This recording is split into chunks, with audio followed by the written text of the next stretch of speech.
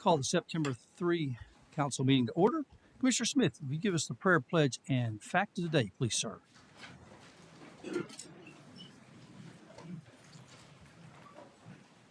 Our Father God, we come once again before your presence to say thank you for this opportunity to serve as servants of this city. Thank you, Heavenly Father, for all these that are present. Bless, O God, their comings, O God. And we pray, O God, that the proceedings of this city council meeting shall be pleasing and acceptable in your sight.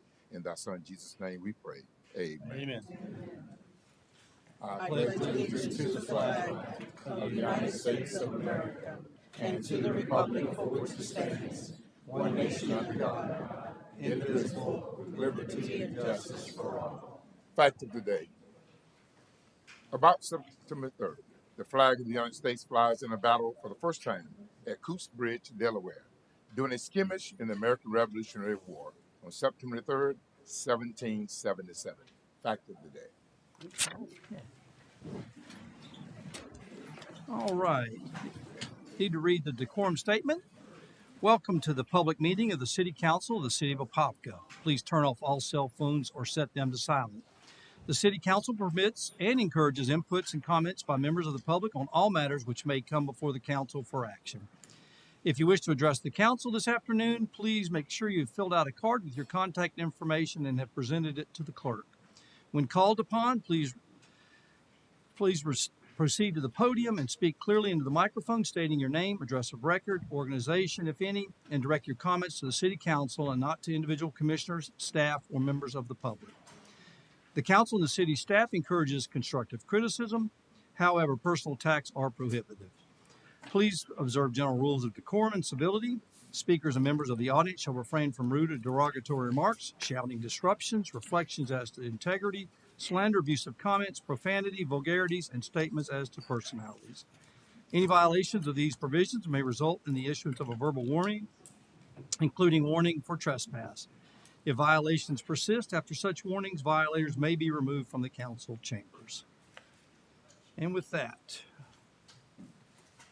public comment. Susan? Dr. Moyer?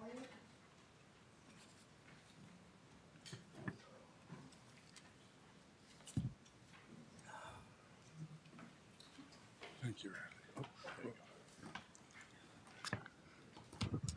Good afternoon. My name is Dr. Jim Moyer. I'm elected Orange Soil and Water Conservation District 2 Supervisor serving Northwest Orange here. The Orange Soil and Water Conservation District is 80 years old. We're celebrating our 80th years of service from June 23rd, 2025 to June 22nd, 2026. Our organization and all 3,000 conservation districts began as a result of what they call Black Sunday. Here's a picture of Black Sunday. And the President of the United States at the time had no choice to do something because he could look out his window and see the dust. And then it also went 300 miles into the Atlantic Ocean. There was no choice. The experts are saying in the next 25 to 100 years, the likelihood of a dust bowl is twice as likely as the one that happened because of environmental factors as what happened 90 years ago. Now, just an example of what's going on here, and so you know, 20 people in Kansas, which was part of the Great Plains area and the Dust Bowl, 20 people died of dirt inhalation. The dust was so heavy it killed them. Just over 5 months ago, here's a picture of Texas, just 80 miles away from that other picture. Okay, and this is just 5 months ago. The tractor trailers, as you can see, pulled over because the visibility was so bad they couldn't see. In Kansas, 8 people died because the visibility was so bad they had car accidents and got killed. Look at this. And this is a mini version of what is going to happen in the next 25 to 100 years during what we can call extreme weather conditions or global crisis. What's coming will be in the whole world. Okay, I just told you about this and the people died. I the Orange Soil and Water Conservation District purpose is more important than ever. So I'm trying to partnership with the municipalities, the county, the state. Henry Ford once said, "Coming together is the beginning, keeping together is progress, working together is success." Thank you much for your time, and God bless you all.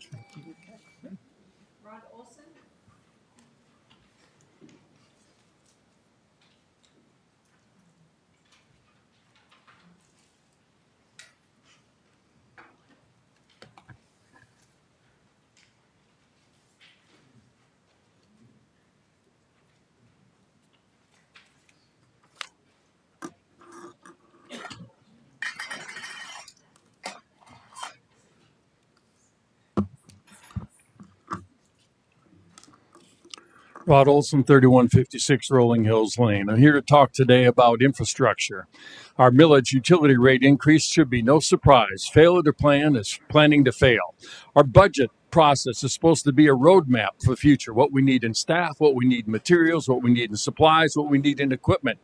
And what I refer to as this is what we have as a budget process is garbage in, garbage out. Poor planning and leadership. We had 82 positions open this spring, 66 this summer. Who knows how many open positions in the city right now? We have employees wearing two hats, serving interim roles. We have results are the horrible loss of firefighter Austin Duran, flooding, traffic, pension issues, lack of infrastructure continues to plague our city. No development fees since 2016. With proper planning, proper implementation, and smart growth, we would have deeper wells and we would have the plants to treat the water now, paid for by developers, not current taxpayers. 2019, I've been talking to you about smart growth, and we continue just to rubber stamp developments. Do you realize that today you're going to be approving 1,037 units? It equates to 395 students. When you add that to Palucci Acres, another 445, 840 students, or 42 trailers in Orange County Public Schools words. Poor planning continues to plague us. You don't have to look too far. We have this beautiful, new, all-inclusive playground. No border between that and the driveway. The closest restroom and water is 900 feet away. This is crazy. Insanity is defined as doing the same thing over and over again and expecting other results. There's no tooth fairy to fix this. We deserve better. Citizens, wake up. It's time for a change. Stop whining and crying to your neighbors, Facebook, all the other public media. So you need to come up and speak up. This administration has referred to myself and other regular presenters as the peanut gallery. Well, join the peanut gallery. These people don't come up just to address their personal issues. They're addressing issues for this city and this community. Proof comes in action. Our only hope for change lies in our hands. We need everyone to speak up and show up. And thank you for coming today.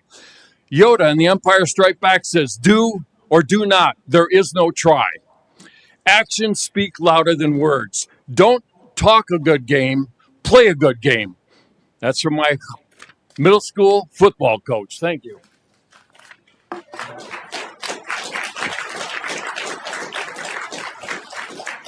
Ian Kimbrell.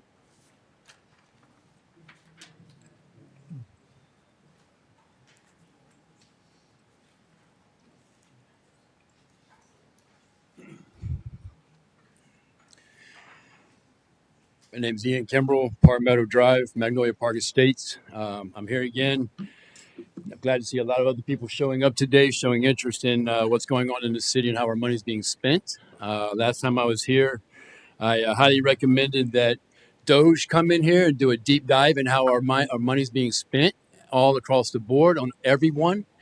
I was flabbergasted when you guys wanted to spend $600,000 on a piece of property right around the corner that you had no idea what you even needed it for or what you were going to do with it. You just wanted to buy it.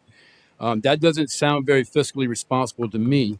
And then in talking about some of these rates, because I'm going to get back up here later, I don't want to waste all 3 minutes on this, but you guys talking about the cost of operating expenses are going to be incurring, our rates are going to go up. Well, how about some suggestions? Let's see the studies on how we got to 15.5%, because it's very close to that over 40% you guys wanted to do last year. How about this? Rather than spending the money and the operating expenses to run garbage twice a week, why don't you run it once a week like most other places I've lived in my life? I know the recycling can go every other 2 weeks, but the garbage doesn't need to be run twice a week. You guys are talking about having to get more water. We don't have enough reclaimed water, more storage sites. But just last meeting, you guys passed an ordinance to get rid of a retention pond, to build a tire shop. That's what Apopka needs, another tire shop. I mean, it's ridiculous the way you guys are spending our money. You guys are elected to do what's best for us, not what's best for you. But all I see is up here sleight of hand, smirks going on, snickling and giggling when other commissioners are talking. And it's downright just disgusting, because it reminds me of a high school debate team of how you guys operate. I also want to understand with the quick GPT search here, I'm not sure if anybody knows this, but I wondered if the mayor really stayed true to his price cut from $150,000 to $75,000 in 2018, which he campaigned on, but then later reversed that in 2022 in the second term and raised his rate back up to a figure higher than the original $150,000. Everybody needs to understand where our money's going. Everybody needs to be interested in how it's being spent. And if Doge comes in here and looks, I'm sure that we can maybe find money that's being spent ill will and redirect those funds into accounts and things that need to be delinquent or that are delinquent and deficient, like our water quality, our infrastructure, like the gentleman spoke before. I don't have kids in school anymore, thank God, because the school system is terrible. But that being said, I wouldn't want my young children sitting in trailers, 40-some new trailers out on plots of lands, and everywhere I look, there's a new development going up. Who's paying the fees for that? Are those guys getting the cut? Are they being able to get slided by? Why don't we charge those people the more money when they come in here? Thank you. I'll be back.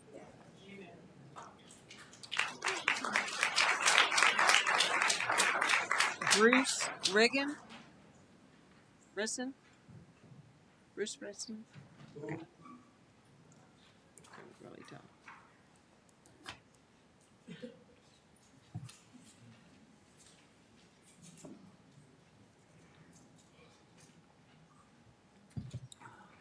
Good afternoon. My name is Bruce Riggins. I live at 2184 Whitebird Way. I mimicked the same sentiments of the other two gentlemen that were up here with about the budget. I wish I could see more of my tax dollars being used properly. I'd like to see more input. Myself and Mr. Nesta had a long discussion not too long ago. I just recently sent you a picture of one of your so-called officers sitting underneath the shade tree. I think that they need to be, if they're going to sit in the shade tree, they need to be sitting in a neighborhood somewhere, policing a stop sign while they're doing their report or whatever they need to do. I'm not with this increase on the water. I think it's too much. I've done, if you're going to go 50% on my taxes, basically. I'm with the other gentleman about the water. If you need to cut, or the garbage, if you need to cut the garbage, put 2 trash cans out once a week. And then recycling can go on every other week. And that's all I have.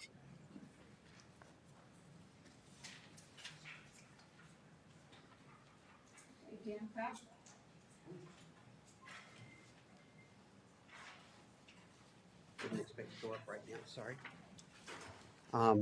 I am here to talk to you about the water rate increase. My apologies. It's a 43% increase over 2 years. That's aggregating on the 24% last year. We, the Sir, residents, are can I- probably not making more than hang on just 3% more a stop. year. Stop. Sorry? Hang on just one second. We've got that, that's an agenda item. If you just want to talk about the water rates, then I'd rather you wait till that. That's fine. That's why I didn't expect to be talking Yeah. right now. Thank So you. we'll be back. Well, the Okay, fair concern enough. though, do you have time to stay? Because that's at the end of the agenda. I saw that. Do you have time for that? Thank you. Okay. Thank Okay. you. And that was the reason, because some of the residents Can't stay that whole time. Can't stay the entire time. So I was asked a couple of times. Can we move it up? Yeah, Is it a business item? it's at number 18. It's the last It's the discussion last. that we're having. I'm fine moving it. Well, not sure that we can do that. Well, The residents are here to speak. I about know that. that. Andrew, is there a way we can is there a problem with us moving forward item number 18 to number 1 on the regular agenda? During the agenda review with the consent of the commissioners, you can move the items around. Okay, all right. Okay. So anybody that is, if you've got a two speaker cards about the water rates, we're going to move it forward to the first agenda item. So people that are here for that, we can do that. Okay. Anybody else want to speak? We got anybody else? Susan, is that it? Okay. Okay. What's that? Water rates are going to come up. We're going to move them to the front of the agenda. So if you're here for something other than just water rates, just general information, okay, that's okay. Good. Adriana Diaz. Okay.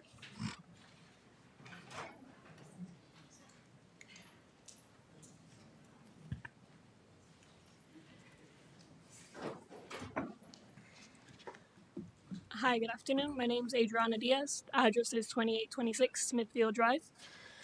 Thank you for giving me the opportunity to speak today. Can you lower the mic just a little bit so we can speak a little louder, please, ma'am? Better? Yeah. There you Awesome. I'm here in regards to a code enforcement case number 2400639. This is on Luann Drive. We've owned and cleaned up this property since 2012. We've always made every effort to comply with the city's requirements, but we believe that in this case there's been some miscommunication and that the fines assessed should be removed. I've given you a breakdown of the events. This is from August of 2024. We attended a hearing with Dave Whitty where we were given 2 weeks to address the concerns. We were in communication with Dave before and after the hearing. September 3rd, we requested a reinspection and the remaining items were noted. We did have those addressed as well. September 17th, all of the items were corrected and photos were submitted via email. At this time, we understood the property was in full compliance. October 8th is when Hurricane Milton caused some storm damage to the area. There's a lot of debris on the street, including loss of electricity due to downed trees. We conducted and paid for a major cleanup since the city debris was a little bit behind and overwhelmed at that time. October 18th, there was an additional notice that was mailed by code enforcement. It was sent certified mail, but we never received it. We later learned that it was returned to the sender. This is when the fines began, and it was just the week after the hurricane on October 18th.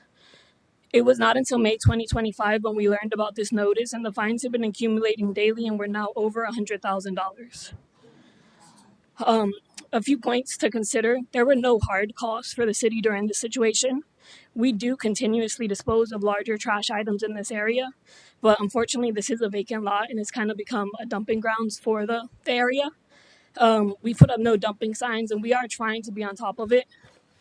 The timing of the fines did overlap with the hurricane recovery, which did place burdens on both us and I'm sure city services. And if we known the fines were starting, we would have definitely called for a reinspection or worked out something given the conditions. We definitely remain committed to maintaining our property in full compliance. Thank you for your time, understanding, and service to our community. Okay. Captain Brick is in the back of the room. He runs our code enforcement. If you want to step out in the hallway and if you want to discuss that with him. Yeah, perfect. Thank you. Yeah, you betcha. Okay, anybody else for any other issues? Okay, other than what's on the agenda. Okay. Sure. Yeah, come on down.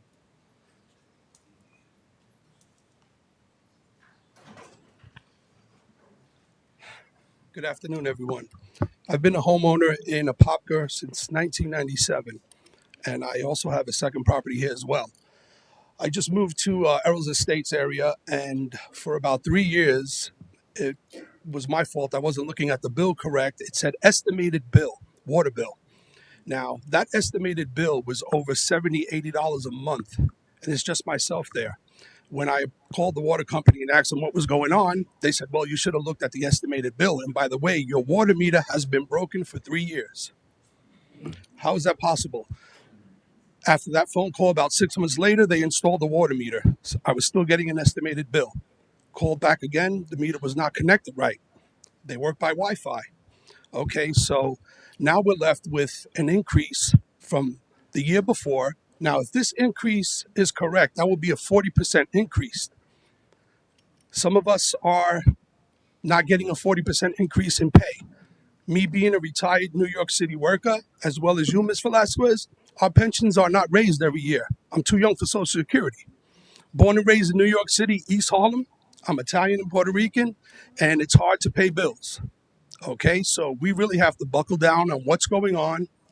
Maybe 7.5% increase, I don't know. But there's definitely something has to be done. If the water meters are not working and we are not notified, and it's just our responsibility to go over our bill and look to see estimated bill, that's not cool. Something has to be done. We have enough property, enough building being done. There's homes all over the place, and that's money to the city as well. So they are paying their bills. Why such a high raise? Thank you. So do you have his, if you get your contact information, and Oh, we'll no, I have didn't. somebody from the utility billing. Want me to walk There there, should or- be a form over there, or you have empty one? And we'll have somebody contact you. Anybody else? Okay. All right. We'll go ahead to approval of minutes from August 20th. One Attorney Hand, I have a quick question in reference to public comment. Are we allowed to kind of just say what people can talk about during that public comment and not? I thought that was kind of a free-for-all time that we can talk about anything and everything, even if something's on the agenda as well. Generally, if it's on the agenda, then public comment is taken for that item at the time the item comes up. The public comment period in the beginning is for public comment for items not on the agenda. Okay, but advise us as our attorney, our counsel, should we be kind of saying to residents, don't speak right now? Should we let them speak at that time, and then if they need to speak again, let them speak then?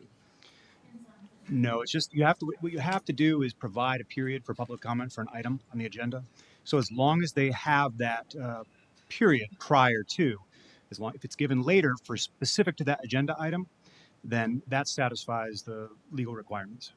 But overall, we kind of should let public speak about what they want to speak about, correct?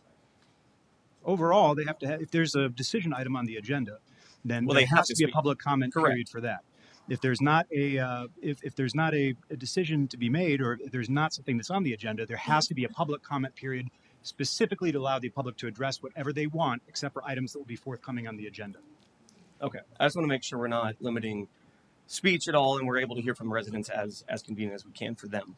Yeah, and I don't think the intent was to limit speech. I think the intent for them to actually receive the presentation, so that way, when they have their questions, they're able to kind of understand. So I don't think it was to limit speech at all, because they're still free to speak about it. But I do think it's in Well, their they best weren't free to interest. speak about it. Yeah, I'm speaking. Actually, I'm speaking, Commissioner. They- Please. Well, I Thank was you. speaking as well. I didn't interrupt you. You're finished. And I don't need a rebuttal to it either. I was asking our attorney to give counsel to make sure our residents are properly heard from. Commissioner Nesta, I'm asking you to please respect me.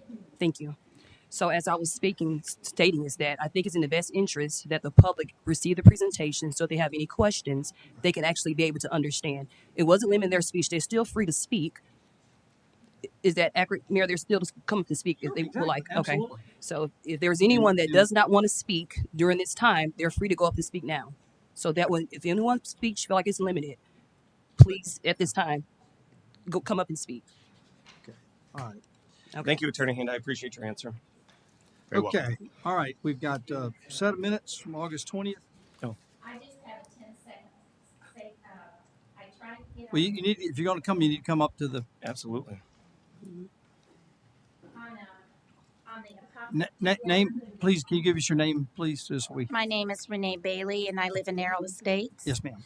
I tried to go to the back side of the Apopka newsletter, Yes, ma'am. and I went to the back page where there's a QR code, and you can monitor your water, Correct. it just went, and then it said error. I tried that 3 or 4 different times and it wasn't working. So there is a second thing that you can do. You can go down here to the website and you can do the same thing.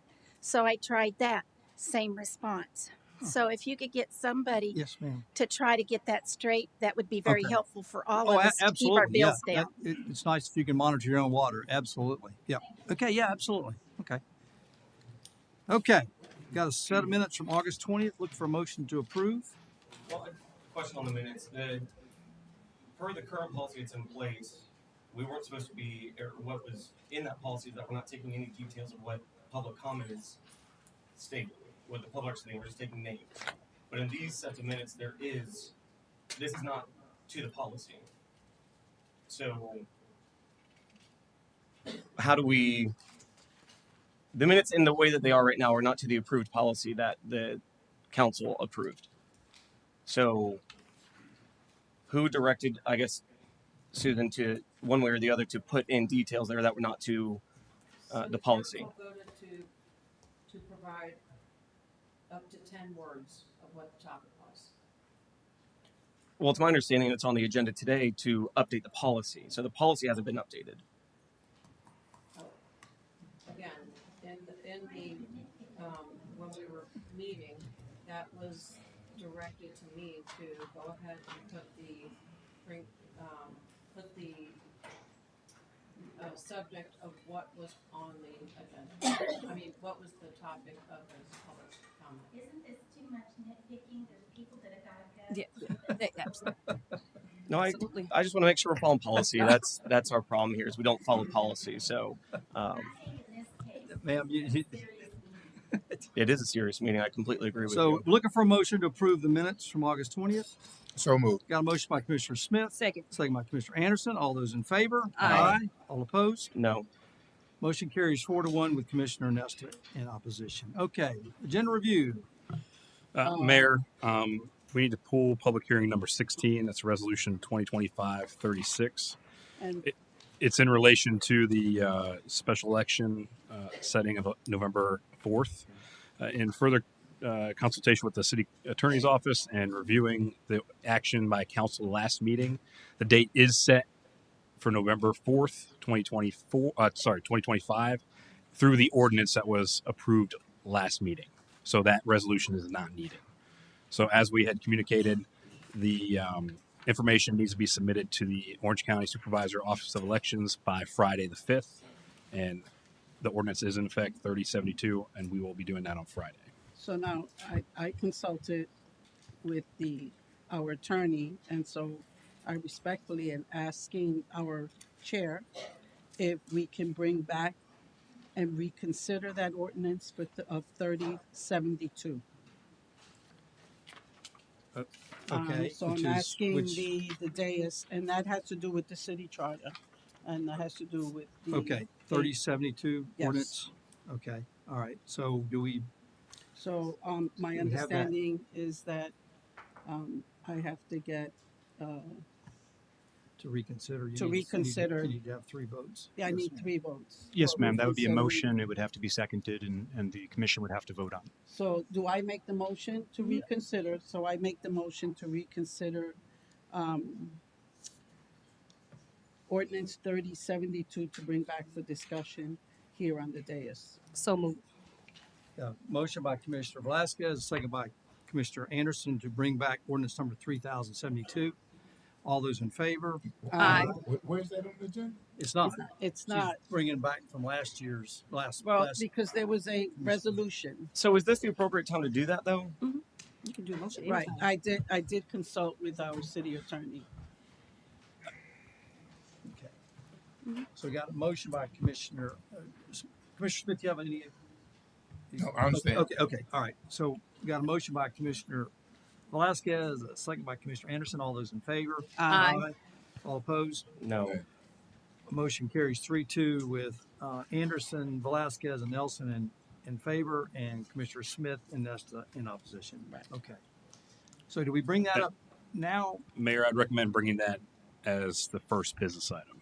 Okay, we'll do the water and we'll do that one second. How's that? Is that okay? Is that okay with you, Commissioner? Plasko? Absolutely. Okay. Okay, so Everyone here. pension. Okay, I got Kelly in the back. If you'll get us queued up for the pension presentation by Morris and from Empower.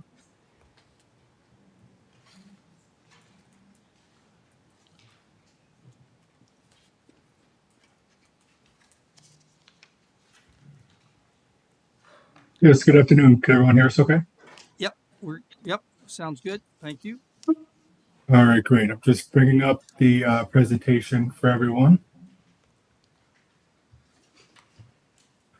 All right, so good afternoon. Appreciate everyone's time today.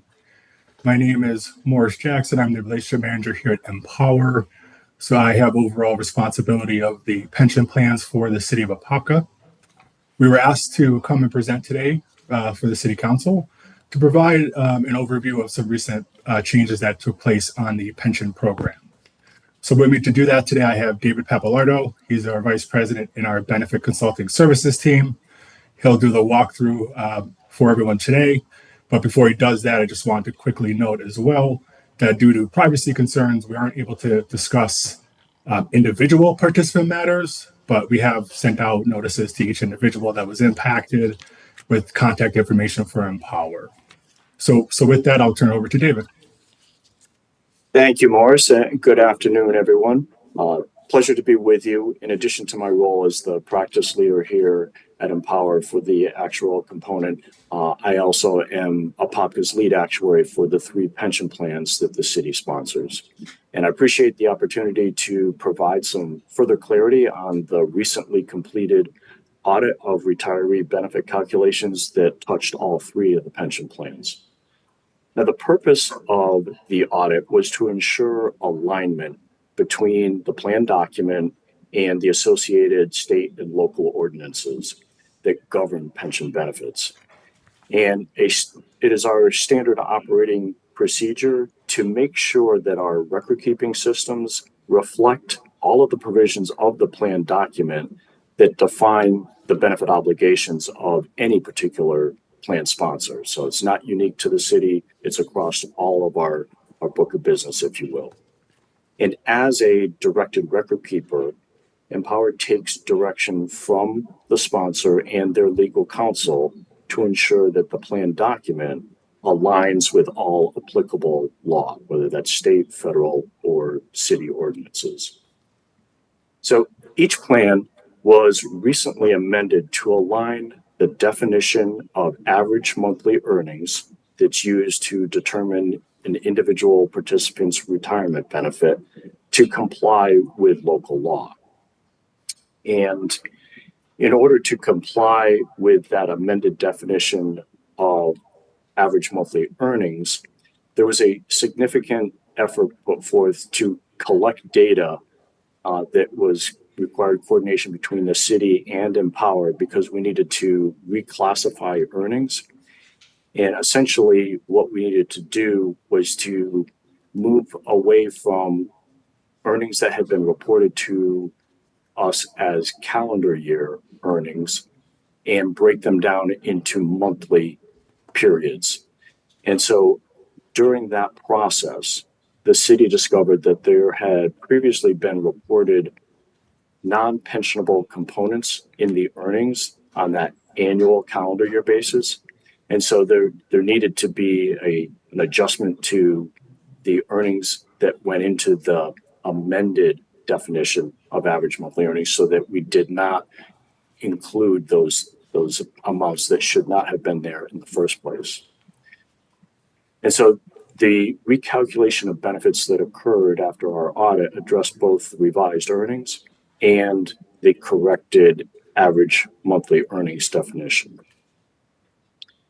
And so at the outcome, there were a number of adjustments that needed to be made. Some individuals had benefit increases, some individual retirees had benefit decreases. And for any individual that had a decrease in their monthly pension benefit, there's no recovery of those past overpayments. It's going to be a prospective only adjustment. And for any retiree who was underpaid, there was a retroactive lump sum paid to them to quote unquote make them whole, to catch them up from what their benefits should have been at the beginning of their retirement. So if we flip to the next page, we've got some details on the actual metrics around this project, this audit, and then recalculation project. A total of 106 retirees were impacted, and that's across all three pension plans. 62 of those individuals experienced an increase in their benefit, and 44 retirees experienced a decrease. And we've further broken down the parameters, or the details, I should say, of those individuals that had a decrease in their benefit. There were 2 individuals that were associated with a correction to the calculation itself, meaning the original calculation did not fully capture the application of the retirement benefit formula accurately. If it had been, the adjustments to either their revised earnings or the corrected average monthly earnings definition, they would have actually experienced an increase in their benefit. There were 15 of those 44 individuals whose benefit decreased because of the corrected earnings information that should have been used in the first place. And then finally, 27 individuals were linked to the change in the average monthly earnings method that was reflected by the amendment. So I've also put together a couple of examples and be happy to walk through those. But before I jump into that, I wanted to just pause to see if there are any questions from the council. And we also David, for your information, we've got both the chairman of both pensions and myself. So all 3 pension board chairmen are here. We also have our own attorney, Milton Collins, is here with us.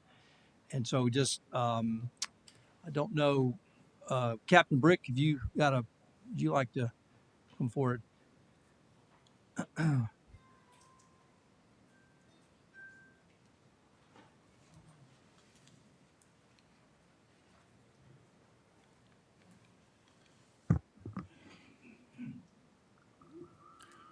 Captain Steve Brick, Chairman of the Police Pension. I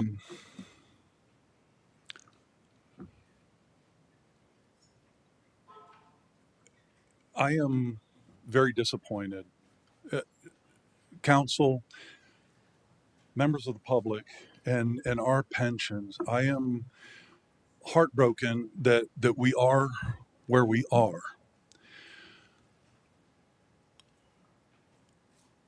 In 2007, all 3 plans voted on a methodology to calculate pension benefits. I was not the chairman. Once I became aware of some irregularities, I immediately made a phone call to Prudential, who was our pension, held the pension at the time. So the information that I was given was that they use an actuarially sound methodology to calculate benefits. And I pointed out at the time, the methodology that they were using, was not consistent with city ordinance.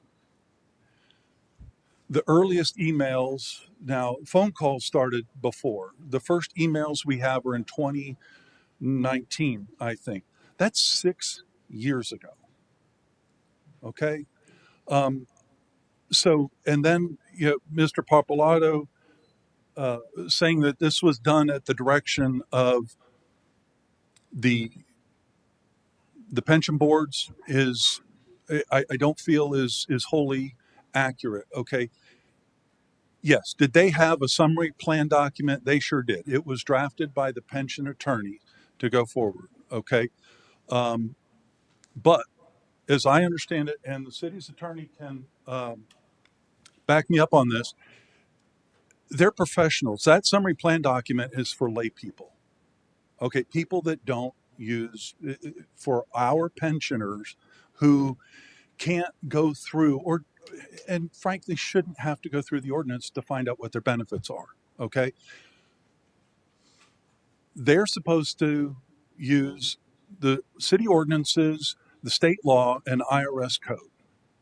I have operated off of that, and I've been on the pension board. I've been chairman for I don't know, 20 years. I've been on the pension board for most of my career. I know what was discussed. I know what we voted on, and I know how the methodology is supposed to work. So, regardless of all that, Prudential, then Empower. Empower bought the government pension portfolio from Prudential. Okay. From there, it became Empower's responsibility. They assumed the responsibility from Prudential. I get it. Prudential didn't do what they were supposed to do. Fine. My assertion is that had Empower acted with some sense of urgency, it should not have taken 6 years to correct this. It should not have taken that long. Oh, by the way, they tried to charge us to fix the computer programming to do this, and that was a whole nother back and forth. Okay, so I'm very disappointed that they didn't come forth, and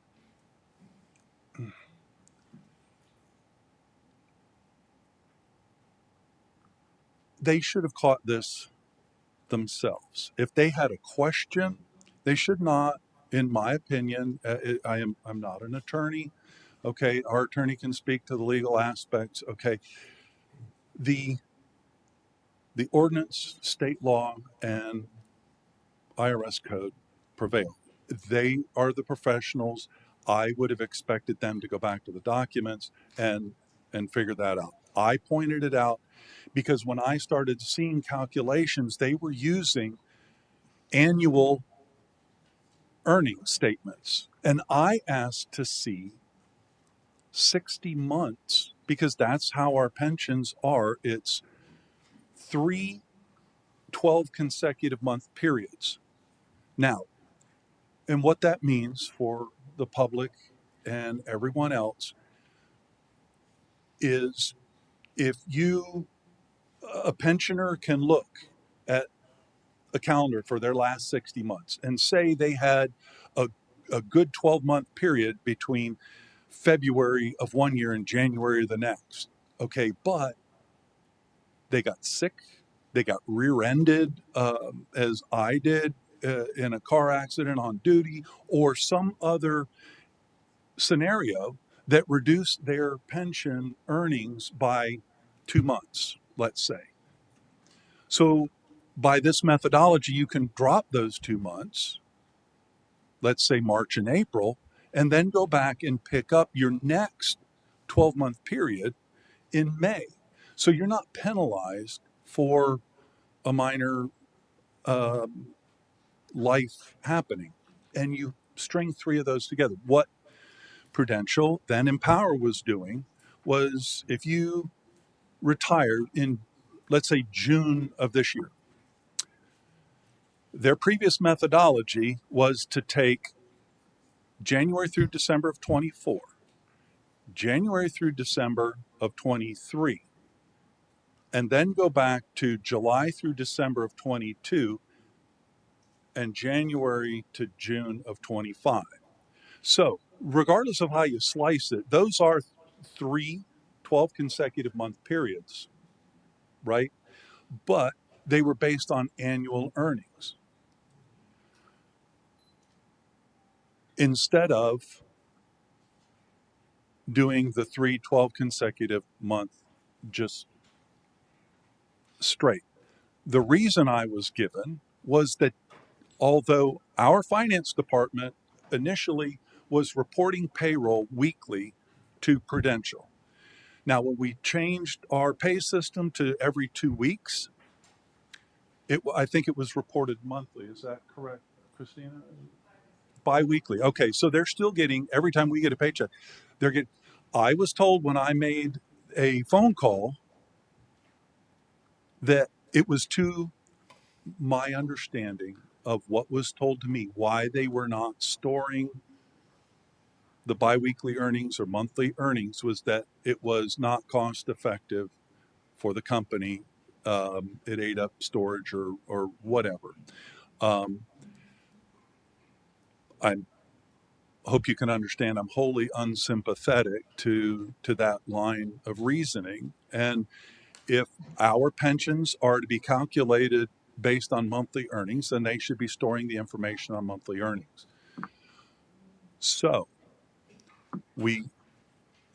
and again, Chairman Fry and the members of all the pension boards that are here can attest. I have been beating this drum for 6 years. Okay.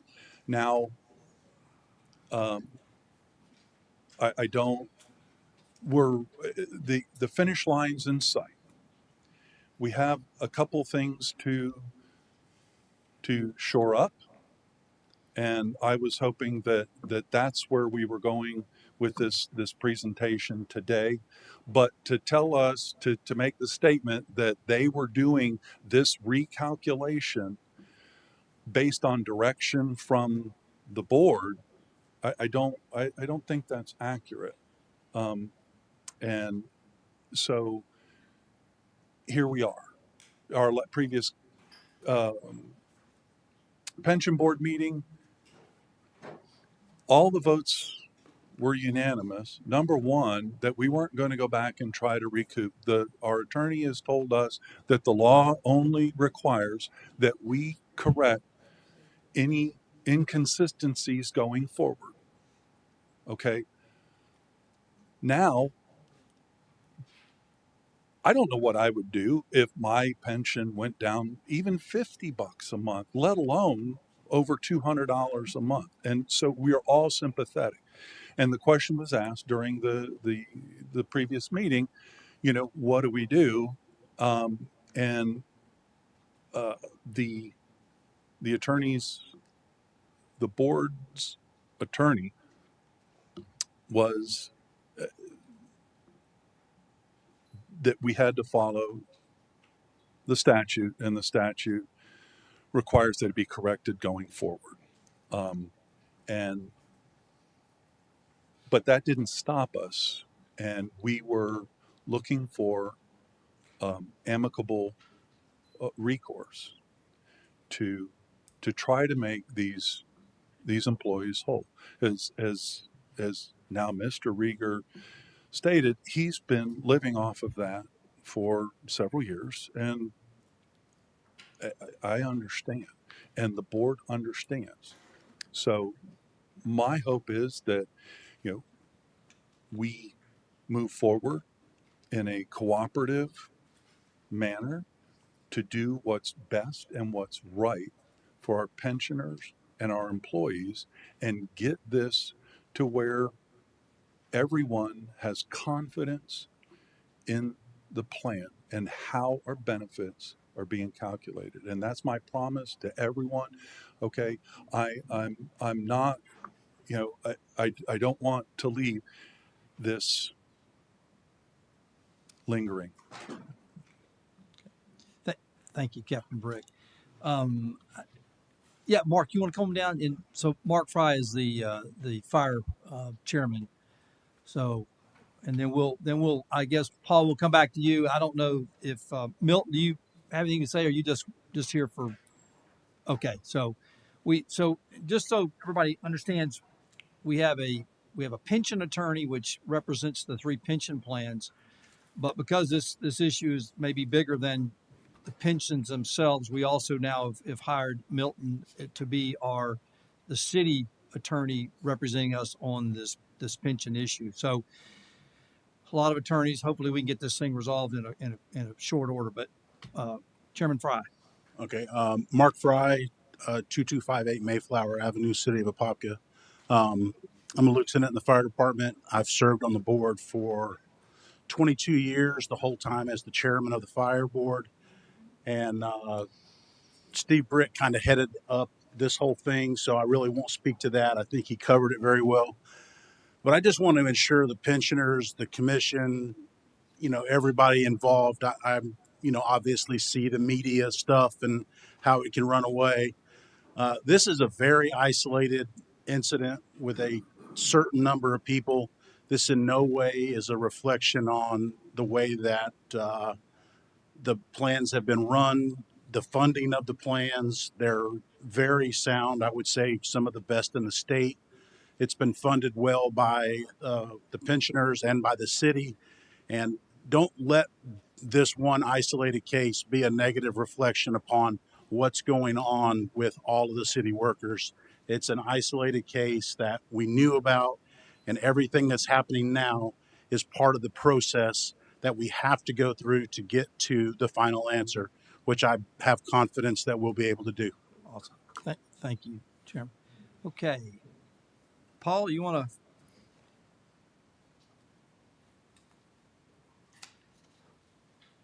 Excuse me, David. I'm sorry, David. Yes, Mayor. So I didn't hear any questions there in between those conversations, those comments by Captain Brick and Lieutenant Fry. Was made aware that, as you indicated, the city's retained legal counsel. Our legal counsel has reviewed that letter, and actually asked us to curtail taking any questions here until they get a chance to review that.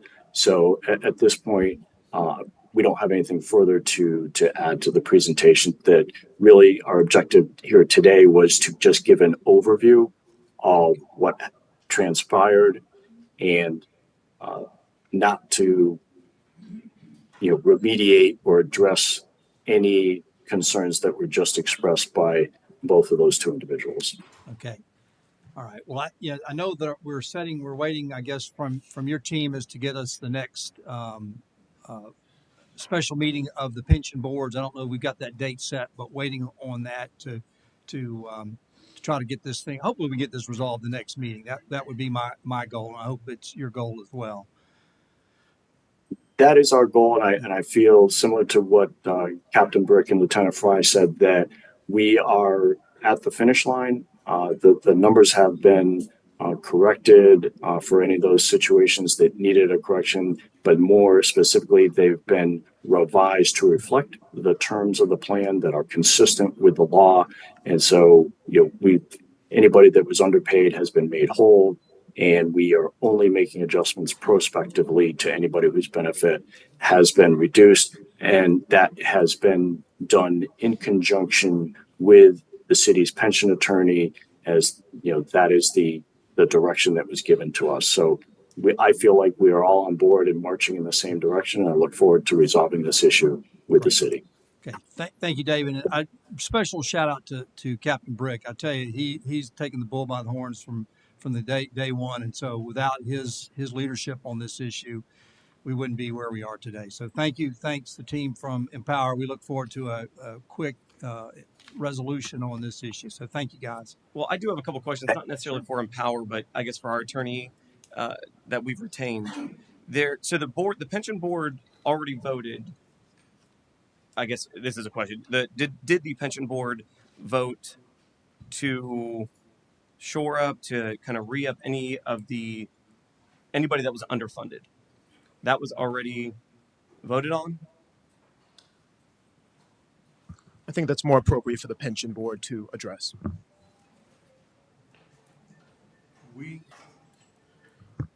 Commissioner, we voted because our attorney advised us that we could have gone back for the overpayments, but we weren't required by statute. Once we were aware of an issue and what the issue was, then the statute only, and you can correct me if I'm wrong, required us to correct it moving forward. We just felt that it was too much of a burden for an issue that the pensioners didn't create. Correct. So I'm just confirming. So what was the vote that was taken on the board side? The board side was to not go back after and correct the pay moving forward. Now, that said, that was what we were required to do legally. The next discussion was, where do we go from here, which is how we are where we are. We do not. If I had my druthers, we also talked to Prudential.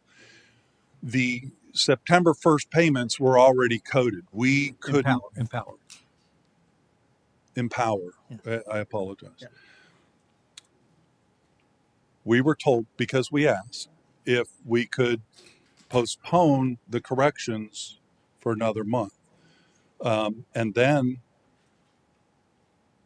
we were told during the pension board meeting that the payments had already been coded and we couldn't. So we have worked, Chairman Fry and his board, the mayor and the general employees, myself, and Lieutenant Garcia. We have scheduled a special pension board meeting to try to get this situated. And when is that meeting? That's not. It's not firmed up yet. We were waiting on Empower to give us some dates. So when we do that, we will be sure to send it out to. So we're not going back, obviously, for overpayment, but are we? Correct. We're giving a lump sum for the underpayment.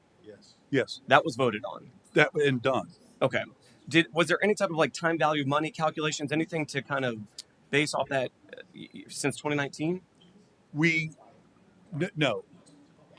It's just whatever the dollar amount was of the underpayment was what was issued. I'm not sure if Morris or Mr. Jackson or Mr. Papalato can speak to that. Were there any interest payments made, or were there any shortage compensation like that, or did we just back pay the flat rate? So yes, I can speak to that. Anybody that experienced an underpayment was made whole with interest credited for that period of time that they were underpaid. Thank you for that. Okay, so there was some interest built in, which is, I think, totally appropriate for what that is. So moving forward, then, to make those that were underpaid, or overpaid, but still they're basing off of fixed income and just look locally, none of the costs are going down. So how do we kind of make them whole with the budgets that they've already built? That is beyond the scope of the board. Now you're getting into the attorneys and Empower, and that is. Does that then impact the council and how we need to be budgeting then to fund our side of the pension? I couldn't see how. I don't. I'm not sure. I can't speak to that. Only the attorney or. Yeah. So. The amounts that we're talking about and the time frame that we're dealing with, and I don't math in public. Mr. Rieger did it. His last presentation, it affects him the most, and he said in his lifetime it's $60,000 for the police side. He is the worst, and so if you move that out, I just. Give me 1 second. There's a lot of side conversations going on. What can you just update me to make sure that I have this kind of same information that we're doing sidebars on? Commissioner, we were just having sort of an academic discussion about the Sunshine Law and the different boards that represent these different pension plans. We just wanted to make sure that everyone is doing everything above board and that there are no Sunshine Law issues. We don't believe that there is any because you have a member of a fire board and police board, so these are separate pension boards. Our concern is if you have members of the same board speaking at a public meeting about things that may conceivably come before them, that might be an issue. But So that's we don't why need we to were be, sort of should we huddling. not be discussing this then any further? Is that what you guys are stating? No, but because they represent separate boards, this is okay. Okay. Okay, thank you. So I guess the overall, and I guess we're at that point where we don't know how to navigate forward. And I guess my request is, how do we, let's make sure we're just taking care of the employees. Again, they're on fixed incomes at this point. They retired with the expectation they're getting this amount per month. I just want to make sure we're taking care of them how we can. Couldn't agree more. And I don't think any member, all 15 board members, 5 each for the 3 boards, feels any different than you do. And there is a sense of urgency to get this taken care of. People should not have to live in limbo. And you have my commitment. As Chairman Fry said, I've kind of been spearheading this. You have my commitment, and I know the other members of the board are on board as well. We are going to act as quickly as we can to get this resolved, and we will, excuse me, make sure that council is made aware of the dates, and we will keep you informed as best we can. Okay, thank you. And then can you send me some of like kind of that first string when you started realizing and asking questions about the irregularities with either Empower or Prudential, whichever it was then in 2019. Are you able to send just some of those that we can understand kind of contextually where it started? Commissioner, you've known me not a long time, but long enough to know that I can be a little anal at times, and especially when it comes to money. So I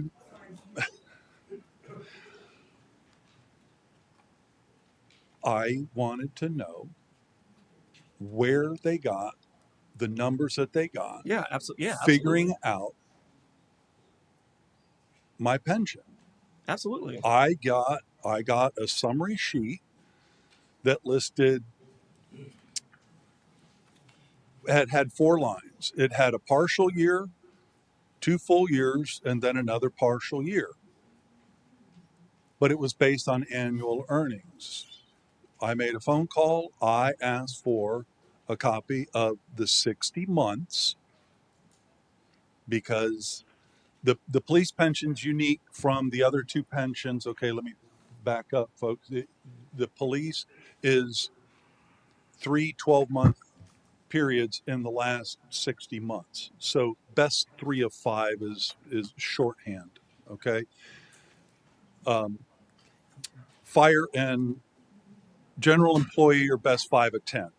Now they're under the same consecutive 12 months. So just shorthand. That's I understand. Okay. All right. I'll request whatever I need to just to help contextually kind of understand how we got here. And Thank if you. anyone needs to meet after or separately or has any other questions, I'm happy. Most of the commission has my phone number. Please feel free to reach out. I want to give Chairman Fry an opportunity to just address anything. Yeah, I just want, I just want there to be full confidence that, we are doing all that we can. Basically, the board is, a little bit like you guys. It's a figurehead that speaks for the whole. We have council, and none of us swear to be investors, and we always take the advice of Empower. That's what we pay them for. We pay a lot of money to them. If you add up all 3 boards, we have council that we follow. We always take their advice. I think in the 22 years, I don't think we've ever swayed from what they advise us to do. So, any questions, please reach out to me. Like I said, I've been on the board 22 years. If I don't know, I'll tell you I don't know, but I'm pretty versed in most of it, and everything I hear, has been, an accurate reflection. And we've done all that we can for the members. I would like to continue to pay the ones that we shorted, but unfortunately by state law, we were regulated as to what we could do. But we definitely are pushing to have a meeting soon with Empower so that we can, get this wrapped up. There's there's an answer somewhere, and we're going to find it, and hopefully expeditiously. Okay, any other questions for anybody, Commissioner Actually, Anderson? I have a few questions. So, in regards to the overpayment, how much has this cost the city in overpayment? It hasn't. Okay, so that's a tricky question because it's a function of funding. It hasn't directly cost the city anything. It has cost the pension itself. But it's right now, by What is the my pension? understanding is that the amount is,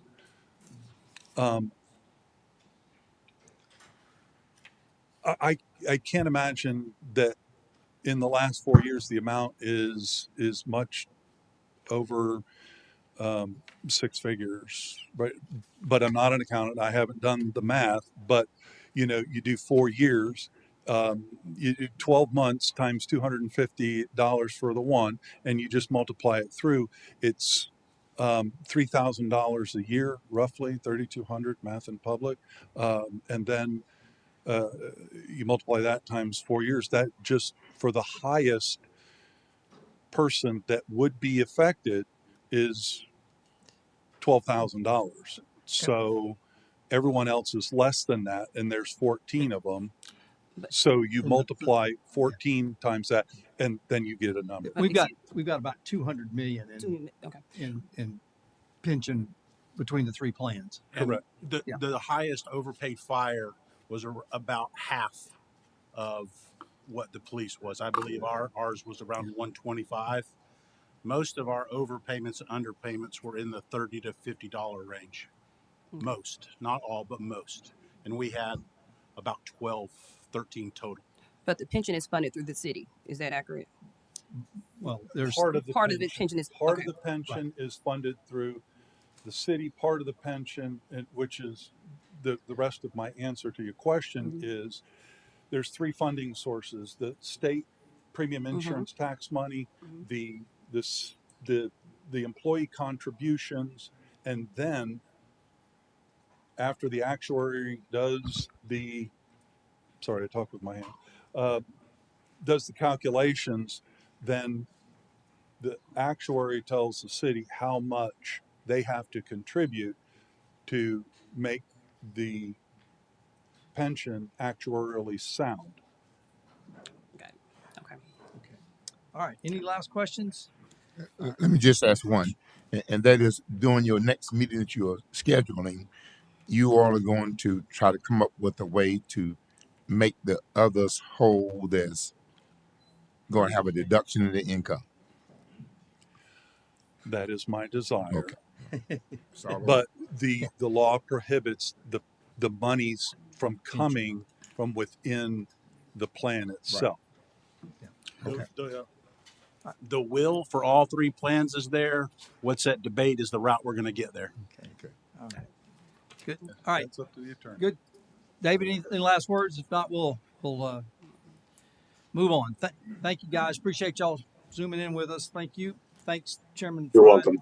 Take care. Thanks, Chairman Brick. Thanks, Mr. Collins. Appreciate it. Okay. We've got 6 consent agenda items. Look for motion to approve. I just need to discuss number 4, please. Okay, so we'll look for motion to approve items 1 through 3, 5, and 6. Anybody from the public need to pull any of the other ones, 1 through 3, or 5 and 6? If not, look for motion to approve. So moved. Got a motion by Commissioner Smith. Second. Second by Commissioner Anderson. All those in favor? Aye. All opposed? Motion carries unanimously. All right, bring up license agreement renewal market on 5th Street. Bradley. Good evening, Mayor, Commissioners. This item is for the first annual renewal of the Market on 5th Street license agreement. The current agreement does allow for annual renewals at the pleasure of the city. So we are asking, due to the success of the event, to renew it for another year. A new special event permit application has been provided by Market on 5th Street. It was attached as part of the packet. None of the details have really changed from this year. I had asked you during agenda review, did you get the answer to kind of the total cost of what the officers are to us for this event? Yeah, I did get an estimate on that. We're looking at about $11,000 for the year. 11,000. A And little. those are all off duty, correct? Those are overtime officers. That's overtime. Yeah. Okay. Okay, just confirming. And Commissioner, we are looking at some enhancements on the roadway to put some more permanent bollards for those type of street events, which hopefully we'll work with the police department. We'll maybe be able to reduce that number of officers that are blocking the street. Okay. And then are the applicants in the room? I believe I saw. Yep, she is here. I just had Ms. one Duke, quick yep. question about just the nonprofit that was in your letter, your engagement letter.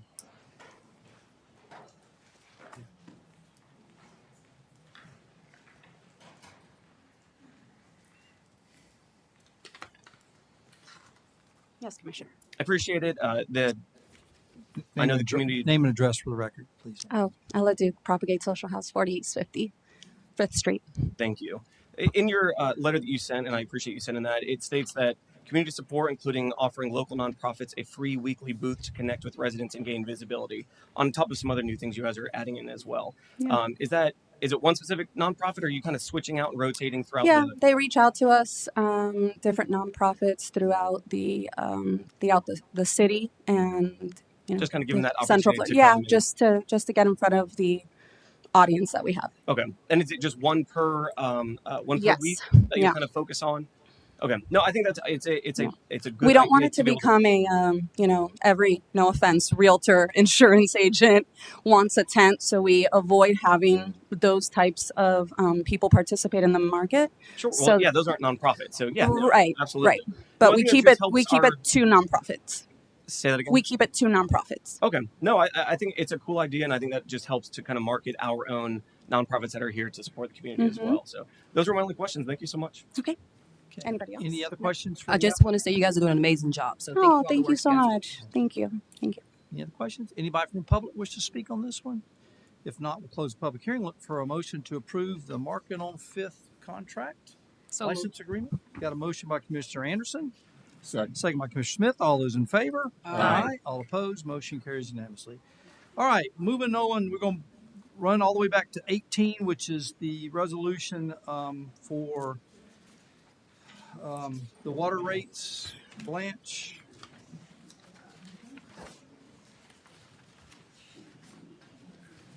Good afternoon, Mayor, Commissioners. Blanche Sherman, Finance Director. The item before you is Resolution Number 2025-38, establishing the rate increase for services provided. Got it. Got it.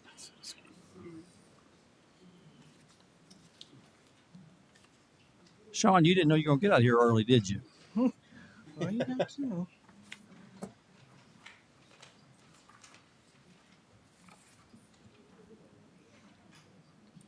This is it. That's sanitation. We're gonna go to the second. Yeah. Thanks, Radley.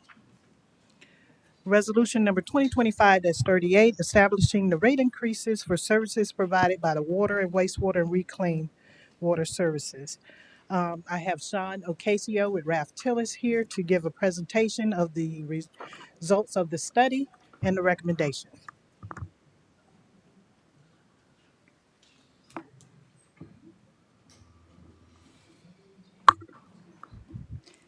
Good afternoon. You speak up, Sean. You got a soft voice, so.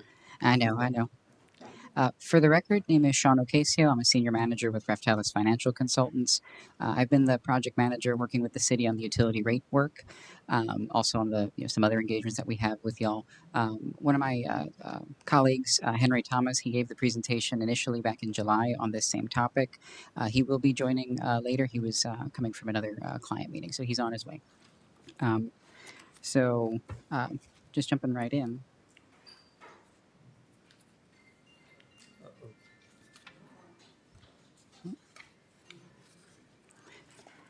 So just a quick agenda for the discussion. Oh, yeah. I don't know. Thanks. So, want to talk about just to review the major tasks associated with the rate study, the goals, major considerations. We'll also talk about the major assumptions involved in the analysis, and then talk summary findings and our recommendations. So just to open things up, in terms of the study tasks and the overall approach, what we're trying to do is develop a financial forecast to project your water systems, your wastewater system, and your reclaimed water system operations through from fiscal year 2025 through fiscal year 2029. So that's the window of time that we're looking at here. As a part of that, we're looking at your historical operating expenses. We're looking at trends in growth and other data. We're then also projecting your revenue requirements, which is a fancy way of saying your operating costs, your capital costs, your annual debt payments, things of that nature. And looking at your multi-year capital plan as a part of the analysis as well. So that's your 5-year plan for all the major capital type items that the system needs to construct in order to provide service to your customers. And we're looking at developing a funding plan for that as well. And then as a part of the study, we're also looking at cash targets in terms of liquidity, adequate liquidity reserve balances for the system to make sure that things are healthy, can handle contingency events, also that promote credit worthiness for the utility system as well.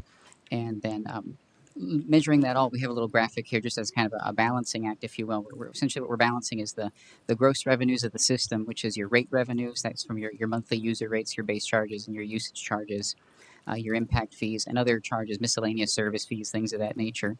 And we're balancing that against the actual cost to run the system. So that's your operating costs, which is inclusive of personnel costs. It's your operations, power costs, chemicals, as well as your capital costs, projects, and those sorts of items, and any interfund type transfers and debt service payments.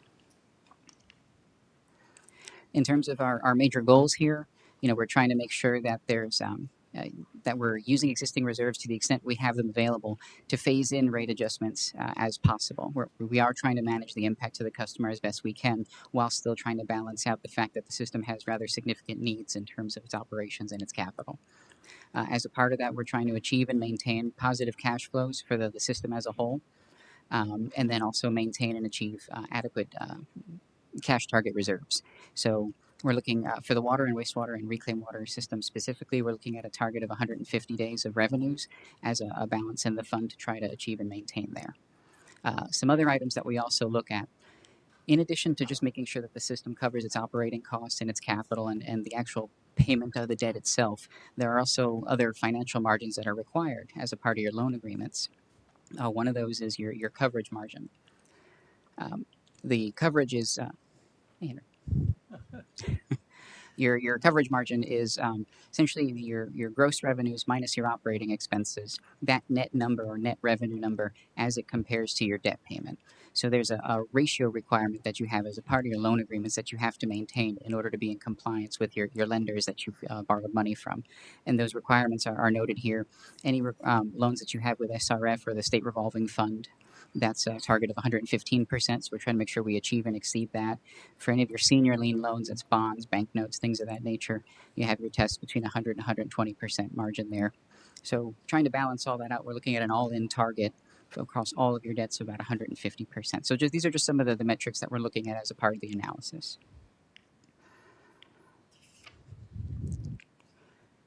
So on the front end, looking at customer growth, and revenue projections.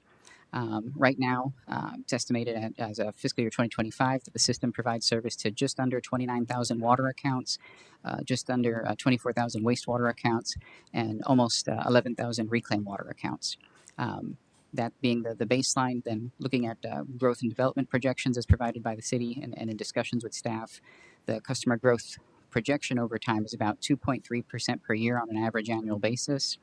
It's a little heavier on the front end at about 6.7%, and then tapers off as the forecast goes on in time. So essentially you're seeing a lot of growth now, and what we're projecting is that over time that'll start to slow, but you'll still have positive growth there. And that's the 6.7% to 1.6% by the end. In terms of the combined system revenues, rate revenues, at existing rates, between your water, your wastewater, and your reclaimed water systems, that's about $33.7 million. And based on the growth rates that we just talked about a moment ago, that would be increasing to about $36.6 million by 2029. Again, that's just customer growth in the revenue. That's not any rate increases attached to that. Your system does have other revenues aside from the monthly user rates. There's miscellaneous fees such as late charges, meter set fees, meter taps, and some other miscellaneous type items, as well as interest income that you earn off of your fund balances that are currently in the bank. That total other revenue is projected at about $1.6 million per year. You also have impact fee revenues that come in from growth. Those are paid when a new development comes in and requests capacity from your system. Those are projected about $9.6 million per year. Starts off heavier on the front end, again, kind of matching that growth curve and slowing down towards the tail end. That's the 19 million you see projected for 2025, scaling down to the 5.3 million you see by 2029. To confirm on that one, if you can go back, I'm sorry to interrupt. The impact fee revenues, we're averaging it out at 9.6 over from now until 2029. Yes, sir. So that's the average. Okay. Yes, sir. So Average we're annual expecting basis. To receive $19 million in impact fees for this fund. This year. Yes, sir. Okay. Yes, sir. Switching gears from the revenue and projection side to the expenditure side, or what we call revenue requirements. First, looking at your operating expenses, those are projected based on your 2025 operating budget that's provided to us. That's about $24.7 million. Now, that number does account for vacancies being adjusted out of that number, so we're trying to keep it as true to your cost as we can estimate based on the data provided. And then that's projected to increase to $33.9 million by fiscal year 2029. So that's an average annual rate of change of about 8.2% per year. Now, as a part of that, again, there's the assumption that those vacancies that we've accounted for on the front end are filled over time, over the forecast window, as well as some additional full-time equivalents or FTEs over that period of time between now and 2029. The additional FTEs are 8 positions through 2029, and by the last year, when they're all phased on, that's worth about $608,000 per year in salary and benefit costs there. So that's one of the major contributors to the operating expense factor of 8.2% that you see there. Another one relates to some other escalation factors that we look at. So we take your labor costs, we project those based on input from staff at a rate of 5% per year. Health insurance benefit costs about 12% per year. Repairs, that's about 3.5% per year. That's generally in line with the Engineering News Record Construction Cost Index. That's averaged, I think the past 20 years, about 3.2, but over time it's been about 3.5 in more recent years. Chemical costs projected about 5% per year, and that one's on a forward-looking basis. That's not accounting for the fact of how steep chemical costs have increased over the past few years, because there were significant cost increases there that pretty much all utility systems have been experiencing there. So on a forward-looking basis, we're looking at 5% per year there.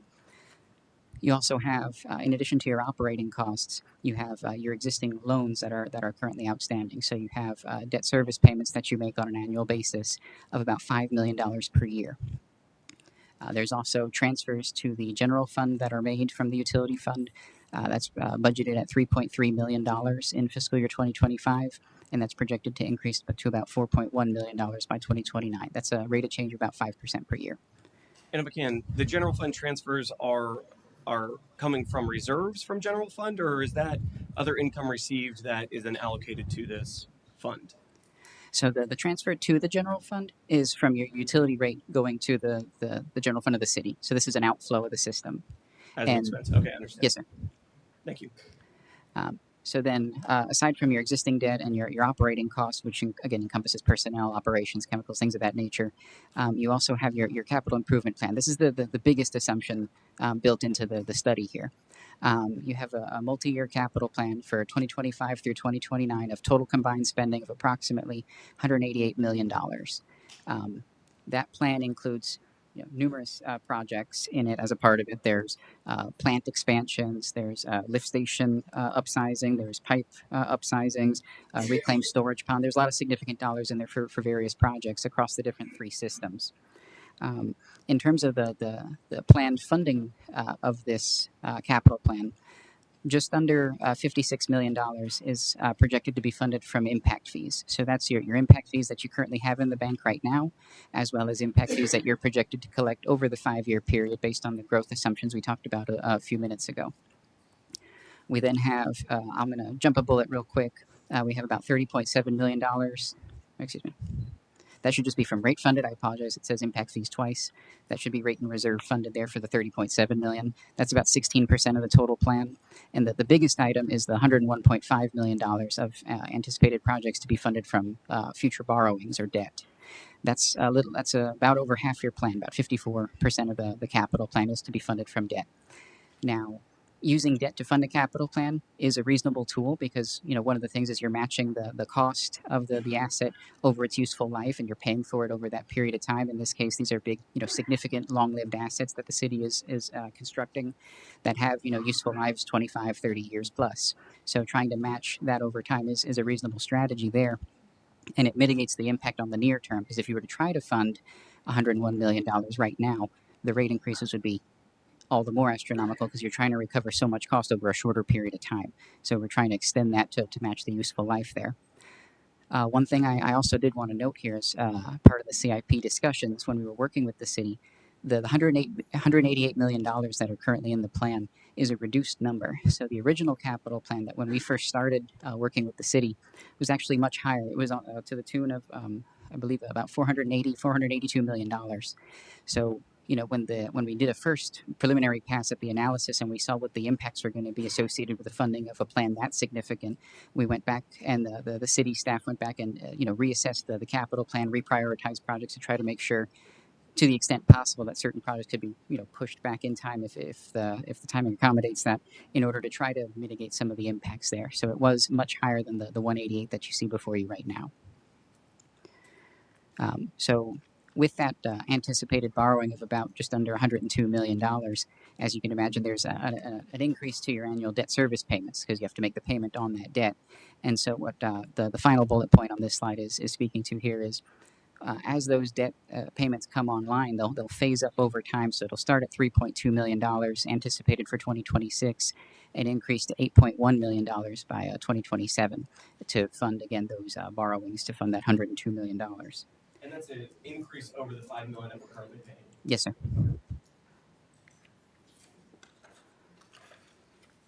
This one here, it's a little busy, but it's a graphical representation of the revenue requirements and revenue of the system. The bars are representative of the costs or your cash outflows. So the red represents operating expenses. The orange is representative of your debt payments. The yellow it's general fund transfers there. The labeling's a little off, but it's essentially the transfers to the general fund that we talked about earlier.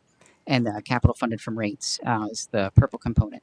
So what you'll see there is that over time, the big increases in the orange that you see, and that's that debt that we were just talking about. A large portion of that borrowing is associated with water projects. And so you'll see when that debt comes online, that's when it bumps up those costs to the system. On the wastewater side, same idea. Same graphic. The bars are representative of the outflows. The dotted line is representative of your revenues at today's rates. And what you can see is that over time, as the debt and your operating costs increase and other items, the revenues aren't sufficient for the wastewater system either. Reclaim water system, same idea. There's some significant borrowing associated with projects in the CIP there as well. That's why you'll see that the orange component increasing over 2026 and 2027, as well as the operating cost increasing over time.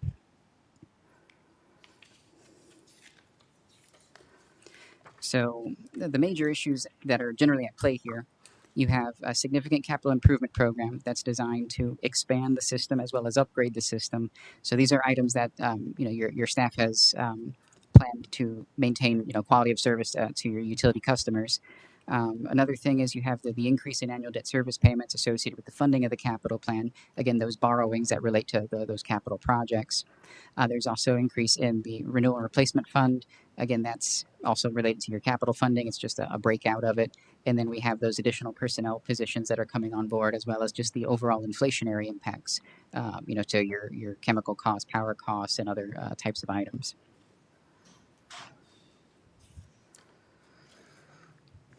So we get to the core of it here, the rate recommendation for 2026 through 2029. And what you'll see here, it's 15.5% for fiscal year 2026 and 2027 for all three systems, water, wastewater, and reclaim, and then followed by 3.5% per year for fiscal years 2028 and 2029. Under that scenario, what you'll see, this is one of the charts we saw before, but on a combined system basis. So this is all three systems lumped into one chart. Again, the cash outflows you see there is represented by the bars. The black dotted line is the revenue at existing rates plus your growth, and then the blue dotted line would be the revenue at the proposed rates over time. One of the things I'll note here, when you do see some spacing between the dotted line and the bar, that's representative of a bit of a cash surplus there. The reason for that we'll get to in the next slide here. So one of the things we talked about on the front end was, in addition to making sure that we have adequate cash flow to cover your cost of operations and your capital and everything, was to also make sure that the system has adequate liquidity in order to maintain creditworthiness, as well as, more importantly, to deal with contingency events, storm events, things of that nature, so that there's adequate reserves to handle those types of events and, unforeseen repairs, line breaks, things like that. And so what we're aiming for is, by the end, we're trying to get to 150 days and then aiming towards a 180-day target there. So you see, we're not quite there by the end, but we're trying to get there with this rate path. And again, you don't have to get there by the very end, but we're trying to improve upon the picture here. One of the other things, as a part of when you go if you go to the market for borrowing, they're going to look at your cash reserves as a way to assess risk for part of the loan side. So we are trying to build that up over time to get you in a healthier place there. These charts here, they're quite busy. They're just representative of those coverage requirements I mentioned a little while ago. It's the covenants that you have with your lenders that are over and above just making the payment on the loans, but it's also the margin requirements that they have built into the loan agreement. And so what you'll see on the left side of the slide is for your senior lien obligations, your banks, bonds, loans, things of that type. You'll see that in all years, it's over the dotted line requirements, which are your contractually obligated coverage amounts. The big decrease that you see in fiscal years 26 and 27 is corresponding to the increase in the debt payments, because again, that calculation is based on your revenues minus your expenses, that net revenue number compared to the debt payment. So as the debt payment increases materially, the coverage amount is going to correspondingly decrease, and that's what you see there in the chart. But again, still, even after that decrease, it still remains at a very healthy level. And the same holds true on the right side of the screen for your what we call junior lien or subordinate lien obligation. That's your SRF loans with the state. Again, it decreases because your debt's going up, but it still remains above your contractually obligated amounts and at a healthy level for overall evaluation purposes.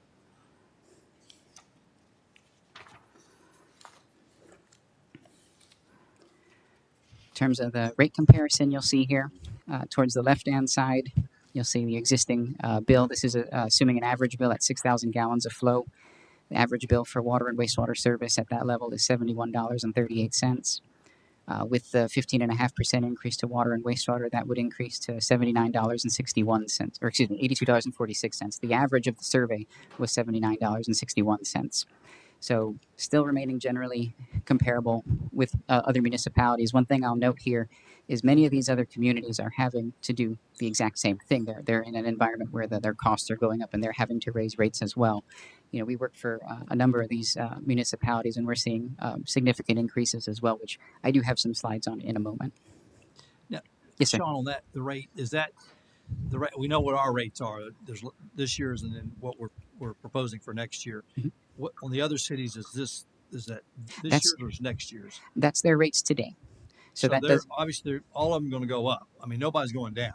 Yes, sir. So you could envision as they also raise their rates, your relative position will very likely be maintained in terms of overall comparability.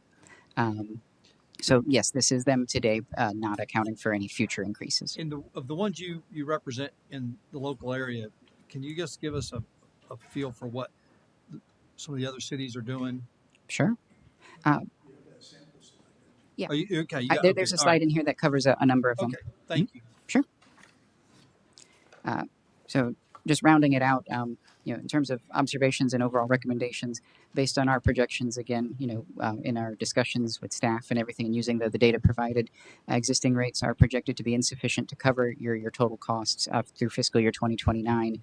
And again, this is due to increases in operating expenses, capital costs, increased need for renewal and replacement on the system, system upgrades and expansions, as well as then the additional debt payments that would come online associated with funding that capital plan through fiscal years 26 through 29. Again, the increases being 15.5% for the first 2 years and 3.5% for the latter 2 years across the three systems evenly. Now, in terms of trends that we're seeing in rate adjustments in other communities, it's a busy slide, but I'll try to walk through it. City of Winter Garden adopted rates November 2024. You can see the first round of increases, 3.25%, 17, 2 years of 20%, 2 years of 7%. We look at the city of Palm Coast. They did a mid-year implementation of an 8% on water and wastewater, followed by essentially 6 months later another 8% increase, then followed by approximately 4% per year thereafter. City of Groveland just did a really large one, about 40% for water and wastewater, followed by 10% per year through 2028. Wilton Manor, 7% on the water side, about 30% on the wastewater side. City of LaBelle, this is down southwest Florida. They did a 50% increase on the water side for 2025, an 80% increase on the wastewater side. On the water side, following that was a little lighter, just inflation thereafter, whereas the wastewater side, significant increases were still projected for them, 50%, 25%, and then 3.5%. City of Lake Worth Beach, 5% and 9%. Clay County Utility Authority, 6.5% and 7%. City of Oviedo, 9% per year through 2029. City of Fort Lauderdale, 8.6% on the water side for 2024, 22.5% for 25, 9% for 26 and 27. On the wastewater side, 7% for 24, 9 for 2 years, 25 and 26, and then 5% thereafter. Utility Riviera Beach, 10% and 8% for water and wastewater respectively in 2025, 31.85% in 26 and 27, almost 30% in 28, and 26% in 29 on the water. On the wastewater side, definitely a lot less for them, 6% for 26 through 28 and 6% in 29. So we wanted to share this just to show this is something that all utility systems are essentially dealing with. Everyone's in a rising cost environment. The cost of not only just operations, labor costs, chemical costs, power costs, those sorts of things, also the cost of projects themselves. I work with one of the comparables that was on here, and this is public, so I can share it. The city of Sanford, for instance, their capital plan a number of years ago, in 2019, the multi-year capital plan was about $190 million plan. The plan last year is close to $300 million. So there's very significant cost increases to accomplish these projects that you have to do in order to maintain the system, expand the system, maintain reliable service, and expand the facilities in order to accommodate growth. So we wanted to share this just to show you're not alone in this. This is something that's being experienced by utilities throughout the state. In terms of our recommendations then would be to adopt the proposed rate adjustment plan. Under this plan, it's projected that you'd maintain positive cash flow through the end of the forecast period, that all your coverage requirements in terms of those other margin type items that are required by your lenders would be met and fulfilled during the forecast period, and that you'd also over time build your operating reserves to maintain a healthy level and maintain your targets there. And if anyone's still awake. All right, questions for Sean? I guess the goal, and thank you for this, is very detailed, and it does help. I guess the goal here, the majority of this is coming from the fact that we have so much infrastructure that needs to be replaced or improved or expanded, correct? Right, that's the biggest item here, that $188 million capital plan. Which has already been brought down from $482 million, you're saying? Yes, sir. Okay. And so with that, and most of that, 54% of that, we're going to have to borrow. Yes, sir. If we don't raise rates at all right now, and we keep everything the way it is, would we be able to borrow any money? If you wanted to accomplish the same amount of projects and not raise it, you wouldn't be able to do them. Okay. So it's unsustainable the way that we are right now to actually provide the service that we need to provide to our residents. Right. In order to expand the facilities that are, in the capital plan, do the line upsizings, do all those sorts of projects, you either fund it from borrowing. If you want to accomplish the same amount of projects, you can either borrow for it and spread those costs over 25, 20, 30-year time period, or you fund them all in the near term, which would be an even more astounding rate increase, because that'd be trying to recover $188 million over 5 years. Understood. So the 15.5%, 15.5%, and then is it 3.5 and 3.5? Yes, sir. You may have said this and I may have missed it. Walk me through, I guess, why are we front loading so heavily that increase versus doing the average of basically 9.5% over those 4 years? Sure. It has to do with the projects. So, in order to borrow the money to accomplish those projects, once you borrow the money, you then have to start paying on those loans, and it's those loan payments coming online that you have to that are essentially causing the spike there. So, if I go back, I was say that I was just going to go to that graphic on my side of the DSCR, basic debt service coverage ratio. so if you look here, it's the orange component of this graphic here. You'll see that it's, remember that $5 million question you had a little while ago, that so it's in there in 2025. You'll see it start to increase in 26 and then increase more in 2027. That's the biggest item, single item that's increasing in this plan is that The debt service. 8.1 or $8.2 million in additional debt costs. Okay. Okay, thank you. Sure.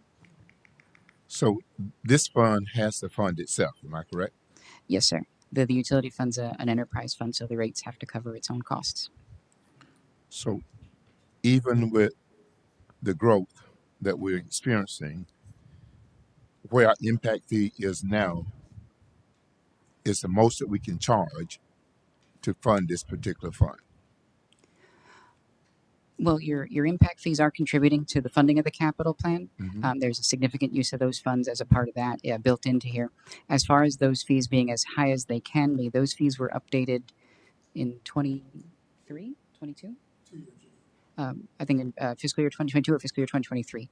So there is the potential they could be higher, based on if the capital plan differential between what was designed in the fees as a part of that study versus what's in the plan right now. So there could be margin there for them to increase, but I couldn't speak to that without doing that analysis.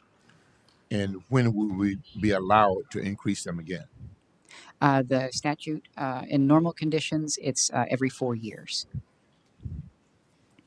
And one of the things, it's I know a little complicated when we talk about the capital 401 versus 403. Just to give you, for instance, we're drilling a new well at Rosenbacher, okay, and we're going down from 400 feet down to 1,100 feet. So the well is replacing a well that's functioning fine, but we're going to the lower aquifer. It's partly to do with protecting our springs, but also it's one of those things that we want to make sure that the water quality that we have is appropriate. So we're going down to 1,100 feet. Well, so we're taking a perfectly good well and we're having to abandon it, go to 1,100 feet for a new well, which costs, I don't know, $7 million, something like that. We get down there, then we also have to treat it with ozone because the water quality, that makes no sense, but the water quality in the lower aquifer is not as good as the water quality in the upper or the middle aquifer. So we're having to then treat that. So this well will cost us about $15 million, well, and the ozone treatment. Some of the money, because some of it's a replacement. So let's just say we got a 16-inch pipe going at 400 feet. That 16 inches going down to 1,100 feet has to be paid by existing ratepayers. But if we go to a 24-inch pipe, that additional cost and the additional and also the ozone treatment is then borne by the new residents, by the impact fee. So a lot of things that we'll be doing along the way they'll be paid for both by existing customers because we're replacing something, but if we're upsizing to make, to get to another neighborhood, then the new neighborhoods will pay that upsizing charge. So a lot of the things that we're doing is both existing water payers and wastewater payers are paying, but any of the new capacity, even if it's the same well, if it's the same lift station, but we're having to replace it with a bigger one, that additional capacity then is paid for by the new ratepayer, the impact fee. So a lot of what we're doing is we're spending money out of both pockets. We're spending money out of you, the ratepayers today,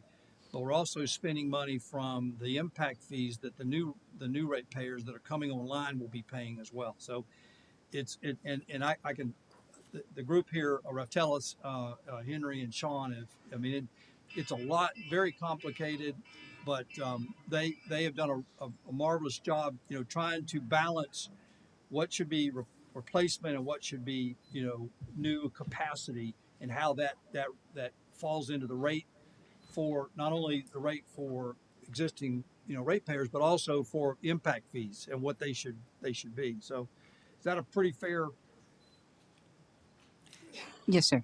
Yes. I just because I think a lot of people it's hard to understand, but yeah, we understand as Commissioner Smith's point is, the utility has to pay for itself. It has to pay for it. The other thing that's also interesting, even if we wanted to dump, let's just say we just ran, we hit the lottery, we had $5 million extra dollars, and we wanted to dump it into utilities so we could reduce the rate. You need to realize we have about $4 million in revenue that comes from county residents.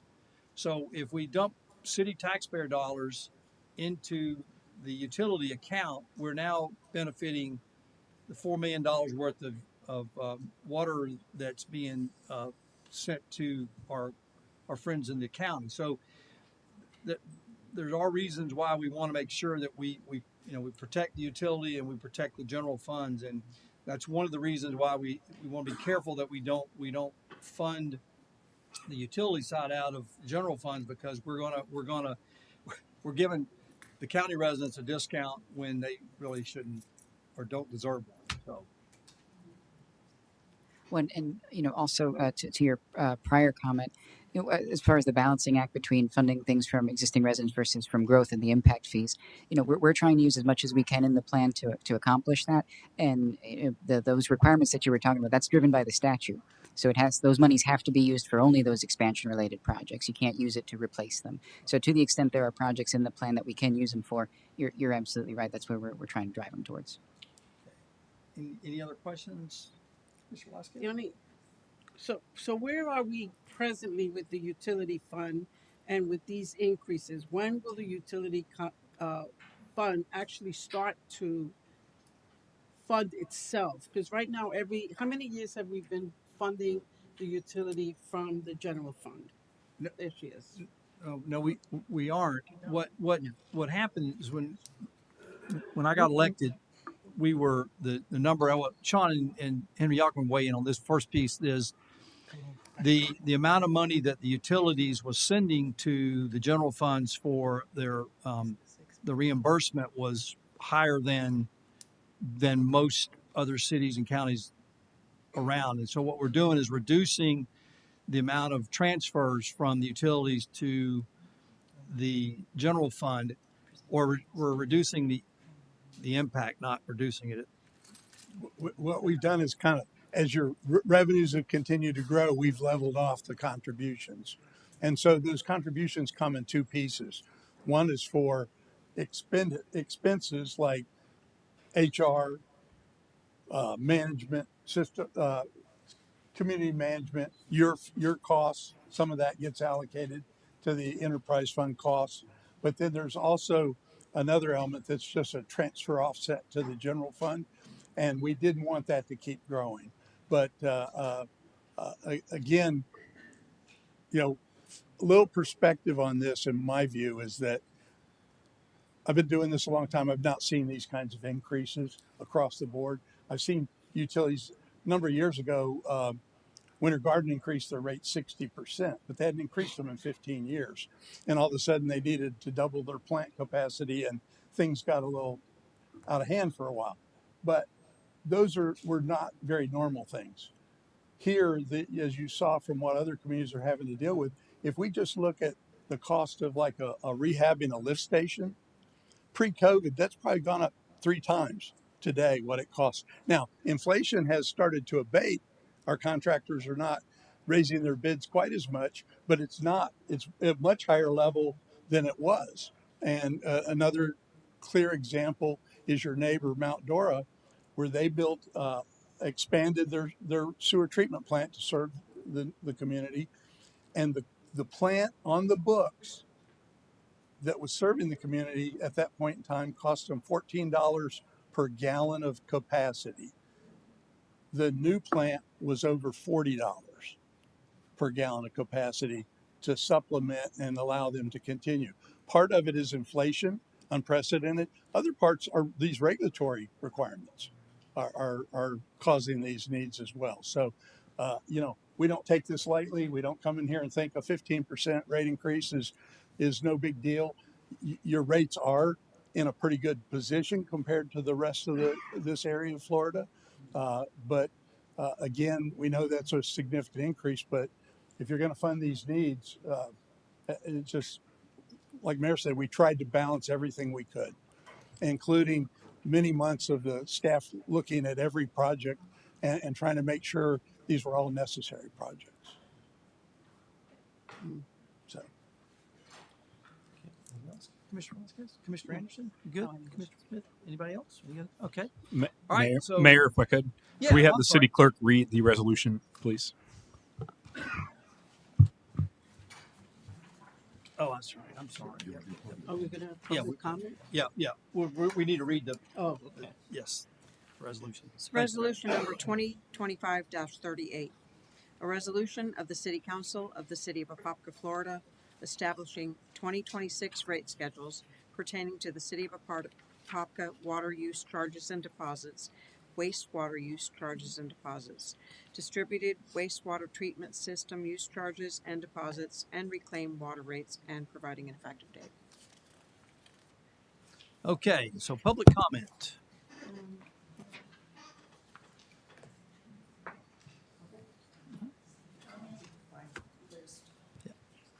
Mr. Pratt. Thank you. Thank you to the previous presenters. That was very illuminating. It helps to understand the context. And thank you also to City Council. I know we make your lives miserable to get your jobs, and then we make your lives miserable again. So thank you for your service. My prepared speech is no longer relevant because of that. But let me make the point. We have last year our water rates went up by 24% almost. This year, we're talking about 15.5% aggregate. That'll be 43%. If you compound 15% on that and 15% on that, it's almost 190% in 5 years. Now, this is in a world where the median income of the American family is roughly even.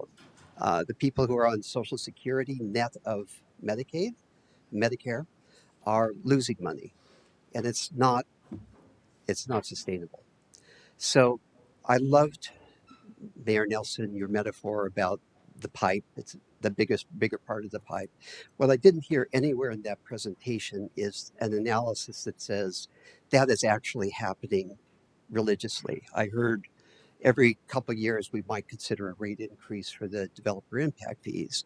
But what I beg the council to consider is going back and redoing this analysis, looking at the difference between developer impact, actual impact, 15-inch pipes versus 24-inch pipes. Operating costs in a modernized system should go down, but I saw them going up and up and up and up. There are a lot of cost assumptions in there that need to be evaluated. If you assume that 75% of the increase this year is associated to developer growth, and I'm not sure if the residents here are really excited about developer growth. If you assume that, you could actually decrease our rates this year and not increase them.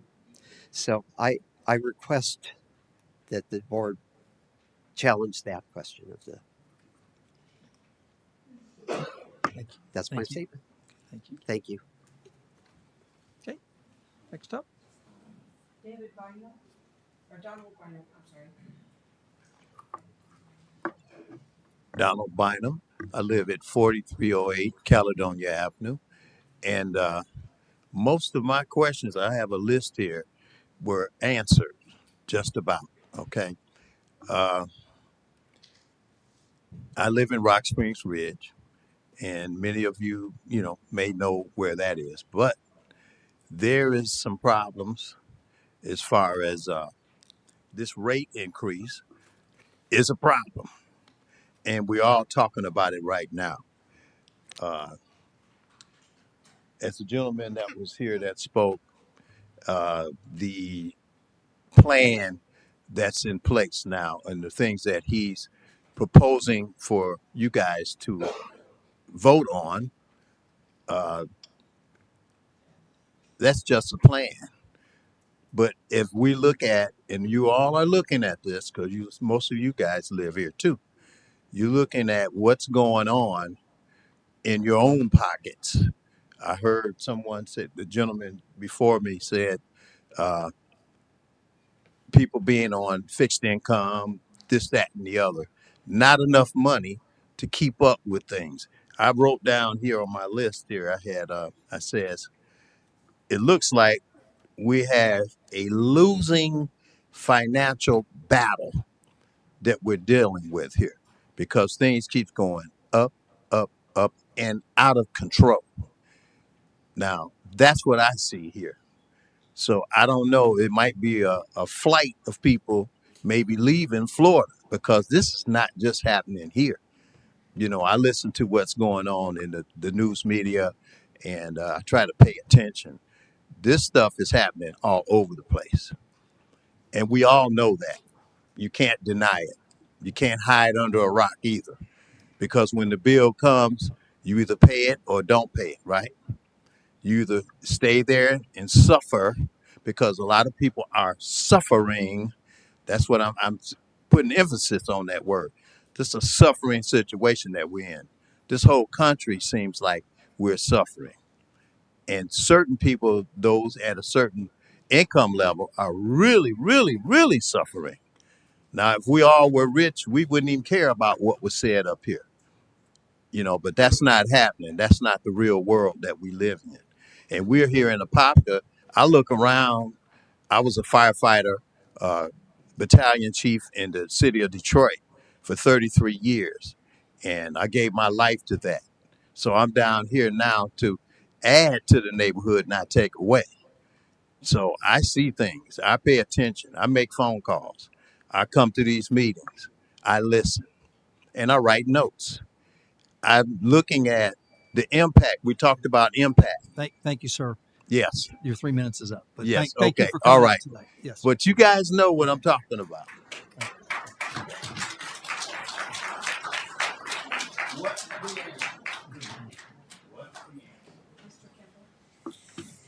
Hello again, Ian Kimbrell, Park Meadow Drive, Magnolia Park Estates. I came and was trying to take a lot of notes as well and keep up. I appreciate the study, the very fast, brazen talking, big numbers, big words study there that are pretty much projected and assumed costs. But I'm looking at the cost of there. It said average bill $79, if I'm not mistaken. I would like to know whose water bill that is. I'm a family of two, just my wife and I in my home, no kids. We're very efficient on washing dishes, washing clothes, and watering our lawn, even though the HOA stays on me about my dang grass. That being said, who was going to pay that fine for me? I'd like to know. But my water bill last month was $141. This month it was $123. So this average bill of $79 is ridiculous. I don't know whose that's off of. But I also heard today that a gentleman talked about the water rates, the backflow monitors, whatever you guys. I'm curious to know how much money we spent on that system when we found out last year when I was here that over 30% of those devices were inoperable. And then we had to double down the cost to go fix them. And I understand we're taking on a lot of debt. So I saw a lot of debt up there that we're being paid for. But at the end of the day, I also see on this agenda roughly 12 new ordinances that you guys are going to be voting on today for new development, new homes, subletting, subdivision.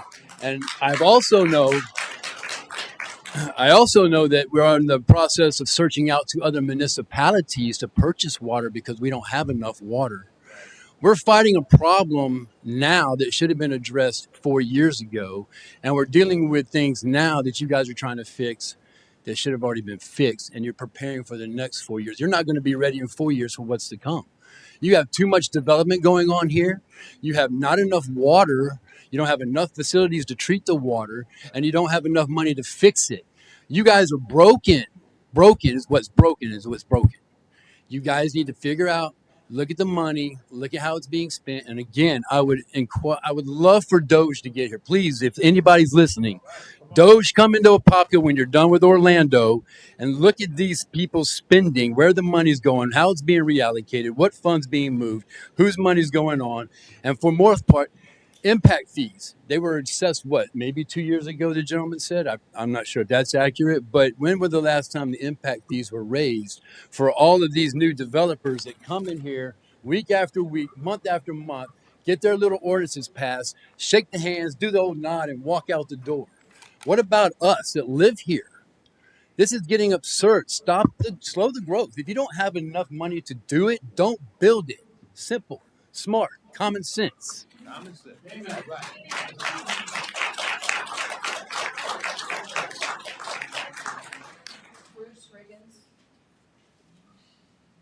to go ahead and yield because he basically talked about everything I was saying. Stop the growth. That's right. Don't have money to do it, don't do it. Right. Okay. Who's next? Oh, okay. Where'd all these tall people come from? Must be in the water. I have a whole lot of concerns. And I think a lot of it comes out of things like the water being pumped around and why is the Floridian aquifer so off when we're pumping dirty water into the aquifer, when we're pumping it through 6 lakes and having it go down into a well, and none of that, and some of those lakes haven't even been tested, and the ones that have been tested are bad. Um, and then you look at another lake that is we're wanting to pump from, and one of the suggestions was to pump that water into the Lust reclaim water and sell it. Now they're going to charge thousands of dollars to each of the residents to pump it out of their lake, and then they want to turn around and sell it for a profit to us at twice the price of regular potable water. Now, they're charging the Clearwater Lakes area residents to pump the water away from them when there is a natural way out. That lake was not self-contained. It had a natural drain to Lake Apopka before that drain was cut off. And there is a 36-inch pipe out there that took its place underneath the 427, the 429, and the 414. And that pipe is still there 36 inches. You can see it on an aerial map from a satellite. You can see where that pipe is. And it's a straight shot from the lake. And then on the other side of it is city land, city swampland. And it can go straight down to the Lust Road Pond if they want to pay. I'd love for them to pay the residents for that water. If they're then going to turn around and charge us for the water, that would be super. And as far as the county residents not deserving a discount, I do believe right before Brian Nelson became a city resident to run for mayor, he was a county resident getting that discount. And the residents in South Apopka, which are county residents that get that discount, the reason they got that discount is because we poisoned them with our dump, and they got city water because we poisoned them. And I know 3 16-year-old girls in one family that got breast cancer, 16 years old in one family. And you all know their family probably if you heard their names. So we've got to look at the water in this city. And another thing is, we're supposed to break even as a budget, and then we're putting all these monies in reserves. So why are we raising the reserves with our budget? Thank you. Big issues. That's it. Anybody else?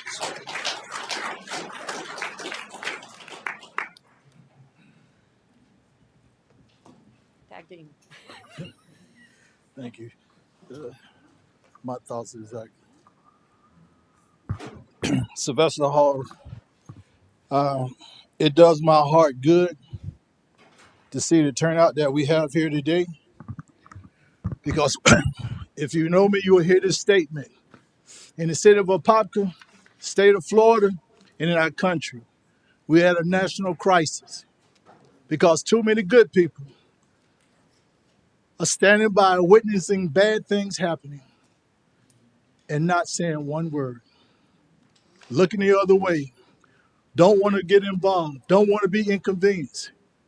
Life is good for me, but what about my neighbor? Well, I'm here to tell you, sooner or later it's going to hit your doorstep.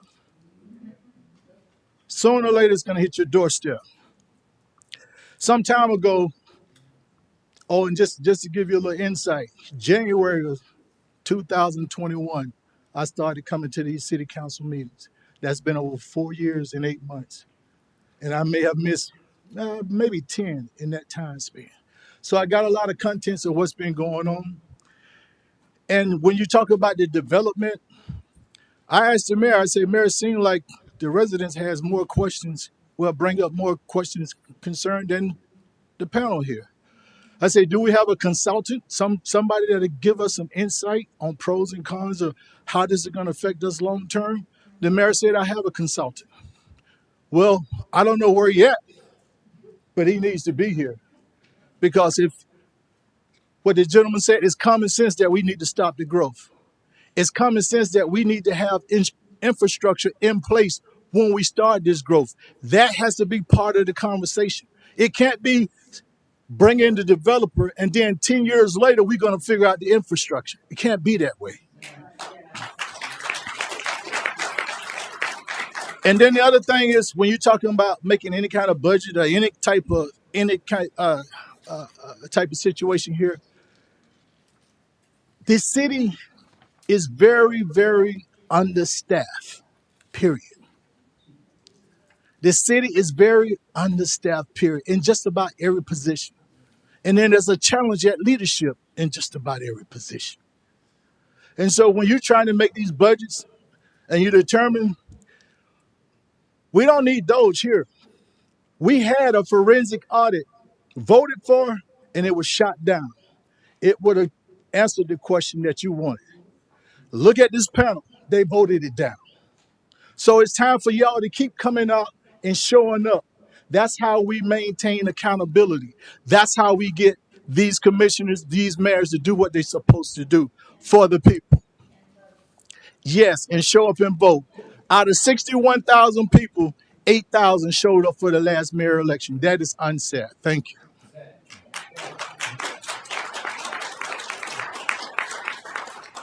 All right. God is coming.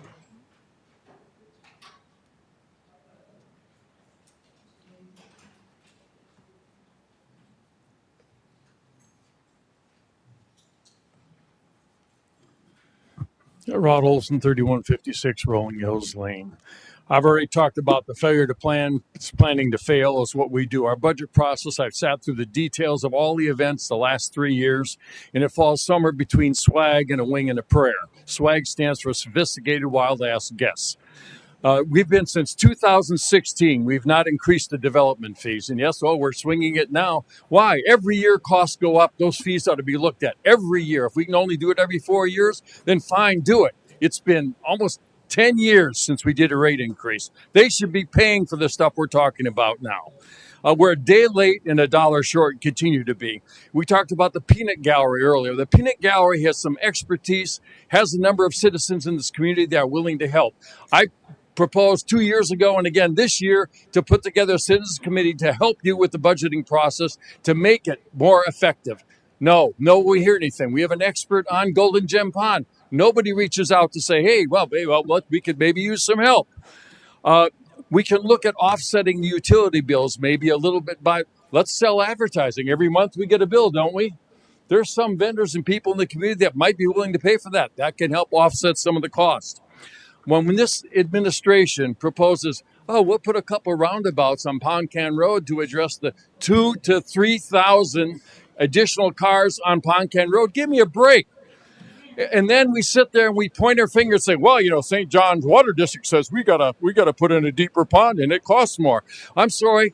I was raised Catholic and I'm going to use this. I've used this before. Take a good look at your hand before you ever point your finger at anyone else again. Ask yourself these questions. What did I do? What didn't I do? What could I have done? Because God's watching. I ask all of you to tonight, when you go home, look in the mirror, take a good look in the mirror, and you will find what we see. I've met the enemy, and the enemy is me. Thank you.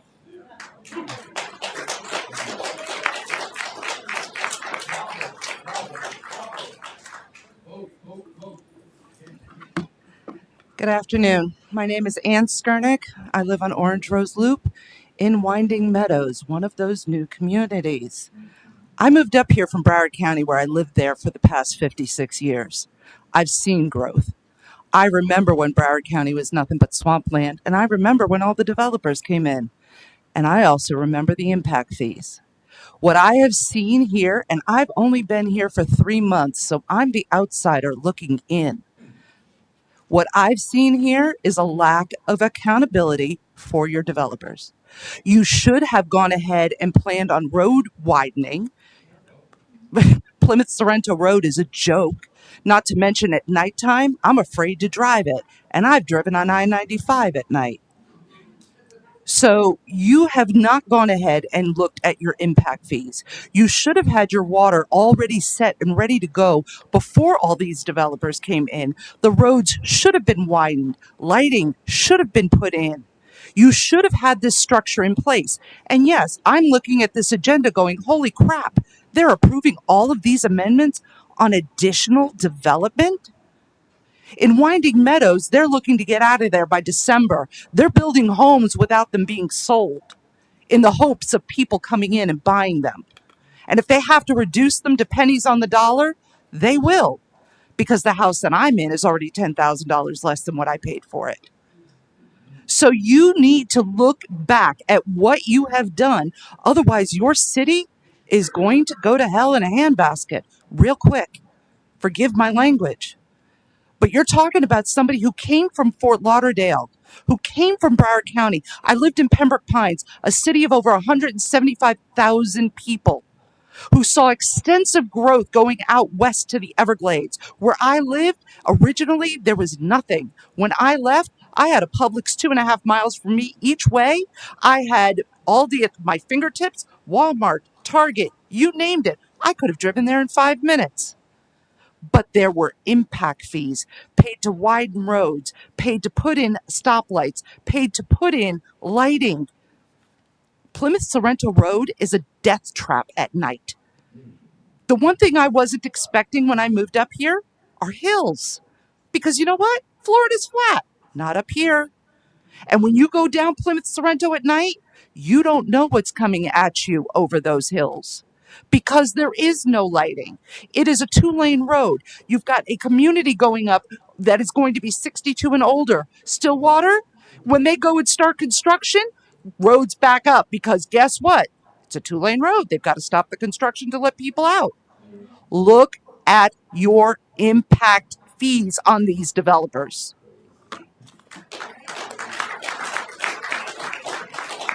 Yeah. And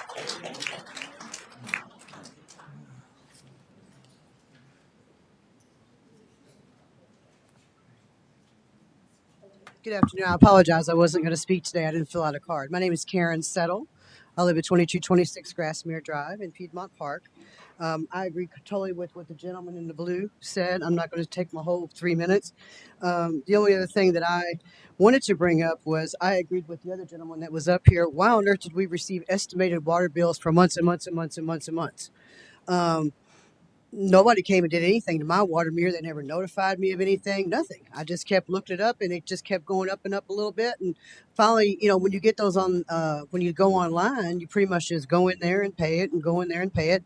So finally I looked one day and started looking back and back and back. And next to every single one, it said EST for like a year. Why? For what? I never heard of any software upgrades or system downtime. Because nobody came to look at the meter? What is that about? That's a question. The other thing I wanted to say, and I take nothing away from anyone that's on Social Security or Medicare. I'm on the doorstep there myself. But this not only affects people on a fixed income. Guess what? I'm a salaried employee that took a very lengthy lunch break to come to this meeting today. It doesn't matter if I work 40 hours this week, 50, 60, 80. Guess how much my paycheck is? The exact same. Okay, the exact same. I don't know if that's it's not coming from the government, but that's still a fixed income. Okay. And by the way, I'm a very good employee. And for the last 2 to 3, 4 years, and I work for a very reputable company in this town, I've gotten about a 2 to 3% raise, which in no way, shape, or form takes care of 15% raises on my water bill. You know, I've already spent $18,000 for a roof so I could get the homeowner's insurance down. Every single thing is going up except for our fixed incomes. Okay. So, and I'm very concerned when I saw the graph, it talked about a 15% increase, 15% increase, and then 3 and 3.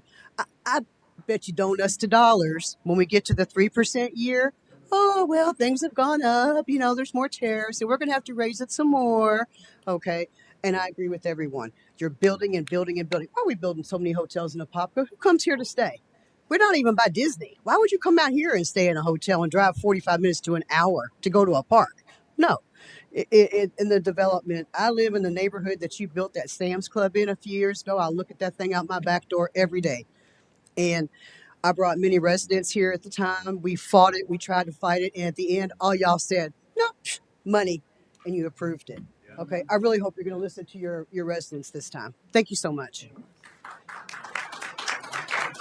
Anybody else?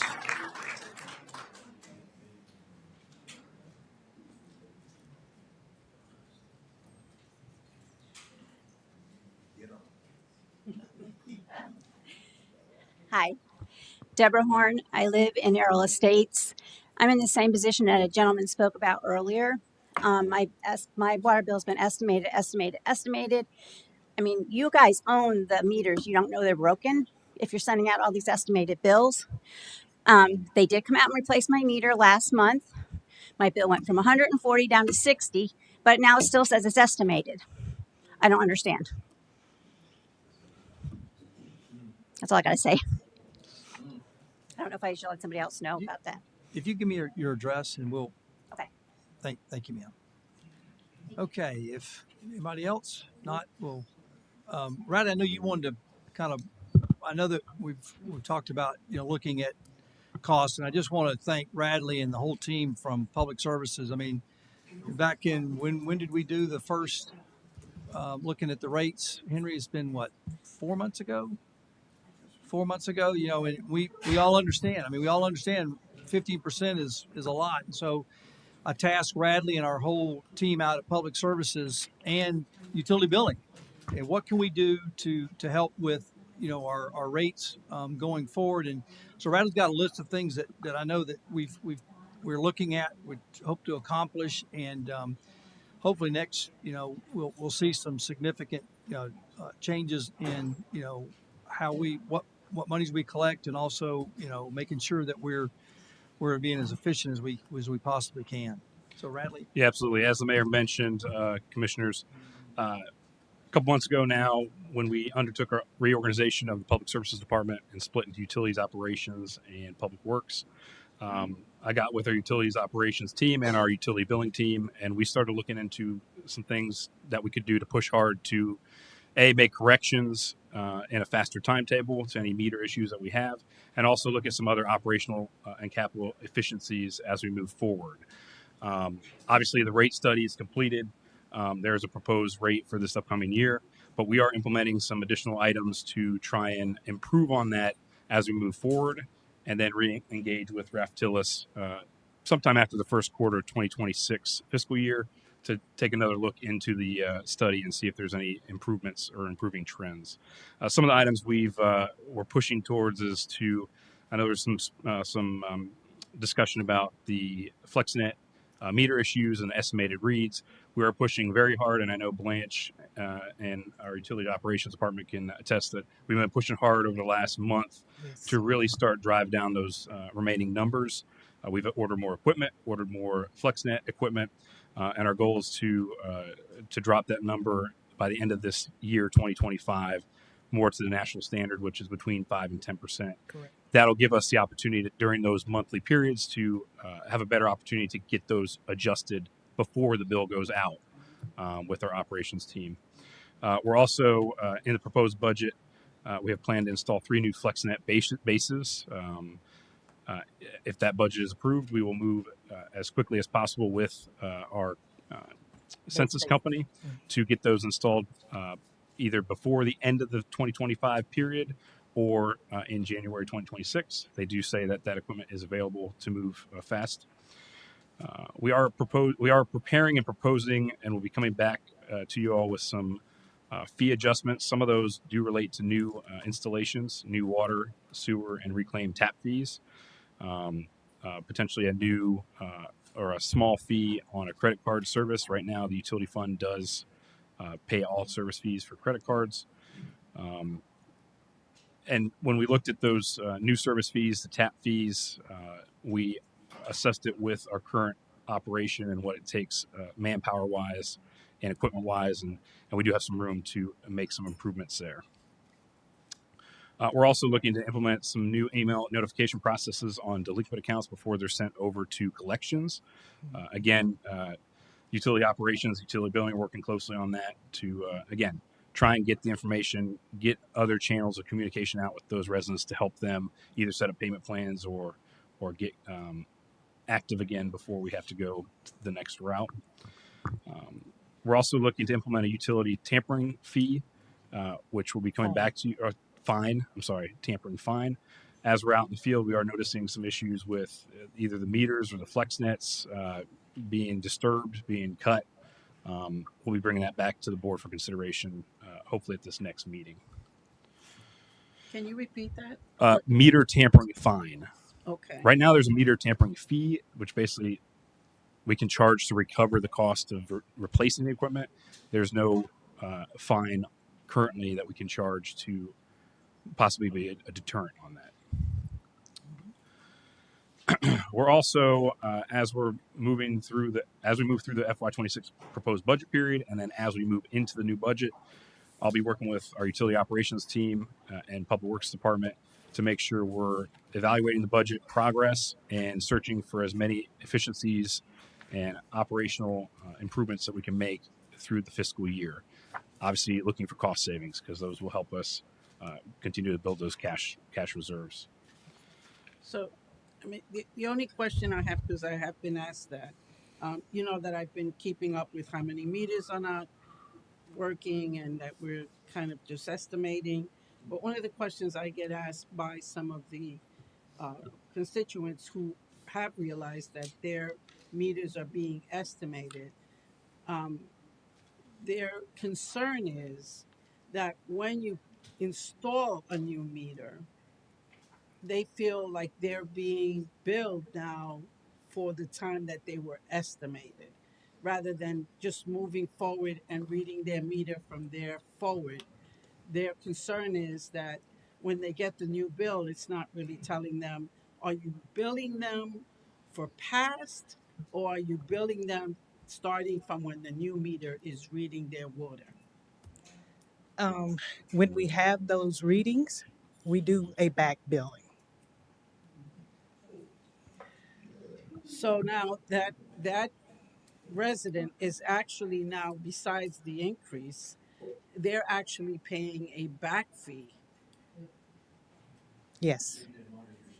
Yes. And some of them actually, you know, are overbilled. And so Is that something that we have in place, that's how we have to do it? yes. Or can it be that once we replace a meter, because I feel like and I don't want to use the word punishing, but we're now telling that resident that we've been estimating their bill, and the majority of them has been over a year. Yeah. Some Our ordinance residents allows only us. 3 years, Yep. 5 years. I mean, I've had residents tell me that, and their fear is that when you put that new meter in the ground, their concern is, what is their bill going to be like? Yes, ma'am. The ordinance allows us to do the back billing, and we do also have bond covenants that we must adhere to that indicate that we cannot provide any free service. So we make that effort to back bill, but we also put them on a payment plan to make it You said bond covenants? bond Covenants? Yes, yes, sir. So it's required due to our debt service, The basically. debt that we currently They don't have. allow us to Provide any free service. help our residents. Mhm. Okay. So as long as we're under that covenant until that debt is paid off. Again, so we're trying to be as flexible as we possibly can. We try to be as accommodating as we possibly can and put them on payment plans. So, and what about the ones that have zero read? Because there's no way, there's the estimated billing once a meter's replaced, you guys get an updated reading of all the actual use of however long that's been. But then we have zero reads where there is no data available to us on what was used. But there was estimated bills probably for that at that time. How do we know that we're not overcharging, undercharging? How are we netting that out for the residents? Well, they were getting the base bill, and if we have no reads, we have no basis. So you're just doing a base bill. What's They get the base our bill. base? What's that number? 1124 or 11 something like that. something, okay. I have the 6,000. Do we have commercial properties that are also estimated bills and Yes. those? So are we prioritizing kind of the higher water users, commercial properties, things of that nature, to get them back on proper billing so that we can re-up that properly? Kind of the bigger users of water? We are. That's one of the steps that we're taking in the efforts that Radley just mentioned, because all the new bills and the new sets is like the commercial. So we're trying to address them first so we can take them off the estimated billing and put them in the regular billing. Because I feel like that's we're going to recapture the Yeah. most of it. Yes. And then are we prioritizing getting new meters and or flex nets to new developments over residents that need replacements?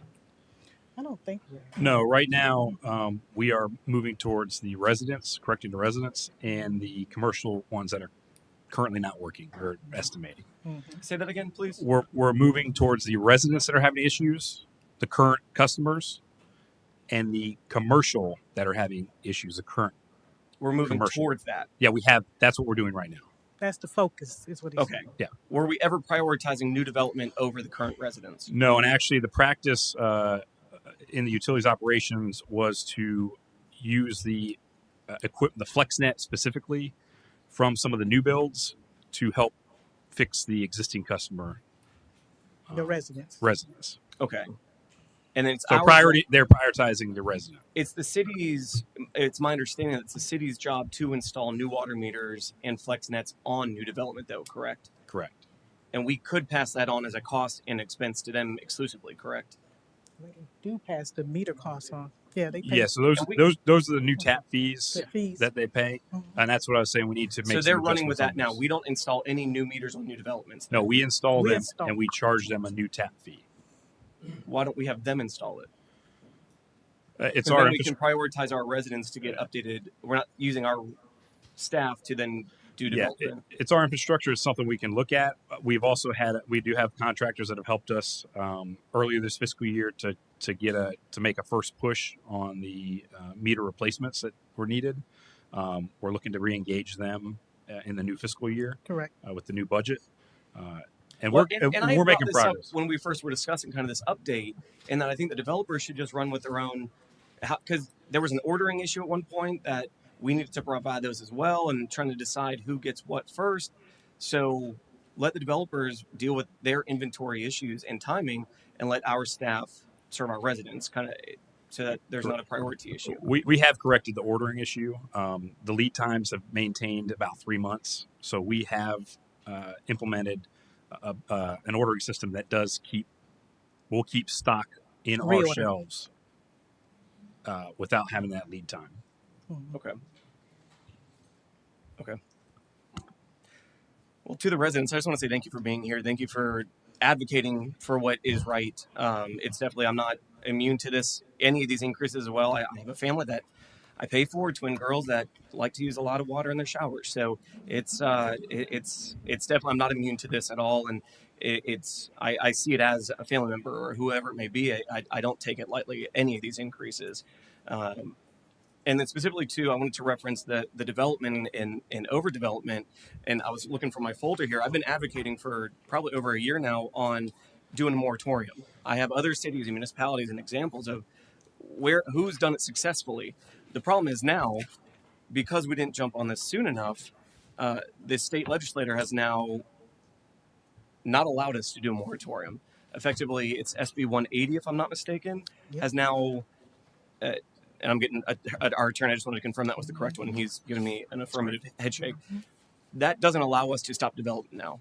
Literally, a developer can sue us if we say no to them, if they for almost any reason. Our increased impact fees that we just recently increased or proposed increases last month? That was police, fire, and recreation. Correct. I understand. Yeah. So those specific impact fees that we just proposed increasing, and it was a pretty large increase, we're concerned now that the developers may sue us because we made it more difficult for them to develop, is how the law reads. So we're dealing with kind of those issues as well. So I don't want you to make it a blanket statement that we all want just development, we don't care.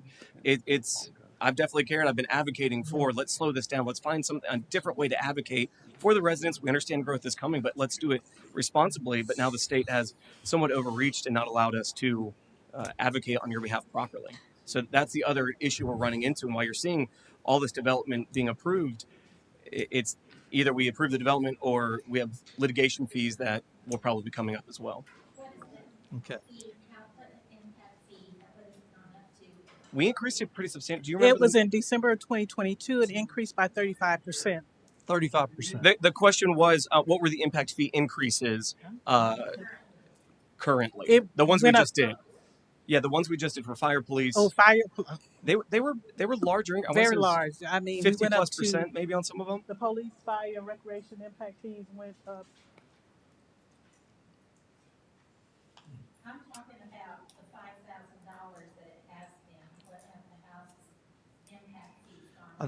I think that the impact fees all in for a new home now it's north of 20,000. That's it? 20,000 per house. That's it? Yeah.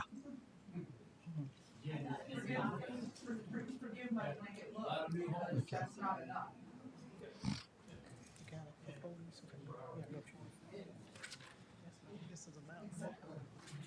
And the question was just for police, fire, and what did we approve as the increase for that?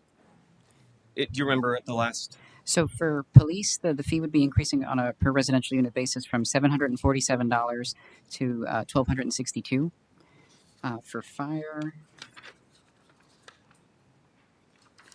current fee is $708.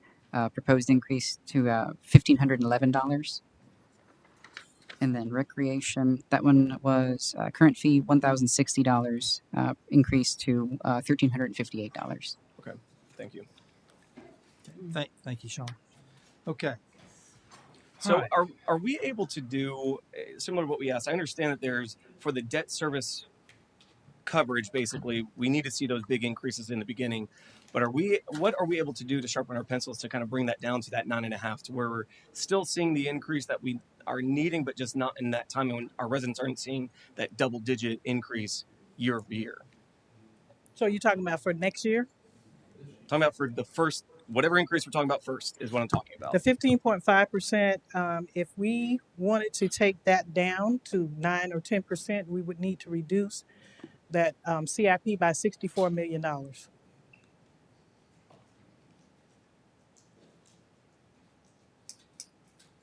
Because of the debt service that we Yes. need to be able to afford every year. And as I'm mentioning, in 2022, we increased the water and wastewater reclaimed water impact fees by 35%. And that we can't increase again to 2026. Yeah, we can look at it again next year. Like we're going to be looking at more efficiencies next year. Are we try to able, reduce if it. it's extraordinary circumstances, we can reevaluate it sooner than the 4 years? Is that accurate or no? Henry? Henry or Andrew? I believe the current legislation is every 4 years. It's changing pretty fast. And just for the benefit of the community, one of the things that I think we don't really understand what's going on here in terms of the laws and impact fees and developers, but everybody should be calling their state legislators, because they're making it more and more difficult for local governments to implement impact fees. So while we're all concerned about growth paying its own way, and I'm a big believer in that concept, we've got a state legislature that's constantly undermining local governments and restricting your ability to do that. And well, they're appeasing the developers, apparently. The laws, they originally implemented the Florida impact fee law in 2007. They've now revised it 4 times, and every time it makes it more difficult for a government to implement them. That's why now they're saying you can only do it once every 4 years. You can't do it if if the increase is over 50%. You have to cap it. And by the way, Palm Coast, their attorney out of Daytona Beach, made a filing this week on their impact fees, and they're going to sue them under SB 180 for raising impact fees in this period after the hurricane. So again, it's local governments have used impact fees as a wonderful tool to help fund the growth related costs and make sure it's fair. But the politics in Tallahassee are overriding those abilities for the local communities to do that. I don't have much left to go in my career, but that's my opinion. I've been doing this for a long time. And we really, as voters, need to start talking to our representatives and saying, what are you doing to us with all these impositions on our ability to make new growth pay? And then also tell you can't have moratoriums. Right. So if you can only increase it to 50% and you need 100%, then you'll never catch up. And again, with no moratorium, the growth will continue to come. And eventually it's going to fall back on existing payers if we don't get the legislator to see it a little differently. But voters, they're not, I think they're more in tune to the development community and to those laws today than is probably in all our best interests. But that's just, sorry to, excuse me. Now, I had brought it up multiple times. So the question was, did this council or board vote down a moratorium? And I brought it up, trying to get our attorney at the time to pick it up. And again, I was bringing examples, things of that nature, and nobody had an interest in getting there. okay, we've closed the public hearing. We've got to go ahead and move on with this. Questions? Any other questions for Blanche? Yes, just let me ask. I heard you mention, Mr. Williams, that you're implementing a fine for meter tampering. I remember at one of our previous meetings that there was a problem with developers moving meters from one house to another house if that house was ready to move in. So would this fine also cover those new developers? Correct. The fine would cover any of our property meters, flex nets. If they're tampered with, the fine could be imposed. And we'll be bringing that back for council consideration. We're planning at the next council meeting as an ordinance. All right. And then I agree with what the gentleman from Tillis said earlier, is that, yes, our hands are tied here at City Hall because of what takes place in Tallahassee. And I've served on the advocacy committee for the Florida League of Cities for the last 6 years. And we go to Tallahassee and we advocate for local rule. But of course, the people in Tallahassee always outvote us. And so when residents go to Tallahassee, if you go there with more numbers than what we are asking for local rule, then maybe they will listen to you because our hands are tied. When they make the rule there, we have to follow the rule. No. Excuse, the meeting's closed. The public hearing is closed. Public hearing is closed. Public hearing is closed. Public hearing is closed. No. Okay. You ready? All right, you're out of order. Okay. Blanche. So, yes, what I'm looking for now is a motion to approve resolution number 2025-38, establishing the rate increases for services provided by water, wastewater, and reclaimed water. And we don't know what the projects are within that CIP. I mean, staff does in some capacity, but I And don't know. I've shared that with you. So but the $188 million one Yes. versus that 482. Yes, during the workshop and also via email. So what can we do? Again, I just think that double-digit increase, I understand that it does impact us at this point, but if we can do a 9.5, 9.5, 9.5, 9.5.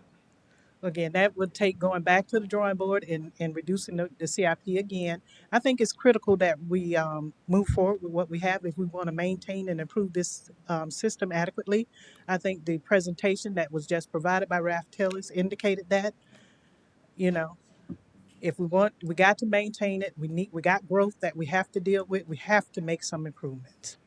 Are we able to kind of mid-year or quarter one, quarter two reduce our rates, or it can only be day one of our fiscal year? I'm sure we can come back and reduce them. I think what we're trying to do, as Radley just explained, is to make sure that potentially next year it doesn't have to be that 15.5%. So we're going to be looking at efficiencies and some of the fees in an effort to reduce that. I mean, but nothing's getting cheaper though. That's the problem. That Is I don't that's see things going down next year. exactly. So we got to generate additional revenue. But I think, I mean, Bradley's got a good plan. I think that we're going to see some results. And, you know, if we want to come back in 6 months and you know, with some numbers that you know, we've improved our revenues and our expenses are reduced, then there's always that possibility. But I, you know, we hire consultants, and these guys are the best in the business. We hire them to do a job, and if they can't be neutral and can't be objective about it, then we don't need to hire them. We just go pick a number. So, listen, I don't want it 15.5%. Well, I don't think that's the debate. That definitely wasn't the debate. I understand the data's there that we probably need more than 15%, in all honesty, to do what's truly needed. But we're going to outprice our residents. So I'm not saying that their data and their information and their recommendation is not heard and respected and well received. It's just we've got residents that can't afford this. All right. Any other comments? Not look for motion to approve resolution 2025-38. This is separate. Okay. This is separate. Need a motion? Sanitation's not on this though. No, it's not on this. We'll be able to vote that separately. Yes, Have a separate discussion. That's separate. Okay.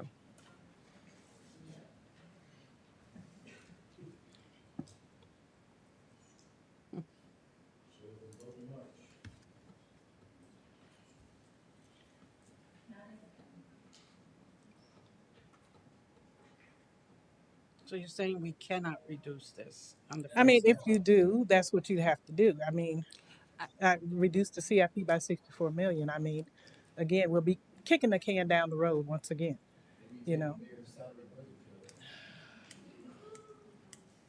And we're going to be looking at FY27 to see if we can make some kind of efforts to reduce that, you know. But right now, this is the recommendation. And if we look at 27, we did in 27 we went to the 9, and then did 6 and 6 for the next 2 years. Would that help? We can see if we can work that, but that's what we can try to do.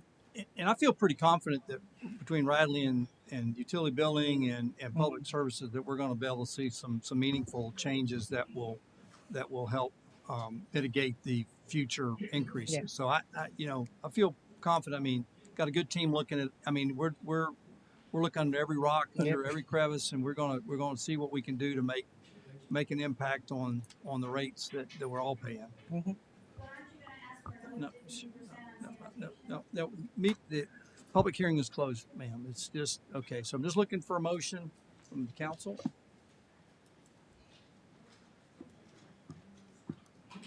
So I'm sorry, Commissioner Smith, you said 15, 9. What was it that they? Yes, I was looking at 15 this year, 9 next year, and then 6 and 6 the following 2 years. That's what he's hoping for, is what he's saying, if we can look at that. But right now, this is the plan. And so we're going to come back. We're going to come back next year anyway. So, yes, you know, we're going to come back. Yeah. We have to come back every year.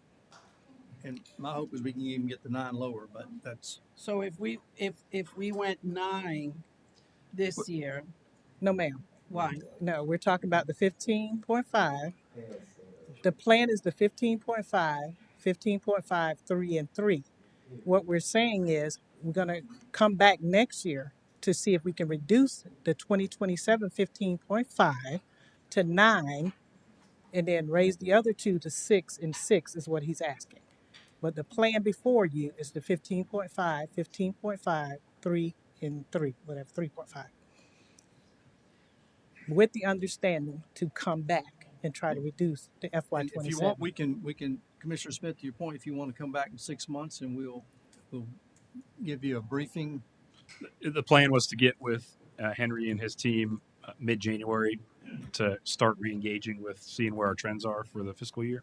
So we could plan a 6-month look in if you'd like. Yeah. Okay. So move. Thank you. Motion by Commissioner Smith. Now, so that's, let me get back to the which is 15.5. 9, 6, and 6. Is that was Yeah, that? that's what he said. No, Okay. But 15, but 9, we're the, just no, no, voting on the 15.5, Okay. brother. Okay. yeah, 15.5. so Okay. that- Got a thank motion by Commissioner Smith for 15.5% increase. So so that doesn't, if we were to do with what with the discussion with 15.5966, that doesn't change the CIP plan at all. It will.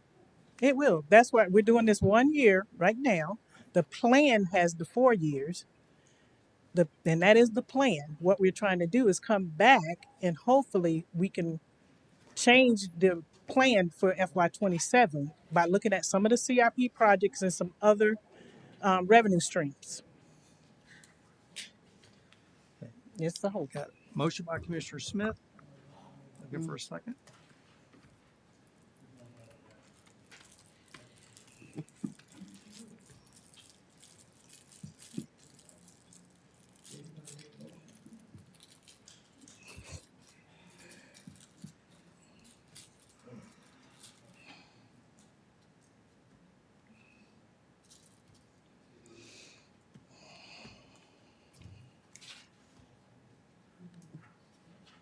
So it doesn't seem like anybody's going to second that. So I don't know if he's called that yet. Are we gonna? So right now I can't second it. Just right now I've received too many calls from residents who can't afford it. So I'm saying we have to look back at the drawing, look at the capital improvement plan, look at some operating expenses to see how we reduce that numbers. Right now I can't vote for it. So it's a no for me. So can we do a 9% for right now? I mean, again, we got to.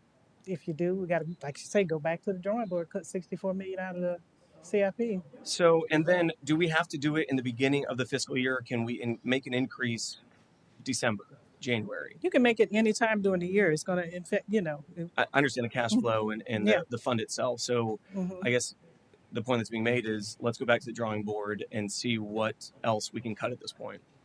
To get to what percent? I want to see it under 10. I want to see less than a double digit increase. I think everyone understands that there needs to be an increase. Nobody wants it. I think everyone understands it, but they don't want to see a double digit increase again. Okay, and we can bring you back the projects or whatever we end up cutting. Absolutely. So you just want to table it, then we bring back, because then we just. I got you to want change the resolution budget, by yeah. end of before October 1st, or is that going to give you enough time to get your? No, we gotta, if we table it now, I gotta change the budget as well. So, because the budget has the It's 15.5, 515. yeah, the budget has the 15.5 reflected in it. So between now and the final budget hearing, I would have to change the budget as well. So between it's between So now in the and next council hour? meeting. So I can't. In the next hour, you're going to change that? No, no, between now and, when we have the final budget hearing, I would Which have is to next- change. yeah, next council meeting. Yes. Mhm. Gotcha. And so if we go to 9 now, then what's that's going to do for the next 3 years? Again, that they'd have to update the plan accordingly. I know at 10, that's what it was, cutting out $64 million. So if you want to go to 9, I'm sure it'll be a little bit more. So do we need to table this then until the next meeting? Is that the request, or do we need to table it for further? I do have to have, we can table it. We can come back at the next meeting. I don't know if they're going to have that information. However, I do need to send out the tentative budget, and I'll let it go out as is, or whatever we discussed at the we 5:15. can send it out with a 15.5. 15.5. And then adjust it at the next one. And adjust it at the final, if that's the discussion we have at the budget Okay, so hearing. I guess, then I'm looking for then a motion, I guess, to table resolution 2025-38 So moved. to the Okay. next meeting. Got a motion by Commissioner Thank you. Anderson. Second. Second by Commissioner Nesta. All those in favor? Aye. All opposed, motion carries unanimously.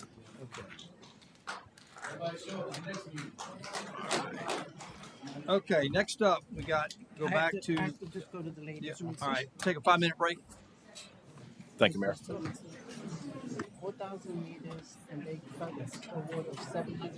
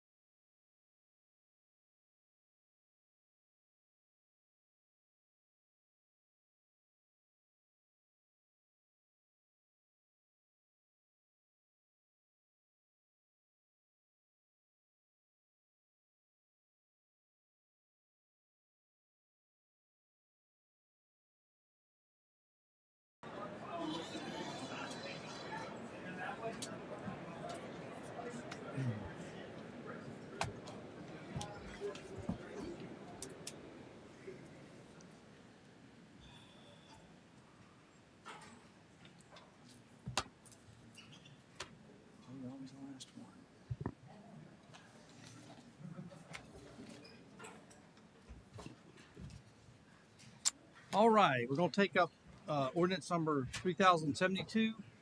I don't know. Oh, here it is, yeah.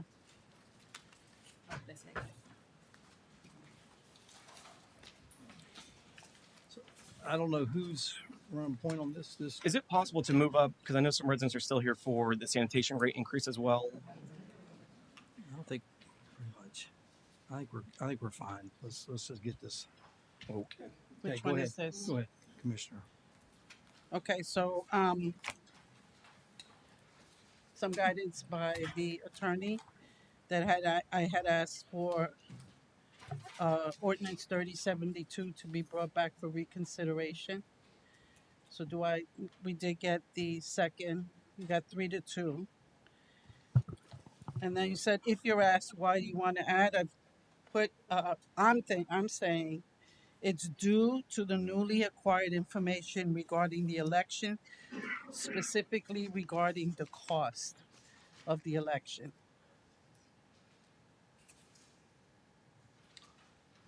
Susan, you want to go ahead and address the? I know there was some It's confusion it's right. in the packet.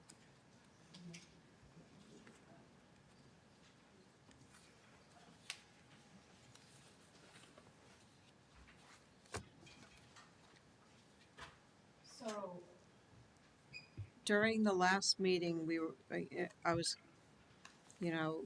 not prepared with a figure, and I did say that, after Commissioner Smith motioned to,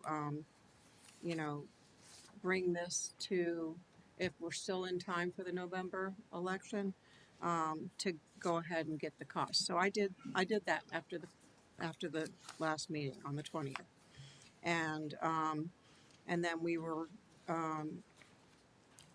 in time, and the November 4th meeting we can make that ballot, and essentially then they started putting together some costs, and the costs for this were exceeded, our what we have budgeted for this year, because this is there's a relatively new staff at the supervisor of elections, and we have not been having the communication that was necessary. So when they ran the numbers, it came out to be $54,000 roughly. So to that end, I put that all in the packet. All of that information is in the packet, and it's based upon a cost estimate of 1 week of early voting. We've got vote by mail, the poll workers, the cost of the equipment and such, and so and also they estimated right now they have about 2,800 vote by mail requests, and so the estimate that I got was for 3,000 vote by mail requests by the time the November date comes up, and so the total as noted was 54. I'll give you the exact. It would be 50. I stand corrected. 53,037.41 will be the total of what that election will cost us. And the number that you first, I know it was off the cuff, so I said 14,000. Okay. And that was based upon what we got for the estimate that I asked them for the South Apopka annexation. So I just pulled it off the top of my head. So yeah, that was grossly underestimated. So. So Commissioner Velasquez. So and another reason was that I feel that last night's election showed us the low turnout, and I feel having the charter sitting by itself costing $54,000 to the taxpayers, it is not conducive for us at this time when we have a pre-election year. We have already candidates that have filed to run for office, and when I realized that the absentee ballots would be going out just not here, but also to the active military. I felt that it was unfair to those active military personnel to get a ballot and not understand what they were voting for. So I feel that moving this to the March elections, which is our election, and having the charter on that election, we would have the turnout for the candidates. You would get to choose, you would get to see the city charter and the candidates that are running for office. And that would be more conducive for our taxpayers. And from now until March, our active military that's away would get some information about the candidates. They would get information about the city charter, and it would be fair to them. So it's one thing that I did not consider the first time I voted for it. I didn't consider it until I realized that we were sending absentee ballots out to the active military personnel. So any questions for Commissioner Vasquez? So, Commissioner Smith, I know that you voted no, but do you understand why I am bringing it back? Totally. Okay. Commissioner Nesta? I mean, I heard your explanation. I just don't think that it. I understand why you feel the way you feel, but I can kind of state the exact opposite of it. In that, why would we have people qualify for an election thinking they're going to be a strong mayor, spend tens of thousands? I mean, the total election is going to cost a few $100,000 between all the candidates, and then they end up not being a strong mayor. Well, So can I'm sorry, I'm just gonna kind of interrupt that. We are assuming that the our constituents are going to choose a different form of government. I feel, and that having the city charter and the candidates that on our election, our regular election, the residents will have that choice. They will have the choice either to continue with a strong mayor or to change the form of government. And in reality, the only office that will be affected will be that of the mayor at that time. But I think it's fair for our constituents to see the ballot, to have the advantage of having candidates, having the advantage of having the candidates tell them what they are going to do for them, and let the constituents choose at that time. Rather than choosing a form of government and then coming back in March and they did not have a say in choosing a candidate. So I am asking to reconsider this ordinance for the November election and instruct our city clerk not to submit this for the November ballot, but to give it back to the attorney so that he can review it and have it ready for the March elections. Andrew, any? Procedurally, if that's the route that we want to take. What we'll need is one single motion to reconsider. We've already reconsidered. Now Well, we're it's on the agenda. That was on that moved to the Okay. agenda Right, for we discussion. moved it So we into still the need the agenda. actual formal motion to reconsider. Of course, we'll need to take public comment. correct. Once we get through there, you need to provide instruction as to what you want to see in the ordinance and how it should change to staff if it's going to be changing, and take your vote. Then you would need a second motion.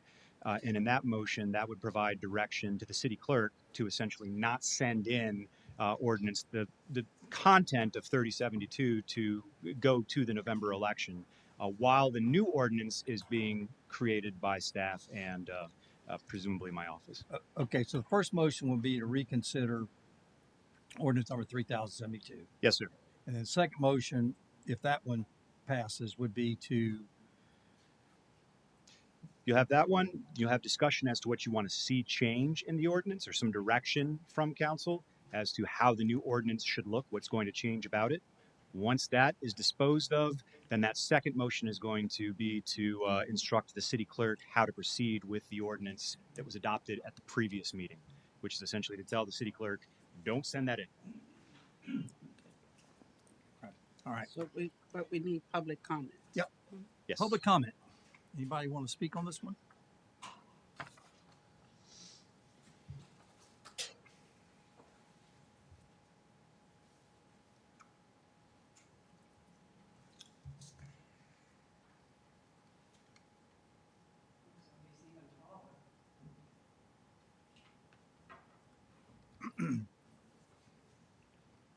I'm not clear. I used to own a UPS store, and I'm not clear about why the concern about the military personnel not getting it. I don't understand the time lag. They have plenty of time to get it. And I think that people looking at the charter changes, that they need that clarity and Give me a pause. I don't think your mic is on there. Phyllis, you turn the mic on. Oh. I don't understand the clarity on the military person not having enough time to look at this. I think that having them, everybody having a separate time to look over these issues and not dealing with the volatile campaign situation while they're looking over the charter is important. That the charter needs to be dealt with separately. And having owned a UPS store, I know that the delivery time is fine to get it to the military personnel between September and the election time, so they can get it and they can digest it and they can return it, and as well as the local mail-ins. But I think the calmness of mind right now is fantastic, because it's not until December 25th. When is the date of the qualification for the mayor race? it's going to be December 15th to the 19th. Okay, so that's after, way after the elections. And so everybody will have their mind on the charter and the changes in the charter. And then when it comes to the mayoral race, when it's going to get contentious after December 15th, and it's going to get contentious and angry and hostile, then people will not be having to concentrate on the charter and the delicacy of the changes that are going to go on in the charter. And I really feel we need to pay attention to the seriousness of the charter and making these decisions, whether we're in Fallujah or we're in Apopka. We need to make serious decisions here. And then when it comes to March and it gets serious and uncomfortable, that we can make those decisions without trying to concentrate wholly on the charter decisions. Anybody else?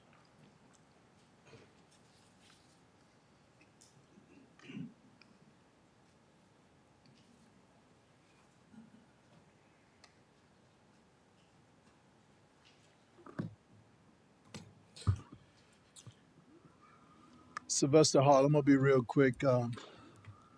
I agree with everything Dr. O just said, so I ain't gonna rehash that. But I will say, Vice Mayor, for you to bring this back up, I'm gonna let it all play out and see. Because one thing that people need to know that don't come here on a regular basis, they don't understand politics. And so when you're here now, you're seeing the cake being cooked, but you're not seeing the ingredients that went in the cake. And that's something that we need to do a better job in getting that out to the public. And so I'm gonna let this play out the way it play out. But the state of mind that we are in our country, it's time out for politics. It's time for us to do the right thing. It's time out for politics. It's time for us to do the right thing. That's all I'm gonna say for now. Thank you. Anybody else? Okay. We'll close the public hearing. So I just want to comment on. I agree. The residents' comments are well received, and I totally agree. And I think any time to hear more directly from the residents, and that's more voting opportunities, the better it is. And again, I think getting ahead of this and allowing residents to focus on one thing versus the other, and not getting muddied with a race and saying, "Well, I don't want to vote for strong mayor. I do because of whom I think may be leading the race." It gives it a clear, defined focus to make sure that those decisions are made without muddying the water with the mayoral election or any other election. It makes it so it can be focused on solely on its own. And again, I think the more times that we have that we get to hear directly from the residents, the better we all are off, and we understand how to lead in that capacity. So I think it absolutely needs to stay in November, get ahead of it, give the residents an opportunity to voice their minds, cast their vote, and we know which direction we need to go from there. All right. So Commissioner Velasquez. And I will say this, I respectfully have taken their comments under consideration, as I have Commissioner Nestor. I just feel we have two candidates that are running for mayor. And choosing... I think we have three. Three? I'm sorry, we do have three. We do have three. If we choose the form of government before the election, it would not be fair to the candidates that have filed. I believe that the residents, the constituents, and those that are in our military overseas have a right to hear those candidates and make the choice. At the ballot, they'll have the city charter. If they're not happy with any of the candidates, and it works the other way, the candidates have to agree that if the constituents choose the form of government that is different from what we have right now, then the candidates, if their desire is to serve our city, they will either stay and continue to serve because that is what they want to do, whether they're a strong mayor or a part of the city manager form of government. And that would also test the dedication of the candidates that are running for mayor. But let's play this out then. So let's say that somebody wins, they want to be a strong mayor. At the same time that person's elected, the residents vote that they do not want a strong mayor, and then that person quits. Then we're back to another election anyways. So this gets ahead of any of that, and it doesn't muddy that water anymore. And the military across the seas have time to review all of this. There's timelines in place, and that's why we have to get so ahead of it to make sure that they hear this and that they're able to digest it. So I think it's completely fair. I think it's more fair to do it before qualifying happens, because those residents have candidates have. Let me just finish this. The candidates do have the opportunity then to not have to qualify. Then they can choose not to, versus because really there shouldn't until you qualify, you shouldn't be spending too much money. I mean, yes, you're fundraising, but it gives them that opportunity to choose to go a different direction then, versus they're already doubled down and we have as a council and residents. So everything you're advocating for is being done on the November ballot. Everyone gets to hear it, gets to read, gets to meet who they want to meet. And if they feel that there's a candidate that fits the bill for a strong mayor, then they can continue with the strong mayor form of government. I actually agree also with Commissioner Vasquez in regards to just with voter turnout. Historically, voters have not turned out for charter amendments. So in order for us to get more engagement, to hear more from the residents, I think it's important that we actually do move it to the March. So I'm actually in support of moving it to the March as well. And we save a few bucks. And we'll save $54,000. Exactly. You know, I know that you have filed to run. I know we have one candidate here that is running. If your desire is to serve the city, you're going to serve whether it's a strong mayor or a form of government that's different. Unless you're running for a paycheck. That's it. All right. So, Commissioner Velasquez, looking for a motion to reconsider ordinance number 3072. So moved. Got a motion by Commissioner Velasquez. Second by Commissioner Anderson. All those in favor? Aye. All opposed? No.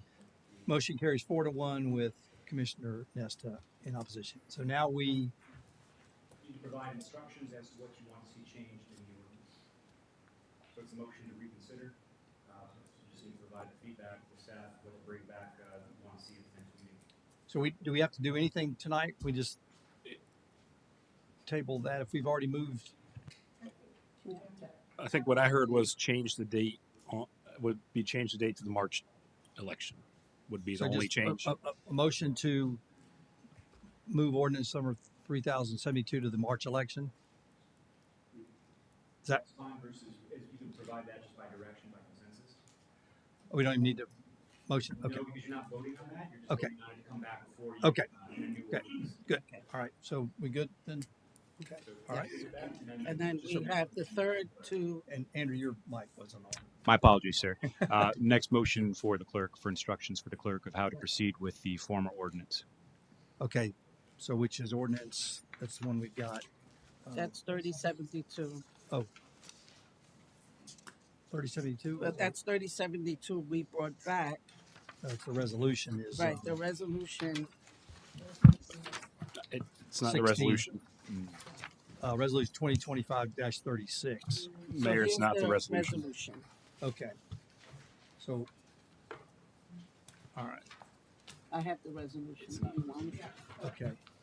Right. The resolution was pulled from the agenda, so that's not on the table tonight because the resolution was consistent with Okay. So 3072. So don't need to worry about that. The only business left is since now you've instructed staff and made a motion to reconsider and have provided feedback to go forward with the new election date.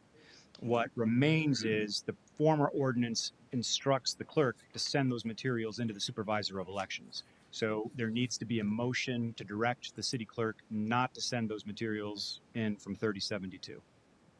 So the new ordinance can be prepared for consideration.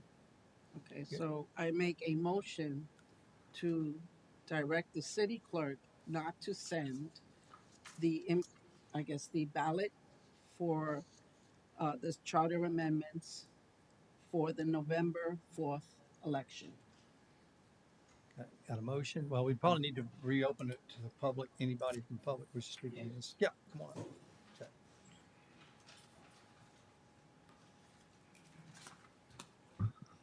Mayor, wouldn't it be easier just to go ahead and instruct the city clerk to put it on the March agenda or the March election?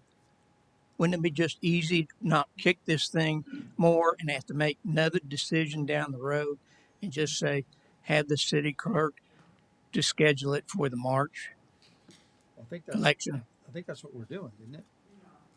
No, you You said that's what we're. my understanding is you were just going to tell her not to do anything. Oh, right. Oh, as far as Transmitting by Friday. right. Right.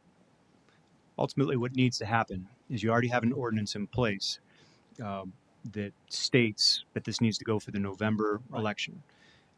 Since there's a motion to reconsider that decision, essentially you need a new ordinance to come before you, which cannot happen tonight. Okay. So there will be a new ordinance prepared Okay. with the March date, and that will come before you at the next meeting. Okay.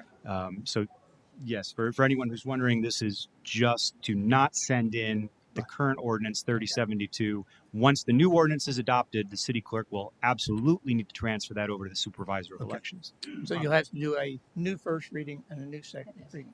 That's correct. You have to Okay. advertise it. Excuse me. Will need to be advertised with a new ordinance once the ordinance is drafted. Okay. So we need motion then from. Anybody? I'm sorry. Anybody else want to speak? Yep. Come on up.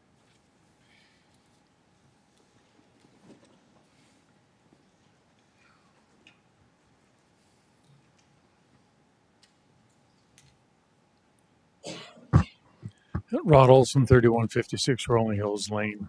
I maybe should have got up before, but we're not at that point anymore. But as a taxpayer, whether we decide to go with a strong mayor or a strong city manager, I don't intend as a taxpayer to pay the mayor what the mayor is making if the fact the mayor is going to be a figurehead, as it is more under a strong manager, and we have to pay the manager more. We have to look at what the cost is going to be, not only in personnel, but people put the time and effort in. Thank you. Okay. All right. Commissioner Velasquez, you had a motion to All right. instruct the So I city did say clerk that. not to. Not to submit the Charter. ballot to the supervisor of elections for November 4th. Okay, got a motion by Commissioner Velasquez, So moved. second by Commissioner Anderson. All those in favor? Aye. All opposed? No. Motion carries 4-1 with Commissioner Nesta in opposition. Okay, next up.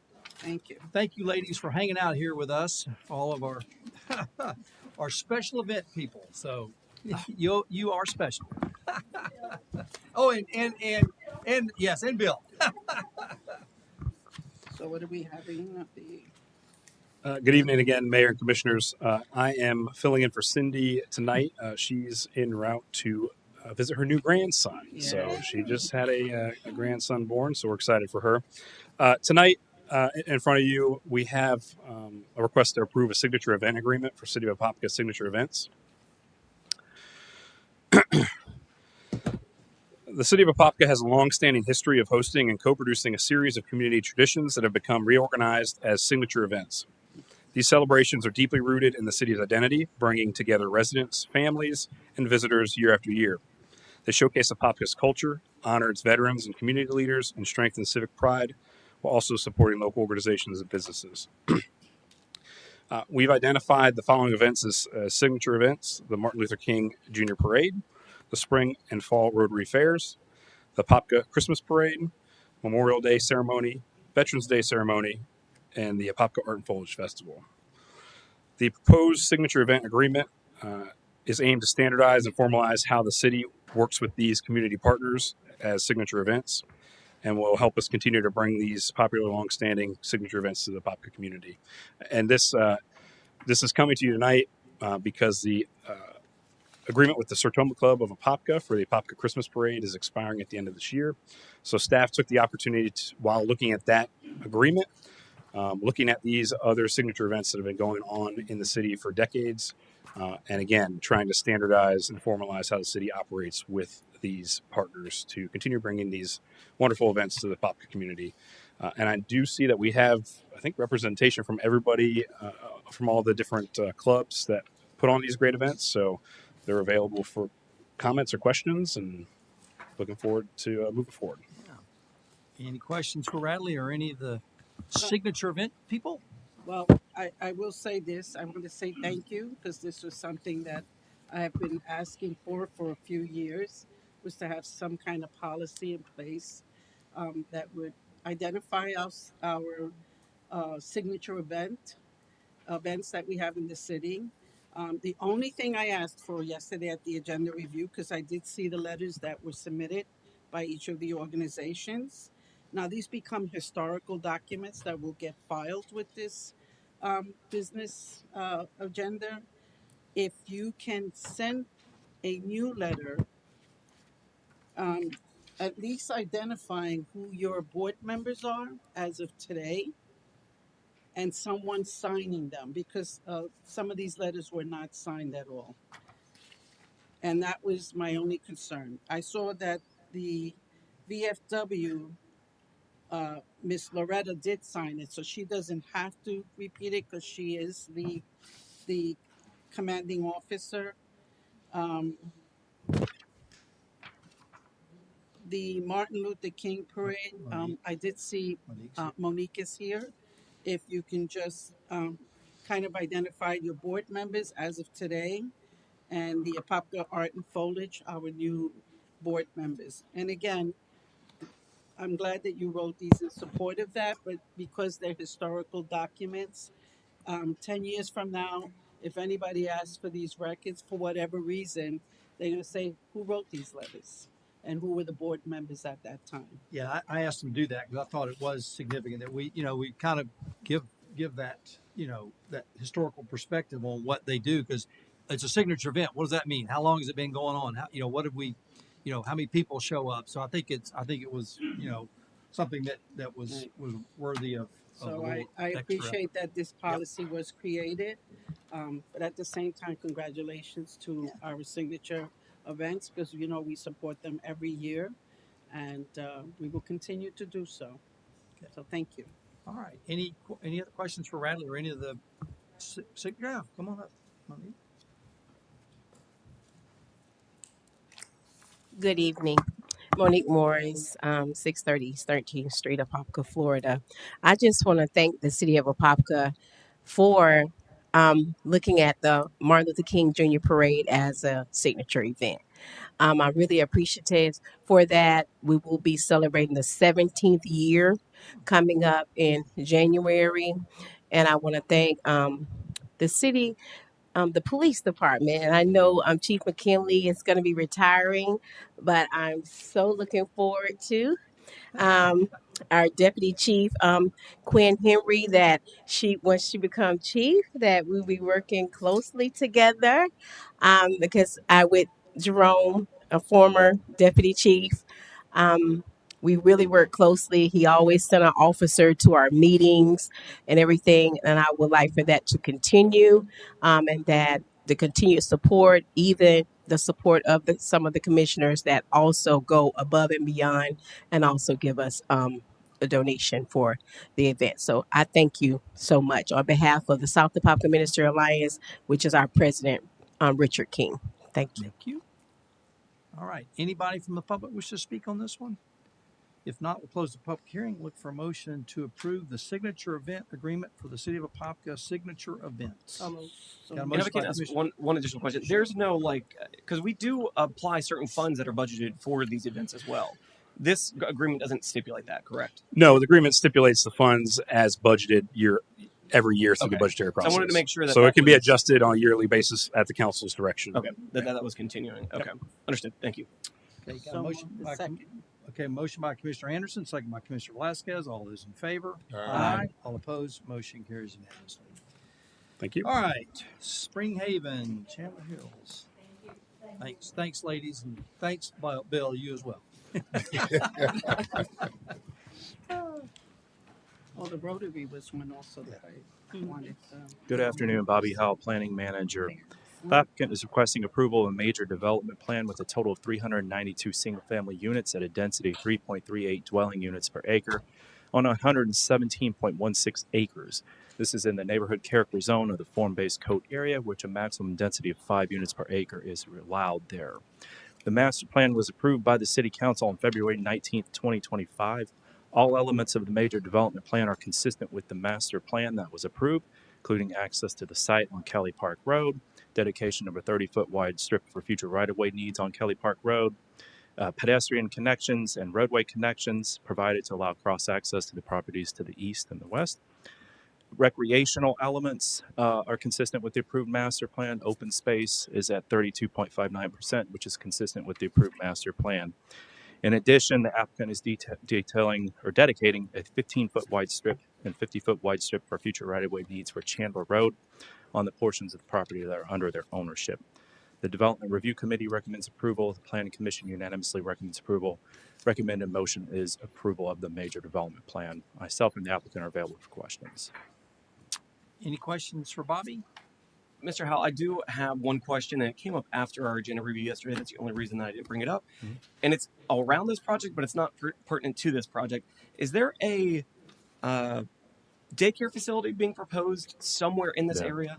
Yes, on the south side of Jason Dwelly, okay, low battery. So it's down here. It's kind of right in this area where the red dot is. So there's like 4 lots there? Yes. And it's going to be on one of those? Yeah, and this Planning Commission approved a special exception for that daycare facility back in May, I believe it was. Okay. With the caveat that it would have to be presented as a major development plan, and that would have to go through the public hearing process. Okay, understood. That was my only question because that came up, again, not in correlation to this, but it's within proximity. Yeah. Thank you. Mr. Howell, the 2 dead-end roads, the one that's right before you get to the pond, and and then there's one on the other side as well. No. Well, up top, yes, that one. Okay. So we need to make sure that those residents know that that's eventually going to be a through street. Yeah, so and the form-based code requires interconnectivity, so that's why this stub out is here. It does allow a cul-de-sac in the event that there is no practical alternative, of which this was, and this was on the approved major master plan. So this is consistent with the master plan that was approved by the city council. But owners will be required to notify that roadway connections are there. All right, and so there's a dead end right before the cul-de-sac as well, correct? The cul-de-sac, yeah, so there would be 4 lots back here. No, but isn't that a road there as well? Right before the cul-de-sac up top. Keep going. This? Yeah, right there. No, I don't believe those are lots. It looks like the white overtook the blue on that.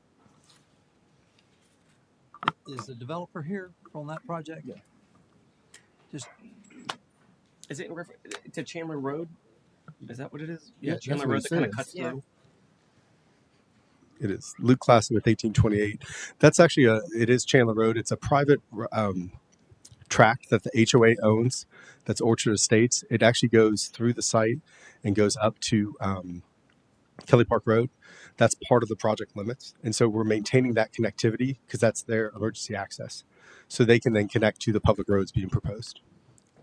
All right. And then the right of way that you're donating for Chandler Road said 15 feet. So is that white square that's there? It's 50 feet for the portion that we own or the portion that we control, the southern half. The northern portion is the 15-foot. That is the current HOA tract that'll be dedicated. So the northern section adjacent to Kelly Park is 15 feet wide, while the southern half is roughly 50 feet wide.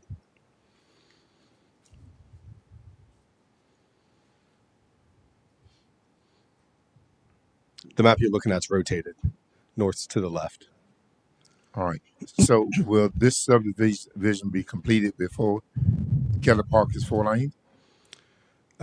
This will be completed. It's proposed to be completed. We're doing turn lanes on Kelly Park that would provide left and right turn lanes at both entrances off of Kelly Park Road. Yes. And we're proposing the right-of-way dedication, and we worked with staff to do the trail. They wanted a 12-foot trail along Kelly Park Road. But the road itself won't be 4-lane by then. It won't be 4-lane. We're providing the right-of-way to help establish that. Good afternoon, Commissioner Smith, Vladimir Simonovsky, Public Works Director. The 4-lane widening of the Kelly Park Road will go from Waypoint, which is the entrance on the west side of Crossroads Development, to the east side of Plymouth Sorrento. So this will happen, this widening will happen probably sometime in the future. So right now, they're just matching what is already built by, I believe it's called the Oaks on the north side, which is Toll Brothers property. They have 4 phases, and it's going to be tying into the development to the east, which is, I believe, called Chandler Oaks. But we don't have an anticipated date as to when that section will be 4-laned. Well, not within the phase that we are currently planning to widen. So there's going to be sometime in the future widening of this section to Jason Dwelly and then potentially further to the Mount Plymouth, which is the section that is owned by the city and maintained. The section from Mount Plymouth to Rock Springs Road is still operated and maintained by the county. So we have about a 3-mile stretch between Mount Plymouth and Round Lake Road. All right. Yeah, so there's going to be improvements to the road based on the needs, on the current needs. But at some point, there will be 4-laning of that road. Okay. Jonathan, you had something to... I was just Jonathan Yules, 215 North Eola Drive, Orlando 32881. Just wanted to reiterate what this project is providing, though, is a donation of the needed right-of-way for that expansion of the roadway, about 1,200 linear feet. So it's going to be conveyed to the city, and it really furthers that project when the time comes to actually build it, because one of the lags to getting road widenings completed is acquiring all the right-of-way that's necessary, and this is a significant portion of what's going to be required, and it's being, like I said, donated.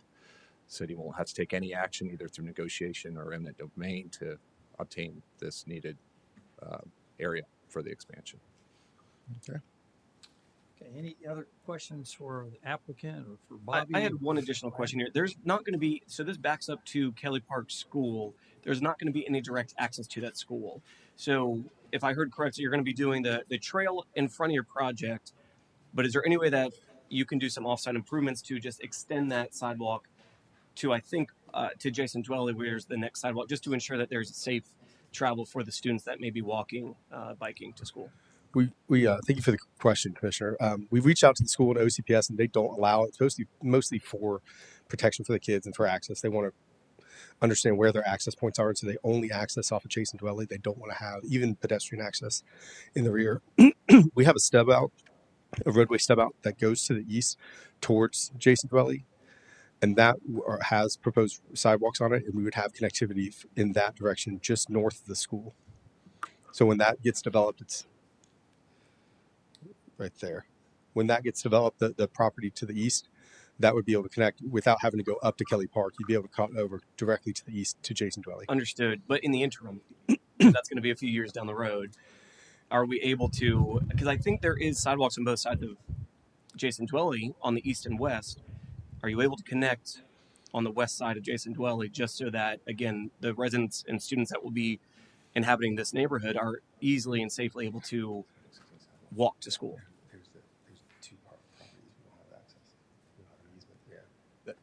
I don't think we'd have the legal right to continue that sidewalk. That's going to have to come when those properties come through for redevelopment, just like this project is providing that public infrastructure along its boundary.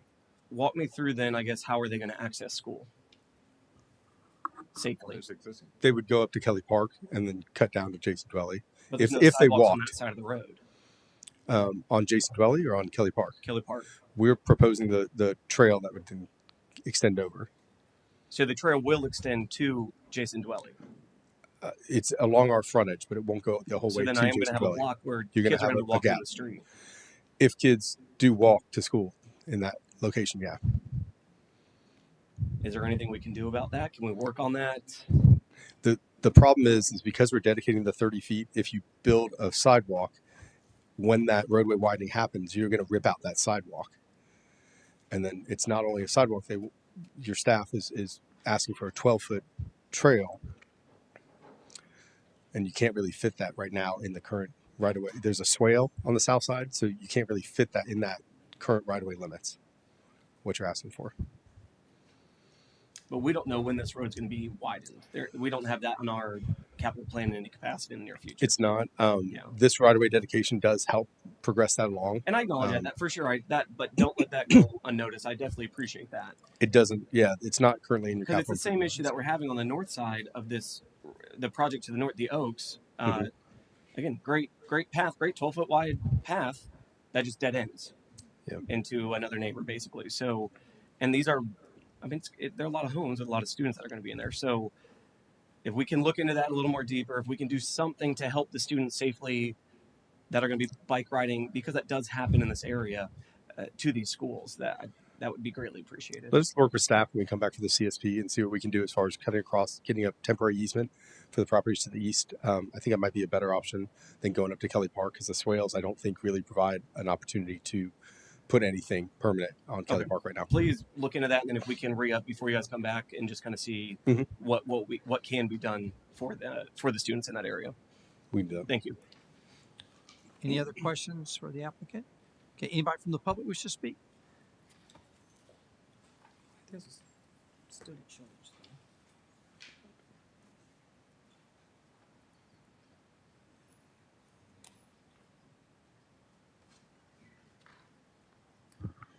Rod Olson, 3156 Rolling Hills Lane.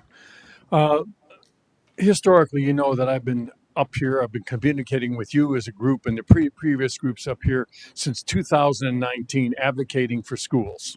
The reason we have Kelly Park schools because myself and a handful of people and 3 of the 4 commissioners at the time and the mayor going before Orange County Schools to put in the Kelly Park School. This is great. We have 392 units, which generates 156 students. And we're talking about, well, maybe we have to look at a path. Commissioner Smith, you made a point the other day. We said, well, kids are walking along the side of the road. We have to address it. They want to build a development. They need to connect a safe means. As you know, in Jason Dwelly, the sidewalk is only on the east side of the road. It's not on the west side. This is going to come in here. It's going to come, put these kids on the side of the road where people speed all the time. It's not what we need to do. This is another example. Since 2019, myself, and I can't tell you how many people have told you about you need to slow the growth. Now the law's changed. You had all these years, 6 years, to address an issue with growth that's just going bananas. We have water, sewer. I don't have to go on about that stuff. We have got to be smarter with it. Failing to act is acting to fail. You failed.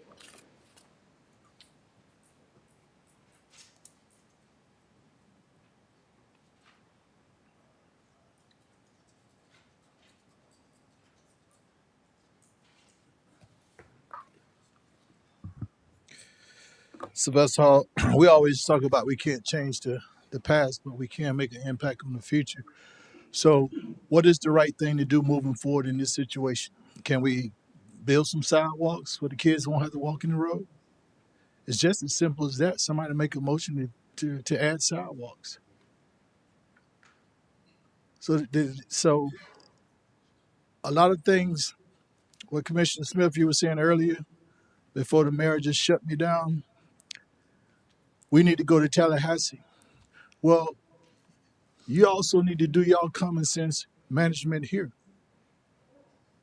Why we run to Tallahassee and tell Tallahassee and they tell us, hey, look, you guys could have handled that on a local level. So when we say make it make sense, make it make sense. So if we have something here and we see it as a problem, let's address the problem. At a minimum, we can do that. Thank you. Anybody else?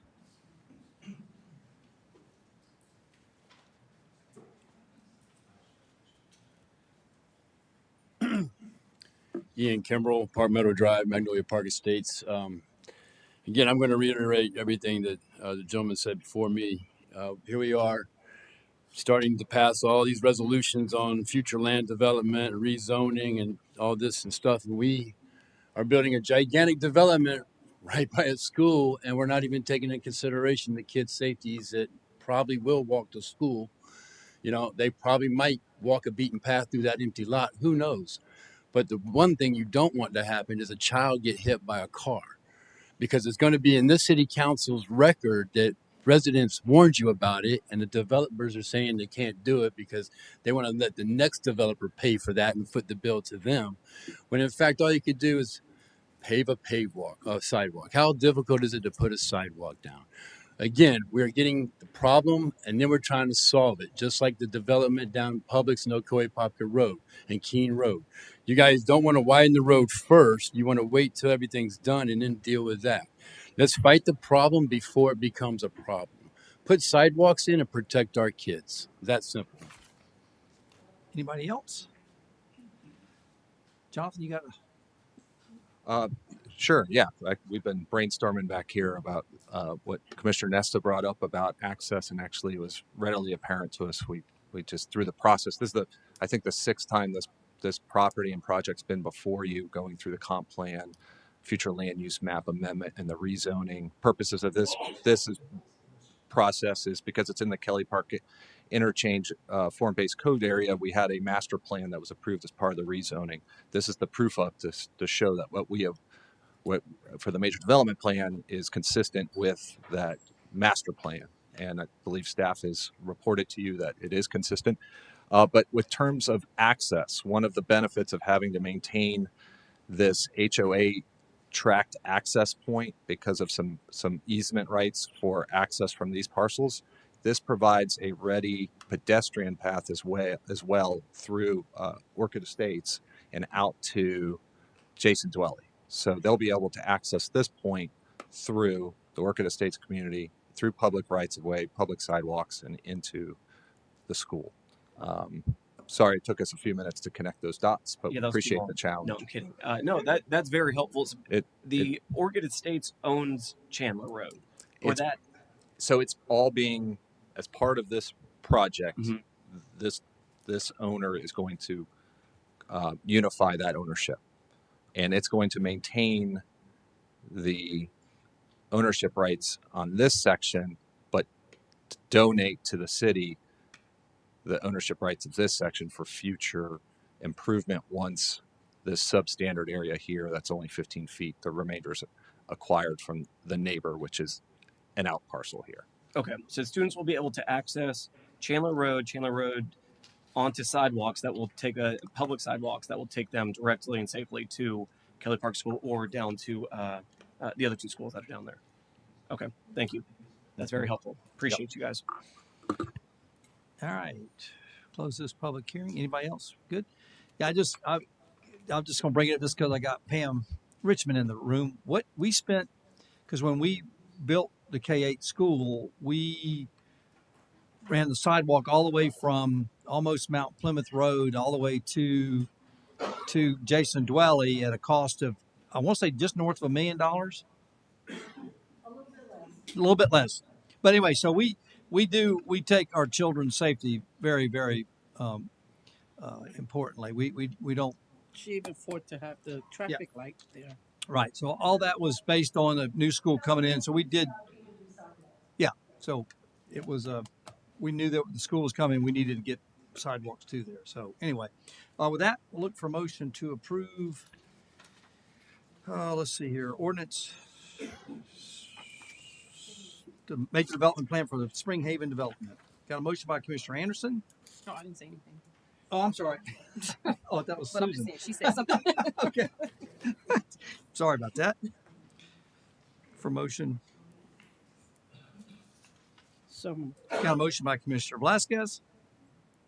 Second by Commissioner Smith. All those in favor? Aye. All opposed? Motion carries unanimously. Next up, ordinance number 3110. Ordinance number 3110. An ordinance of the City of Apopka, Florida, amending the future land use element of the Apopka Comprehensive Plan of the City of Apopka, changing the future land use designation from mixed use to residential, very low suburban, for certain real property owned by Lutz David L. Life Estate, Lutz Mary T. Life Estate, Rem David M. Lutz, Rem Michelle M. Gregory, Poncan Pines Nursery, Inc., generally located north of Poncan Road, west of Poncan Pines Road, and just Jason Dwelly Parkway, comprising of 21.43 acres more or less, providing for severability, conflicts, and an effective date. Any changes? Okay. Anybody from the public wish to speak on this one?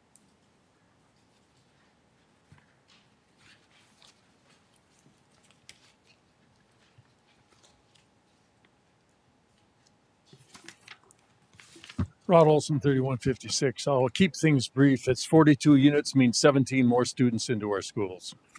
Thank you. Once again, I'm recusing myself from this due to conflict of interest. Okay. All right. Okay. Anybody else? Okay. If not, close the public hearing. Look for a motion to adopt ordinance number 3110. So moved. Got a motion by Commissioner Smith.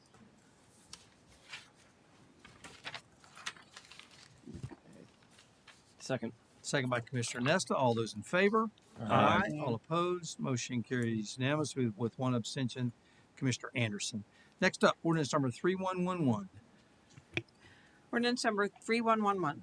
An ordinance of the City of Apopka, Florida, changing the zoning from MUESGT, Mixed Use Gateway East Shore, to RSF 1B, Residential Single Family Large Lot, for certain real property owned by Lutz David L. Life Estate, Lutz Mary T. Life Estate, Rem David M. Lutz, Rem Michelle M. Gregory, Poncan Pines Nursery, Inc., generally located north of Poncan Road, west of Poncan Pine Road, and Jason Dwelly Parkway, comprising of 21.43 acres more or less, providing for severability, conflicts, and an effective date. Any changes? Okay. Anybody from the public wish to speak on this one? Rod Olson, another 4217. Anybody else? Okay, if not close public hearing. Once again. Yep, got Commissioner Recusing Anderson myself. needs to recuse herself. So looking for a motion to adopt ordinance number 3111. So moved. Got a motion by Commissioner Smith, Second. second by Commissioner Velasquez. All those in favor? Aye. All opposed? Got, motion carries 4-0 with Commissioner Anderson abstaining from voting. Ordinance number 3124. Ordinance number 3124, an ordinance of the City of Apopka amending the Shops at East Shore PD Plan Development Zoning District for certain real property generally located on the northeast corner of Apopka Road and Keene Road, comprising of 27.99 acres more or less and owned by Shops at East Shore LLC, providing for directions to the Community Development Director, severability, conflicts, and an effective date. Any changes? Anybody from the public wish to speak on this one?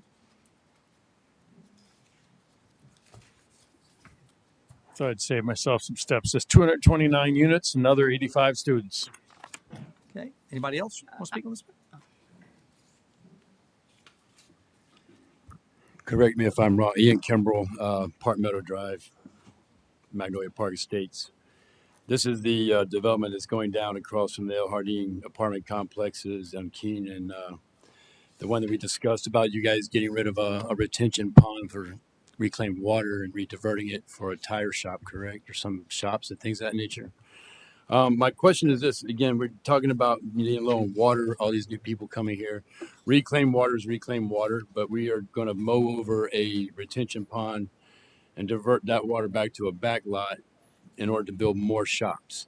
Again, that intersection, it's a 2-lane road with a very small turning lane into the apartment complex. I travel it quite often as I live just on the other side of the bridge. You have a lot of heavy construction going on, a lot of tractor trailers, commercial drivers coming down from the dumps from Keene, as well as QCD and all the commercial warehouses over there. Again, here we are waiting for the problem to exist rather than get ahead of it and getting the road situation taken care of. That intersection backs up like crazy. You have, again, one turn lane turning west into the apartment complex and a very short, not even a turn lane to turn left onto Keene coming from the hospital where all the tractor trailers come. I say this because when you come around that curve, it's very difficult to see any cars stopped stationary to make that left turn. And if it's just one or two cars there, you can't see it coming around the corner. You guys need to get ahead of that problem and fix that intersection before anything else happens, because there's going to be multiple deaths there. Tractor trailer is going to come around that down from the hospital, hit that S curve, and come around that corner and say, "Oh my gosh, there's cars stopped. I can't stop this 100,000-pound vehicle on time." There needs to be turn lanes. There needs to be widening of the roads there to handle the traffic that's already there, and then to also be there in place in time that the shops are open and the apartment complex that I believe you're going to build on the north side of that parcel. That also needs to be addressed with those people that are moving into that community. Fix the problem before it becomes a problem, please. You're going to have somebody's blood on your hands at that intersection.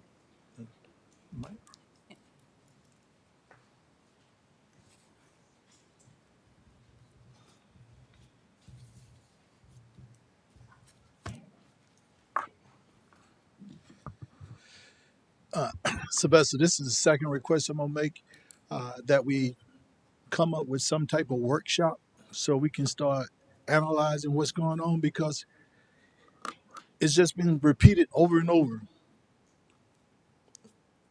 We sign the developments, we just keep signing. But at one point, everything that everybody's bringing up, it's gonna come full circle. So I made a suggestion, start a workshop. You just do a workshop for everything else. Start a workshop and say, hey, look, how can we get out in front of this? Because we already don't pass, the law has already passed where you can't do a moratorium. So where we at now? Are we going to keep being incompetent and just approving development without doing anything? And it's sad to hear residents come up and voice this, and when they sit down, you guys act like they didn't say anything. You act like a word haven't been said. I mean, we bring up some serious issues. What is it going to take? Another death before you listen? So if we can't stop the development and we know we got an infrastructure problem, how do we come up and say, hey, look, what is a reasonable way to attack this so it'd be fair to the city of Apopka and to the developers? We got to do that. And one thing about kids is going to take the least resistance to get to wherever they want to get. So if we do the common sense approach, well, we got this set up, they're going to take this route. Don't bank on that. And then I asked the questions, how many of you went out to these areas, to these sites, and actually look at what's going on? You come up here and you vote on it, but how many of you go out and actually look at this site so you can put a visual on it? What's the safety concern that you may see? But we come up here and we do the same thing. We do that blind faith and, okay, sounds good, let's sign it off. That's a problem. That's why I wanted a stipend for the commissioners, because it's a full-time job. It's not a part-time job. It is not necessary for you. It's for the ones that are coming after you. Because the city of Apopka, the residents, the family, they deserve better. You guys are planning for their future. You guys are the first line of defense for their safety. And it's a shame when you don't even go out to the site to see what they're going to have to go through.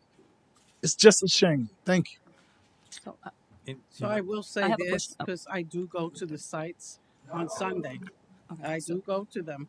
So I actually have a question for the applicant. So I actually did go by there, and unfortunately, I almost got in an accident. So I do have some major concerns about the safety and the incoming development that's coming to that area. I don't think the infrastructure is actually adequate, and I am really concerned about it.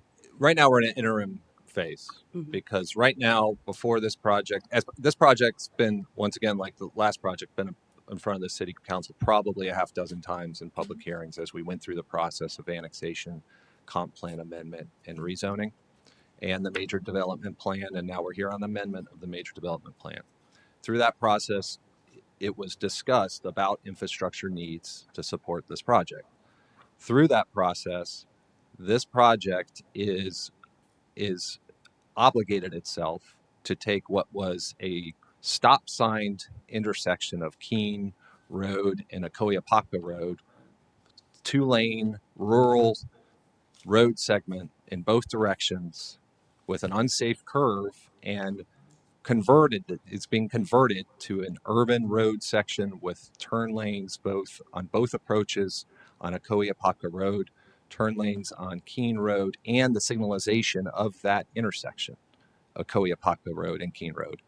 That signalization is not going to come after this project has been occupied and developed and been around for a few years. It's being built, and it's a requirement of the road agreement that the owner has entered into with the city, is that all those improvements have to be made before the first CO is issued for the project. So there's a lot of stuff being thrown against the wall. It's not all accurate.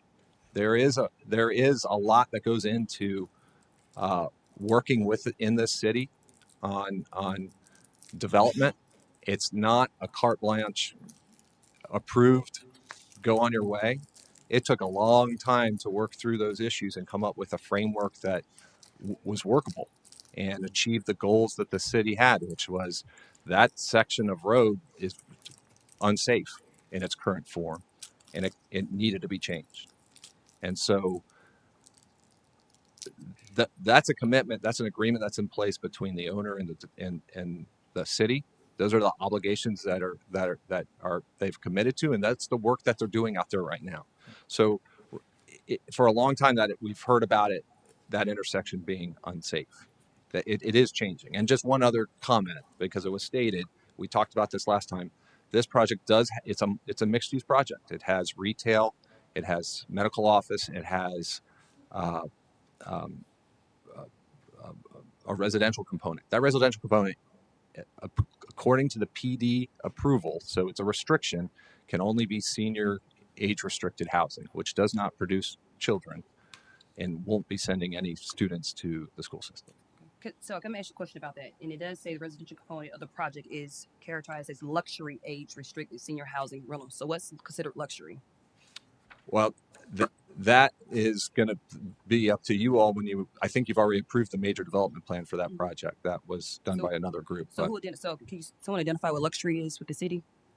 Does anybody know what luxury is? Didn't we go through a lawsuit to find that? No, I'm just saying. I know, but I'm just saying that facetiously. Yeah. Okay. Yeah, look, I mean, but just to be clear, that what's before city council today is an amendment of an area that was reserved for a stormwater area adjacent to Apopka Road at the time of rezoning, before any final engineering had been completed. The final engineering was done. It was determined that that stormwater pond was not needed to adequately serve the development. Once again, this is a closed basin, so it's held up to the higher criteria of having to have be able to reserve and treat 100-year, 24-hour event, and that's fully permitted. That's being constructed now, both through the Water Management District and the city. So, once again, this is just a minor amendment to a project that's already been thoroughly reviewed and approved. Bob, you want to come down? I mean, I know we've got some criteria. I know it's a little bit back loose, to the loose on the luxury, but yeah.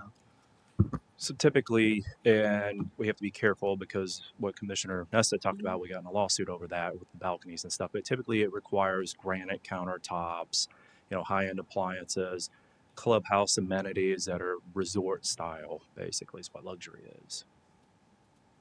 And where the proof would come in there is during now. I think with that project would be construction site plan approval that would have to be run through the city. So that's where the city would. And then just a round number is what is a traffic for a signalization there for three-way traffic? How much the cost of that? Yeah, it's north of $1 million just for that component. Okay. The road improvement's taking it from a substandard rural segment to an urban road with all the turn lanes, servicing both access points. Is, okay. In and the to confirm, millions. you as already well. stated this. I just want to reiterate it. Everything, all of those road improvements, including the signal, will all be completed prior to any CO being provided. Correct. Mm-hmm. Both on Keene, the frontages on Keene Road and the frontages on Apopka. Okay. All right. Thank you. All right. We go for a motion to approve ordinance number 3124. This goes with this here.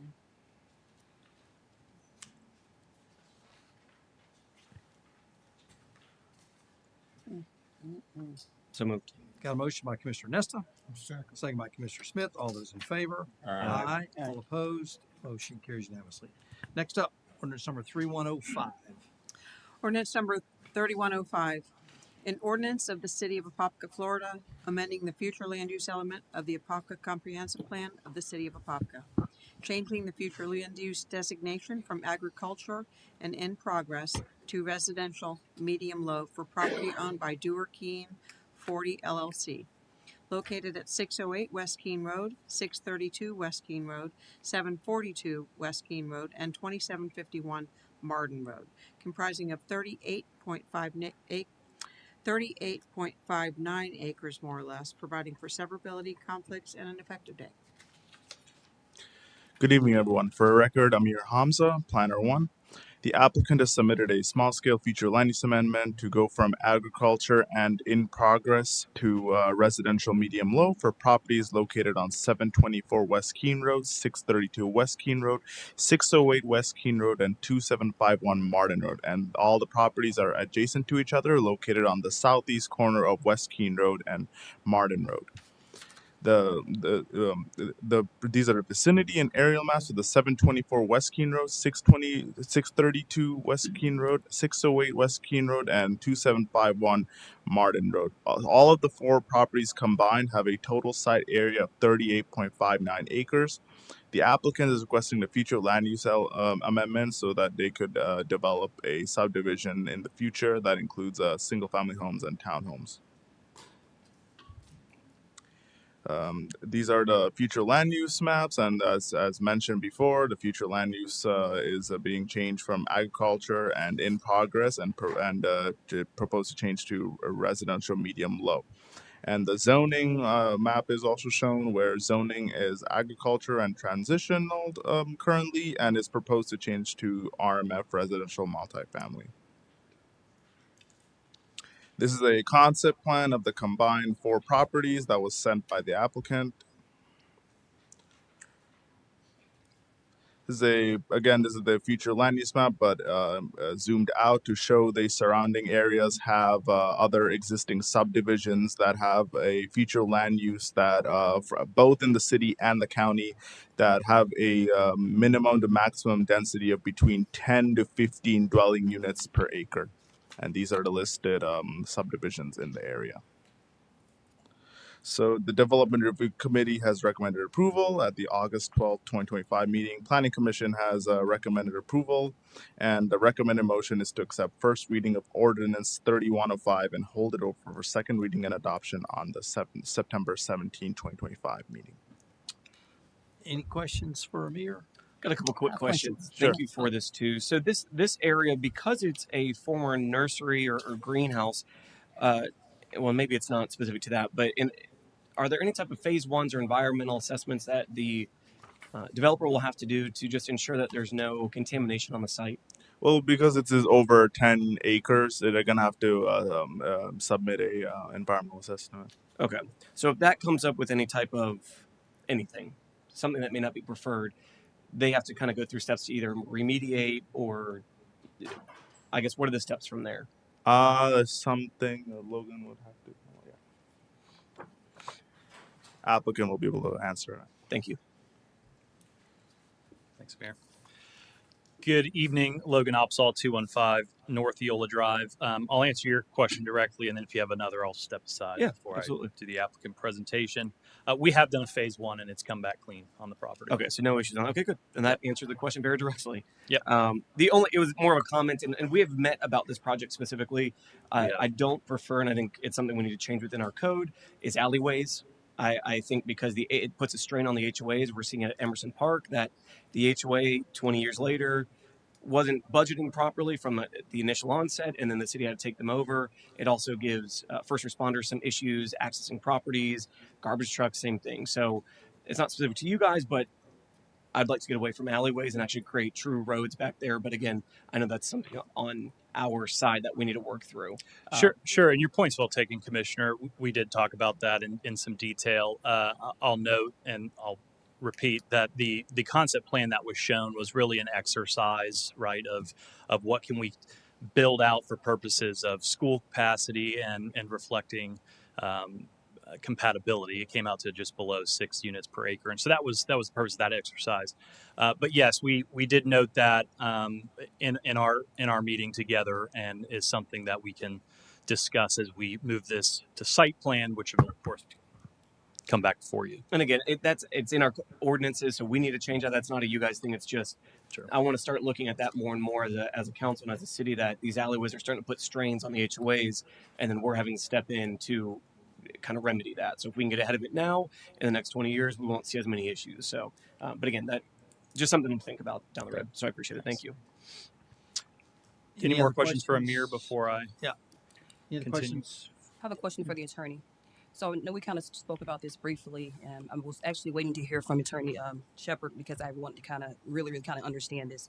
So in regards to quasi judicial, in regards to right now, I think one of the issues has been is that we're approving for more of a higher density now, and then once we do this, then we're kind of committed to approving additional agreements. So my question to you is this something where the council, this kind of at will, or this is something where legislatively we have to say yes to?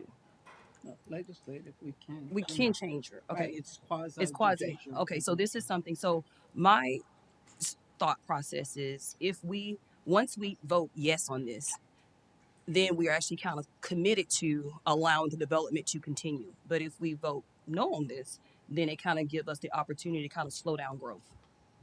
Well, you're looking at a future land use map amendment, which is different. That's a legislative item, and the standard is completely different for future land use amendments. That's a fairly debatable standard, which means that if it's denied, you just have to articulate a fairly debatable reason, and for your denial to be upheld. When it comes to rezoning, and you have a accompanying zoning, once the flume is in place or the future land use amendment is approved, then the applicant has the burden of showing that the rezoning that they're applying for is consistent with the future land use map, first of all.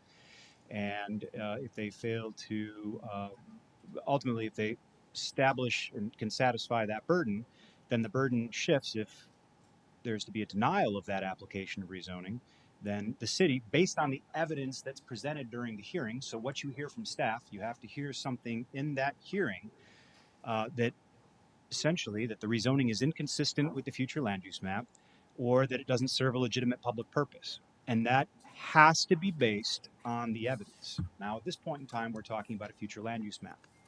So ultimately, as I said before, the standard is fairly debatable.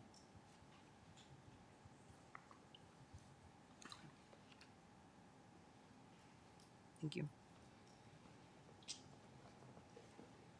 Any other questions for either Amir or the applicant? If I may, Mr. Mayor, make a few remarks. And thank you, Commissioner, for your comments. Appreciate Tell you what, why don't you hold to see if anybody want to speak, and then why don't you wait till after they got their name? Well, if you don't mind, can I just do a couple remarks, kind of case in chief, and then I'm happy to respond and answer any questions we hear. Thank you. But points well taken. You know, these are companion items. We have a future land use map amendment request, and then our zoning request. So one's planning, future looking, legislative, as you noted. And so I think this map is helpful when we consider those things. Even in the previous presentation, we talked a lot about the improvements that are going on out there. And these nearby developments with under a mile, which have your maximum densities at 15 dwelling units an acre. The request before you caps densities at 7.5 units an acre. And so I just think it's helpful from a planning perspective to look at this map and the surrounding areas, future growth, when we're talking about those planning mechanism. I touched briefly on that concept plan to further illustrate that even when you put as many units there as possible, which we did that exercise in conjunction with staff and some of the in-person meetings that we had, just to illustrate that even then, fully compliant with code on a zoning perspective, and ultimately it will come back for you for site plan as well, that was under 6 units an acre. And so that's why we did those kinds of things for exactly the points that you raised. So thank you for those comments. The only other thing I'll note is really just the infrastructure area. If we can zoom out a bit and look at this map, you know, it's bounded by 429, 414. Again, from a planning perspective, this Keene Road area and how to plan for it and develop it. These are the types of considerations that are before you. And one of the things, and again, this will come back before you on site plan. It's going to come back before this body. When we talk about all these road improvements, one of the things that we're accommodating is also right-of-way dedication for to effectuate a roundabout there on Keene Road, which we know has been contemplated at length as well. So all of those things are being taken into account on the front end, which is in the spirit of a lot of the issues that were raised today on all the agenda items. So with that, I'll leave it there, and then I'm happy to respond to any specifics. I'll conclude by saying we do have an Orange County Schools capacity letter, which confirms available capacity. So thank you. Anybody from the public? That equates to Rod Olson equates to 289 units, 108 more students. And as I stated before, and for the record again, Orange County Public Schools once in 20 years has said no to development, even though we had hundreds of portables on our campuses. Thank you.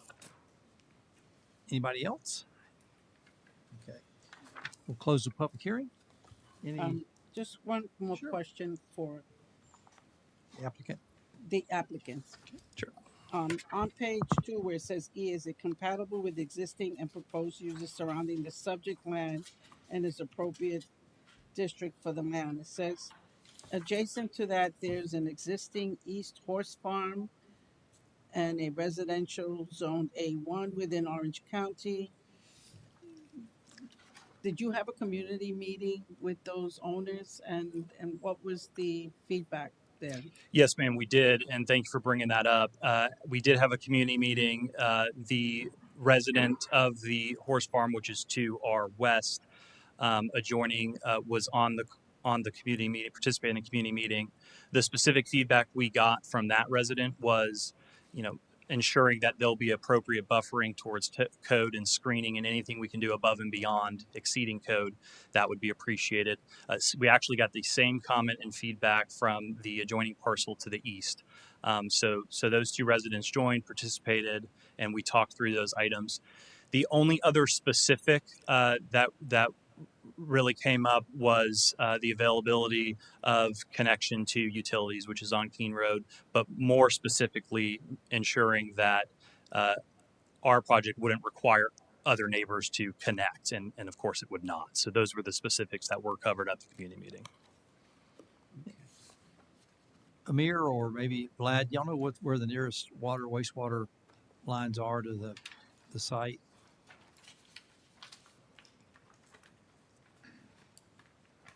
Good afternoon, Vladimir Simonovsky, Public Works Director. From my recollection from the informational meeting, all the utilities are in front of the property along Keene Road. I do remember there's actually a master lift station right in front of the property, so that has a 16-inch force main on the south side of the road, and I believe there's a 12-inch water main on the north side and a 48-inch along the north side of the road as well. Thank you, Vlad. Appreciate it. Okay, close the public hearing and look for a motion. So moved.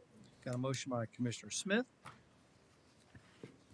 Second. Second by Commissioner Nesta. All those in favor? Aye. All opposed? Motion carries unanimously. Next up, ordinance number 3106. Ordinance number 3106, an ordinance of the City of Apopka, Florida, changing the zoning from agriculture, and T transitional to RFM residential multifamily for property located at 608 West Keene Road, 632 West Keene Road, 724 West Keene Road, and 2751 Martin Road, owned by Dewar Keene 40 LLC, comprising 38.59 acres more or less, providing for severability, conflicts, and an effective date. For the record, I'm Amir Hamza. So the applicant is requesting a rezoning from agriculture and transitional zoning to RMF residential multifamily zoning for properties located at 724 West Keene Road, 632 West Keene Road, 608 West Keene Road, and 2751 Martin Road. And again, it's located, all four properties are located on the southeast corner of West Keene Road and Martin Road. These are the vicinity and aerial maps of the four properties, and again, the total site area is 38.59 acres. And the applicant is requesting the rezoning to be able to develop a subdivision in the future that includes single-family homes and townhomes, and to match with the future land use, proposed future land use. And as mentioned before and shown on these maps, the future land use is agriculture and in progress, and the proposed to change to residential medium low, and the zoning is agriculture and transitional, and proposed to change to RMF residential multifamily. This is the same concept plan that was sent by the applicant that was shown in the future land use amendment. It's the same map showing the surrounding area with the listed existing subdivisions that have a density between 10 to 15 units an acre. The Development Review Committee has recommended approval. The Planning Commission recommended approval at the August 12, 2025 meeting, and the recommended motion is to accept first reading of ordinance number 3106 and hold it over for second reading and adoption on September 17, 2025. Any questions for Amir? I saw that it says mail notices to adjacent property owners. Did anybody come? Did any of the community, the property owners, respond to this development?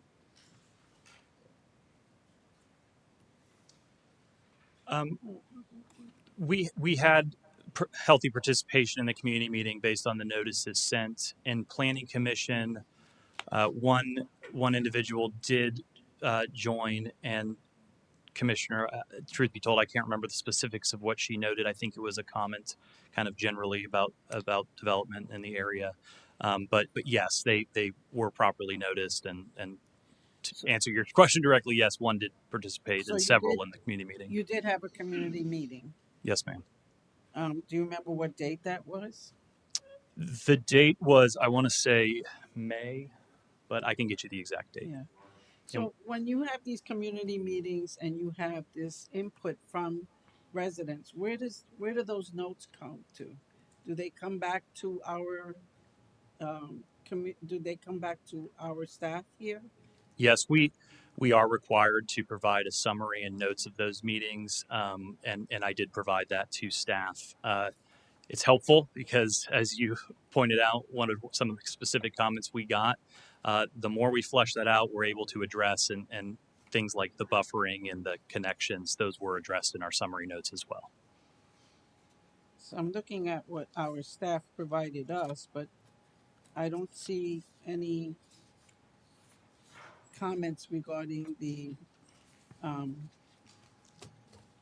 community meeting. Would that be possible for our staff to be able to provide us that as an extra, just so that we understand that as we're approving it, that the community, if a community meeting was held, just for us to be able to kind of read what the neighboring community residents are for it, or what were some of their concerns, so that we can address that. Yeah, we usually on every application we have the evidence that a community meeting was held. So in the project file, I can look to that and send it to you through email. Mm. Well, I think we can add that, I guess, to the packets kind of moving forward. I think that would be helpful, just so everyone's on the same page. So it's not just individual emails, just everyone's on the same page of what the feedback was from the neighboring property owners. Yeah, we'll start including those in agenda packets like we do with the advertisements. Excellent. To prove Thank that you that's so been much. held. I appreciate, yeah, thank you. I appreciate that. Any other questions, Commissioner Bosco? No, I have no further questions. Okay. All right. Any other questions for the applicant or for Amir? If not, anybody from the public wish to speak on this one? Rod Olson again, and this is the 289-108 as it was with the previous one. Been looking at 3010, 3011, 3022, 3023, in addition to this 301, I can't see 5 and 3016 are examples where you, as a commission, can slow growth. If you did the amendment first and push it to another meeting and then go to the zoning, you are making it convenient for the developers as opposed to convenient to the taxpayers and all the overload issues that we're dealing with. Thank you. Anybody else? Ian Kimbrell, Magnolia Park Estates. I was just looking at Google Maps here, and I'm looking at this is a big, gigantic nursery, which I'm assuming has probably utilized quite a bit of fertilizer and agricultural products on the ground. I wonder if there's any study that's been done on the soil He said that has been completed. All right, I must have missed that. I apologize. And then the horseback riding farm that's right next door, I'm sure they're going to be really pleased to have a gigantic community move in right next door to them as well. So. Thank you. Anybody else? If not, close the public hearing. Look for a motion to approve ordinance number 3106 and hold over for second reading and adoption.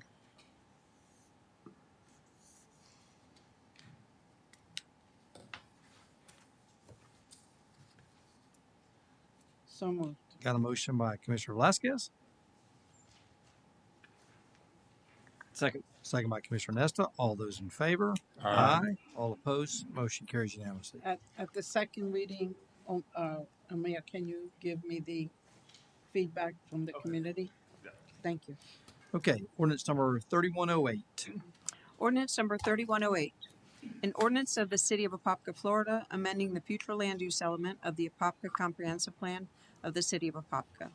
Changing the future land use designation from county rural to rural settlement for certain real property owned by PMS1 REO LLC, HMF LLC, Charles P. Stallings, Kim L. Stallings, Ewell E. Stallings Jr., and Crystal Denise Stallings, located on the northwest corner of Onditch Road and State Road 453, State Road 429, comprising of 196.83 acres more or less, providing for directions to the city clerk, severability, conflicts, and an effective date. Good evening, Jean Sanchez with the Community Development Department. This is a request to accept the first reading of ordinance number 3108, amending the future land use designation for Ondich North from county rural to residential estate. Subject properties are located on the northwest corner of State Road 453, 429, and Ondich Road, approximately 196.83 acres in size. The applicant requests a future land use map amendment from Orange County's rural to City of Apopka residential estate to allow low-density residential development with enhanced open space preservation in accordance with the city's comprehensive plan. The subject property lies within the northern planning area of the JPA, Joint Planning Area, characterized by large lots and tracts of open land with minimal existing development. The proposed amendment is intended to facilitate a clustered single-family residential development that will provide a transitional density between the Kelly Park interchange to the south and the surrounding rural lands. The DRC recommends approval of the future land use amendment. At its meeting on August 12, 2025, the Planning Commission unanimously recommended approval of the change in future land use. Therefore, the recommended motion is to accept the first reading of ordinance number 3108 and hold it over for second reading and approve transmittal to the Florida Commerce. Staff and applicant are available for questions. Okay, any questions for Jean? How many total properties are they trying to develop on this? It's one per acre. Are they maxing that out? It's 1-to-1, yes, so it's 196. Total 196. Okay. It says 199. I'm sorry? It says 199 on here. Oh, apologies. There was some confusion with property appraiser had it at 199 when you actually did the survey. It was 196. Because you guys are carving out a small portion, correct? That's not, you're not retaining a portion that you're buying. You're leaving that with the owner, correct? On the west side, there's a portion that Is that the current difference? No, it's just a survey difference. Gotcha. Okay. Sometimes the property appraiser was off a little bit. Understood. Just made a difference. Any other questions for Jean or for the applicant? Anybody from the public wish to speak?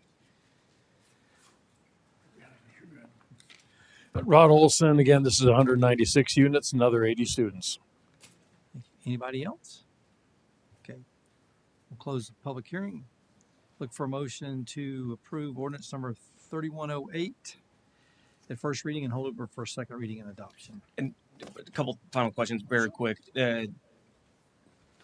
If I read this correctly, approximately 50% is going to be open space. Greater than. So yeah, that's the commitment is that it's greater than 50% open space.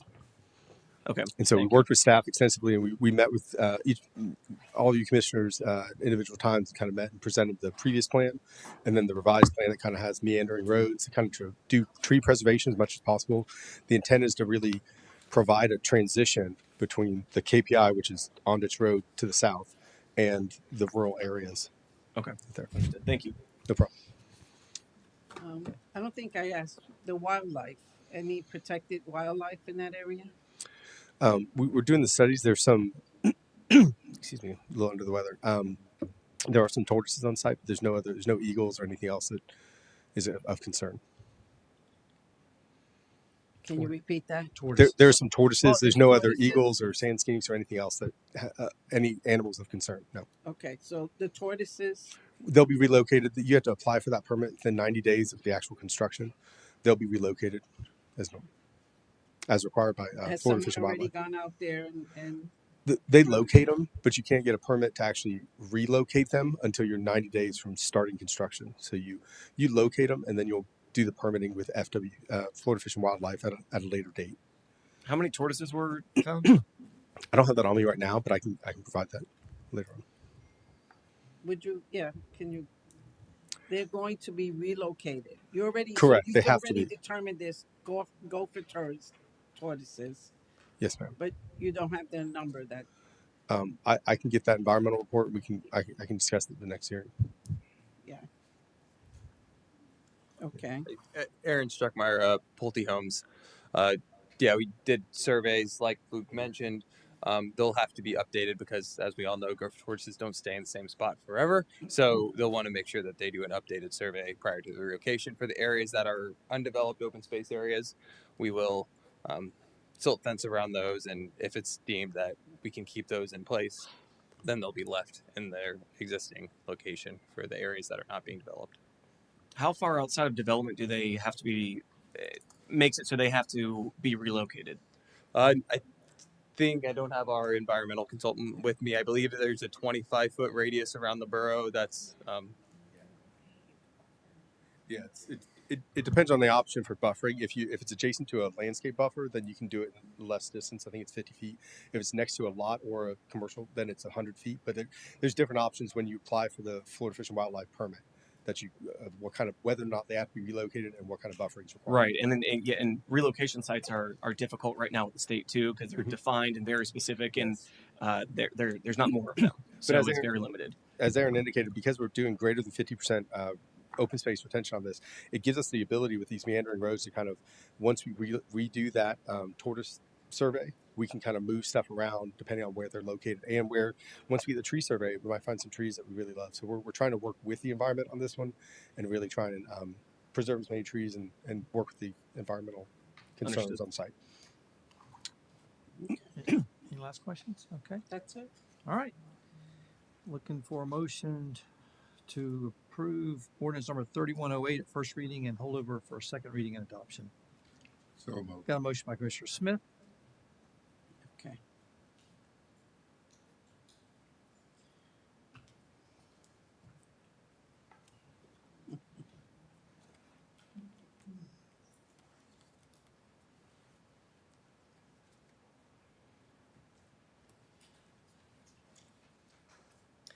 I didn't vote yes for your annexation, but now that you're here, and I appreciate the 50% plus of open green space, so I will second that.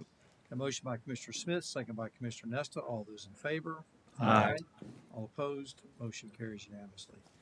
Next up, ordinance number 3119. Ordinance number 3119. An ordinance of the City of Apopka, Florida, amending the future land use element of the Apopka Comprehensive Plan of the City of Apopka, changing the future land use designation from county industrial to city industrial for certain real property owned by MG88 Central Florida Cold Storage II LLC, located at 2424 and 2428 West Orange Blossom Trail, comprising of 0.38 acres more or less, providing for severability, conflicts, and an effective date. For the record, Amir Hamza, and the applicant has submitted a small-scale future land use amendment that will go from county industrial to city industrial for properties located at 2424 and 2428 West Orange Blossom Trail, just west of Albert Avenue and east of School Street.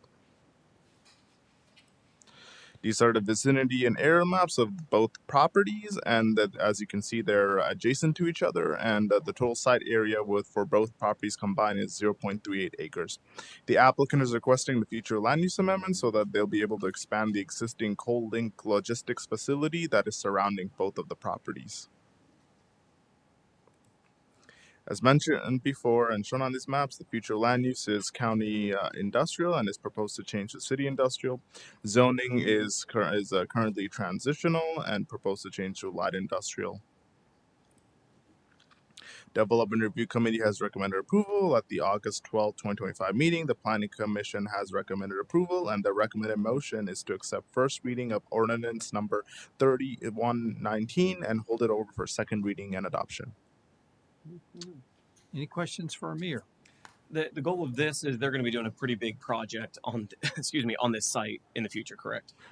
Basically, there's already an existing facility surrounding the two properties. They just want to expand the facility, so they're going to use the two properties that are there that were annexed into the city, so that they'll be able to expand in the future. Okay, and then with that, they're agreeing to do some off-site road improvements, correct? To my knowledge, I know that they're trying to do improvements on the Mayflower Road, but for more information, I would ask our transportation coordinator, Bill Wharton.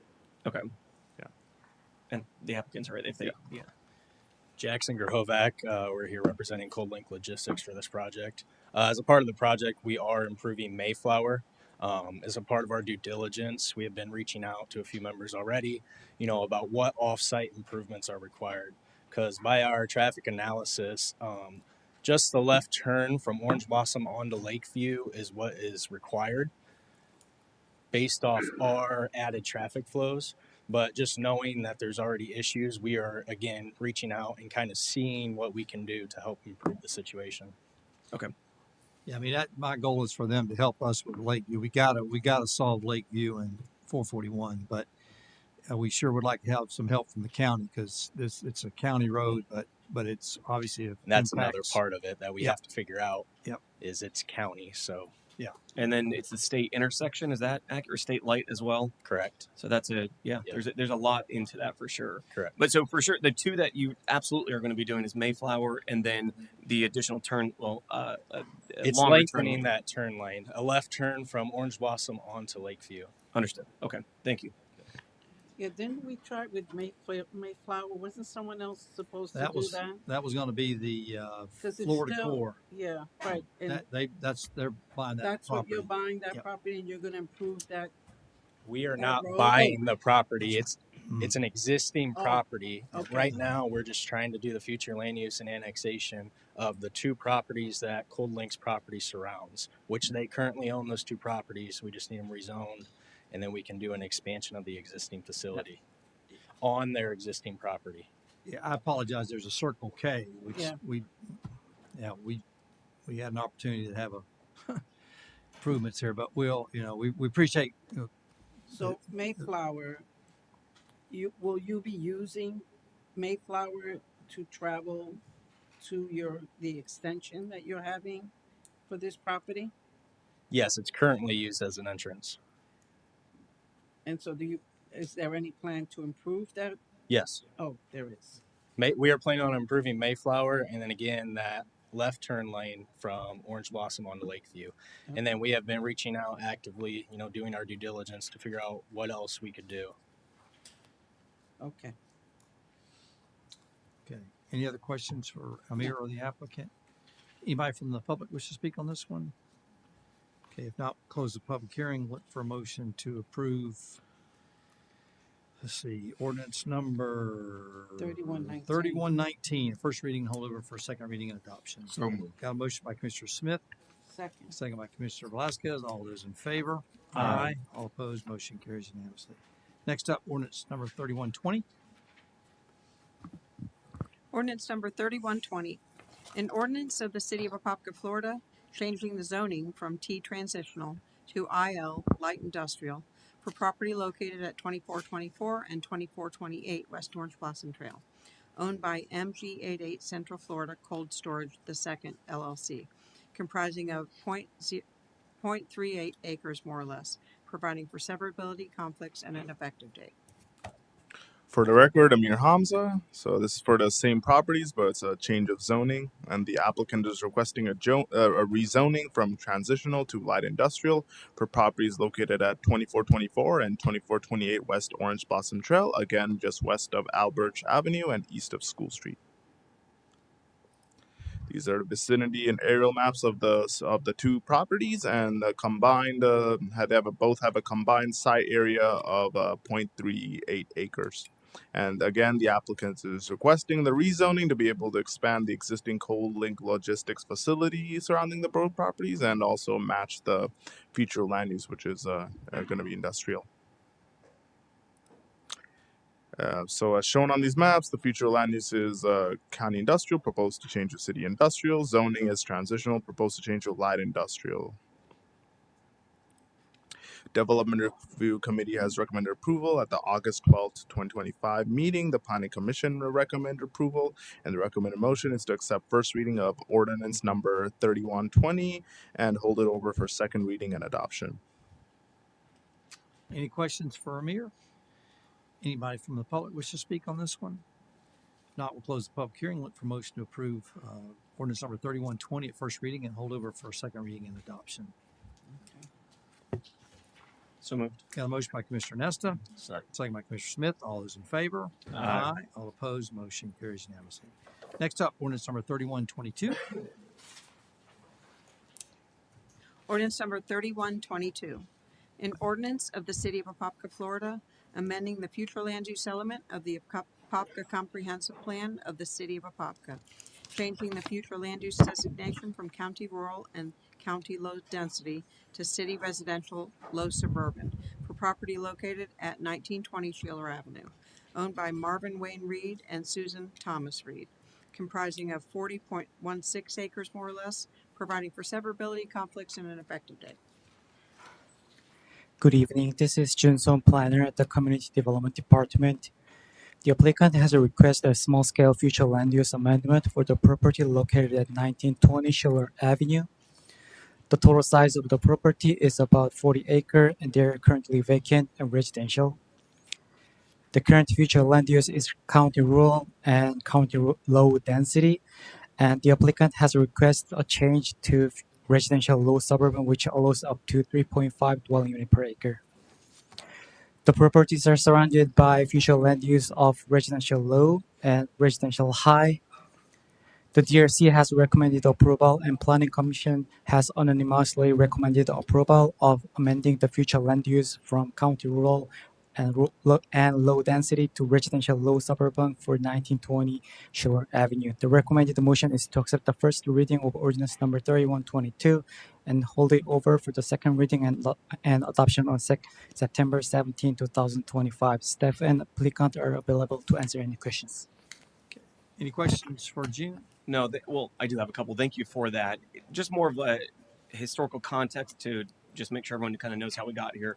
This was Orange County. We annexed in, and it helped reduce an enclave. So reducing an enclave then helps us to create efficiencies in our services that are offered. That's the reason why we usually don't want to do that. So now they're applying a use that would apply to the city versus what was with the county. Yes. And does it match with that? What was in the county side? Counties was county rural and county low density. County rural allows like 1 dwelling unit per 10 acres, and county low density allows 4 dwelling units per acre. Based on the calculation, before annexation, it was allowing 80 single family units on this property, but right now it allows 140 single dwelling unit per acres, and the development proposed 115 single family dwelling units per acre. Okay, thank you. And the project to the south, that one's has a higher density than what they're requesting, correct? Yes. Okay. Okay, thank you. Any other questions for June? Anybody from the public wish to speak on this one? Yes. Sure, come on. Been waiting patiently. Yeah. Well, I've learned a lot today. That's what. Sharon Lusk. I'm at Royal Oaks Drive. My property, I've lived there about 20 Royal Oaks Estates. My property backs up to Schiller. I've been there like 28 years. The traffic on Schiller has just exploded. And the access to the 414 to and from, I mean, they use Schiller to do that, and they come flying down through there to get onto 441, where Schiller intersects, takes 5 light changes right now. That's concern. I can't even imagine 140 more homes in that area. That's just incredible to me. So I couldn't just agree more. expressing my frustration. No, there's about 4 or 5 intersections in Apopka that It's some horrible. of them are mostly county. That's a county intersection, just so you know. It's the intersection of Schiller and 441 is a county intersection. We get that a lot on Schiller. We get that flooding issue on Schiller is a county issue, not a city issue. If the sidewalks need repaired inside of our neighborhood, it's a city issue. But if the one outside behind my wall on Schiller Avenue, it's a county issue. We never know who to talk to. And sometimes when you call the city and the county, they don't know, and they're sending you back and forth. So I get it, but I'm really frustrated with all the growth and all the traffic. And do we have your contact information? I don't think so. I didn't know I If was you going would give it to us, we've got our traffic engineer, traffic coordinators here with us, and at least he'll give you the, like, some roads we have the sidewalks and not the road. Sometimes we have the road, not the side. So And and we'll at least give you the lowdown on Schiller and also Apopka the property Boulevard. we're talking about, there is no sidewalk on that side of Well, Sheila I'm at just, all, yeah, is what I'm saying. So yes, that's ma'am. a Well, concern as well. that'll have to be as a part of that. Yep. Okay. 21%. Rod Olson, 141 units, 53 more students. I'm David Dury. I live in Sheila Oaks. Same, I just want to reiterate, traffic there, it's 2 lanes. We replace a wall about once a month, and there's no sidewalks. Just a lot of low-density housings. It's 115 more houses. That's a lot. Plus the property next to it's going to sell soon, and their property. It's a lot going on. Thank you. Yeah, thank you. I'm understood. Yeah, it's that intersection is horrible. I haven't noticed the intersection going back to the 414. I didn't know that was equally as bad, but understood. Yeah. So we've got to make some progress, and working with the county has been challenging at best. And so there's 4 or 5 intersections, Plymouth Sorrento Road and 441, another intersection that's a county intersection that could use some major improvements, but. So no. Well, can we discuss with the county and just say, hey, there's some issues with the Sure. timing of the lights, and now there's more traffic here. We need to maybe reassess it. Sure. I mean, can we have our traffic coordinator reach out, I guess, just to start that conversation?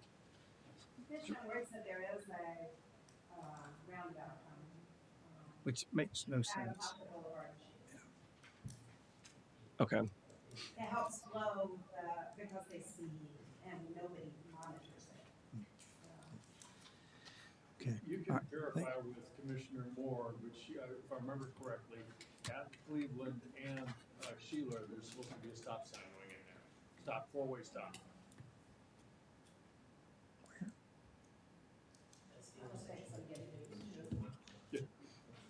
Okay. All right. Thank you. All right. Anybody else from public? Jonathan, you? Okay. Okay. So, Bill, if you'll give the gentleman in the back, if you'll give Bill your information as well, he'll be happy to get. Okay. Gotcha. All right. Okay. We'll close the public hearing. Look for motion to approve ordinance number 3122 at first reading and hold over for second reading and adoption. This is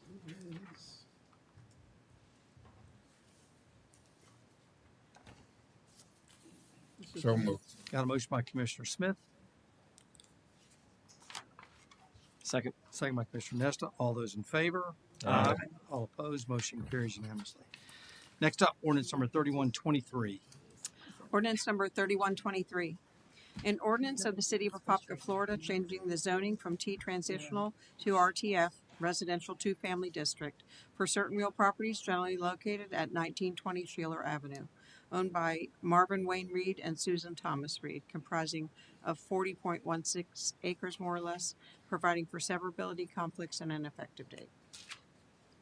For the record, this is Junson Planner. The applicant has requested a rezoning of the same properties located at 1920 Schiller Avenue.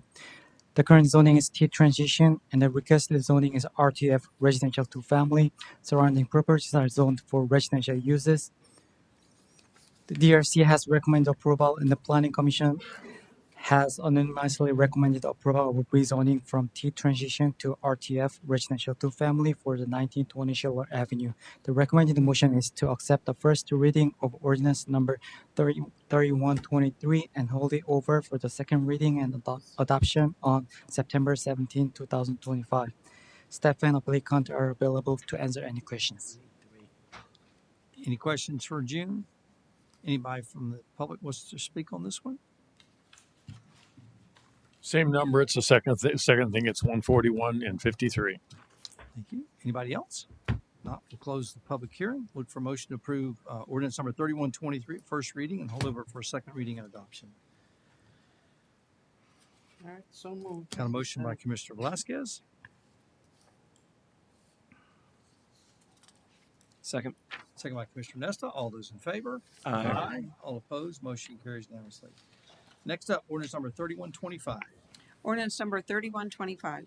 An ordinance of the City of Apopka, Florida, amending the future land use element of the Apopka Comprehensive Plan of the City of Apopka, changing the future land use designation from county low density to city residential low suburban for certain real property owned by Palucci Acres LLC, located on the east side of Vic Road, approximately a quarter of a mile north of the intersection of Vic Road and West Lester Road, comprising of 39.85 acres more or less, providing for severability, conflicts, and an effective date.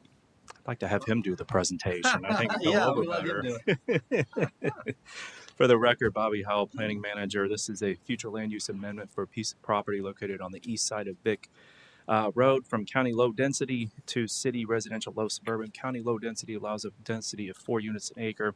City allows 3.5 dwelling units an acre. Applicant is requesting the future land use amendment in order to develop a portion of a planned development consisting of single-family detached and townhome units on the subject property.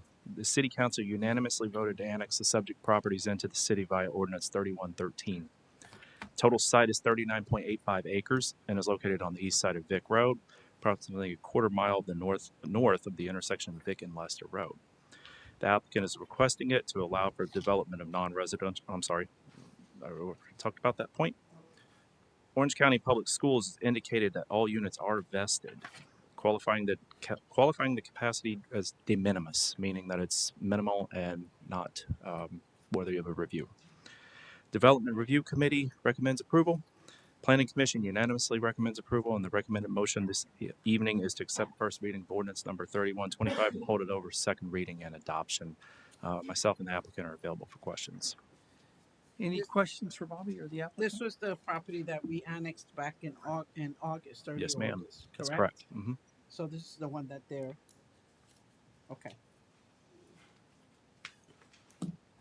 Any other questions for Bobby or the applicant? This one will have to have a habitat study as well, correct? Yes, your comprehensive plan says anything over 10 acres requires that. Has that been done yet? Do we know? That's required with the submittal of a development plan. So this isn't a development plan at Gotcha. this So point. Yeah. we'll have that later on. Okay. Understood. Thank you. And did they have a community meeting as well? Because I know Yes. there's a nursery next door. They've had multiple community meetings. Multiple, okay. Yes. All right. Any other questions for Bobby or the applicant? Anybody from the public to speak on this one? Rod Olson, and 139 units. There's another 52 students. Today, as of this last ordinance, you've approved over 1,000 units. That's 395 students, or in Orange County Public School terms, that's 20 trailers. We are better than this. We need to look at it. 2 roundabouts on Poncan Road with the addition of over 2,200 vehicles is not going to make it work for Poncan. Anybody else from the public wish to speak? Not close the public hearing. Look for a motion to approve ordinance number 3125 at first reading and hold over for second reading and adoption.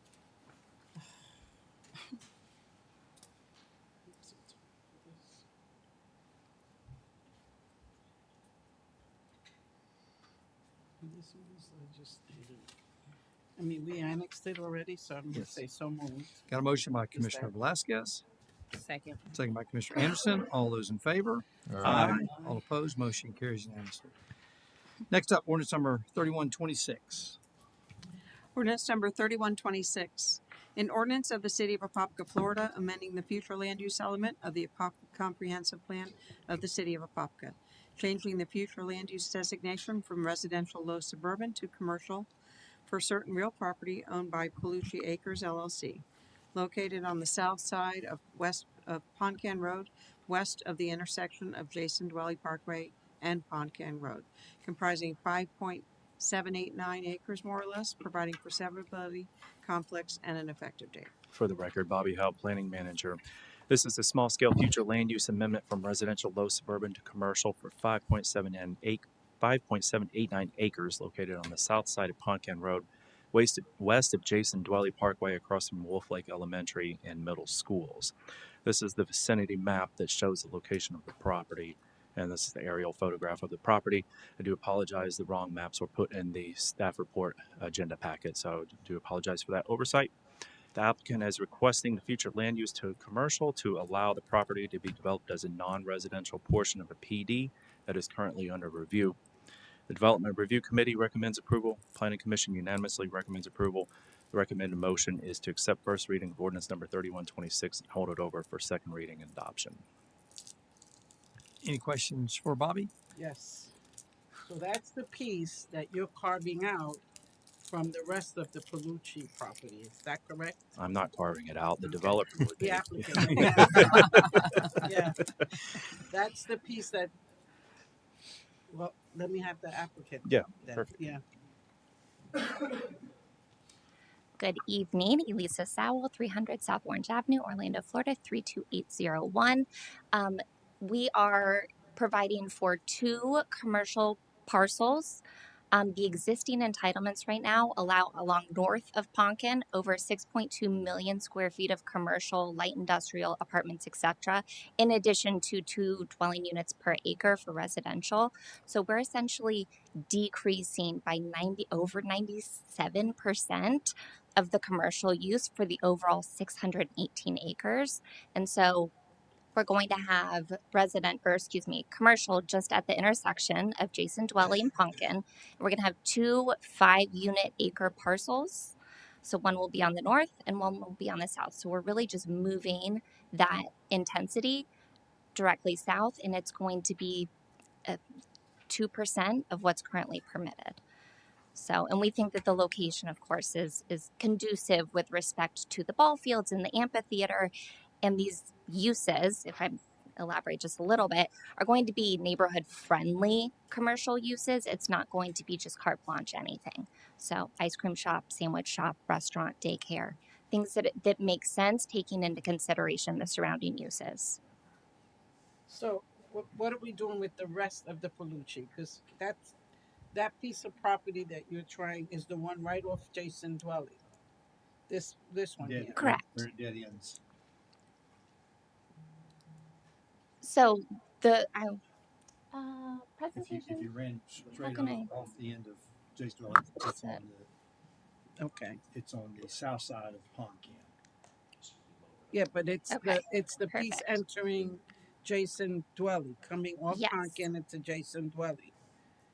Okay, so if I could show you, this is the, excuse me, 3126. okay.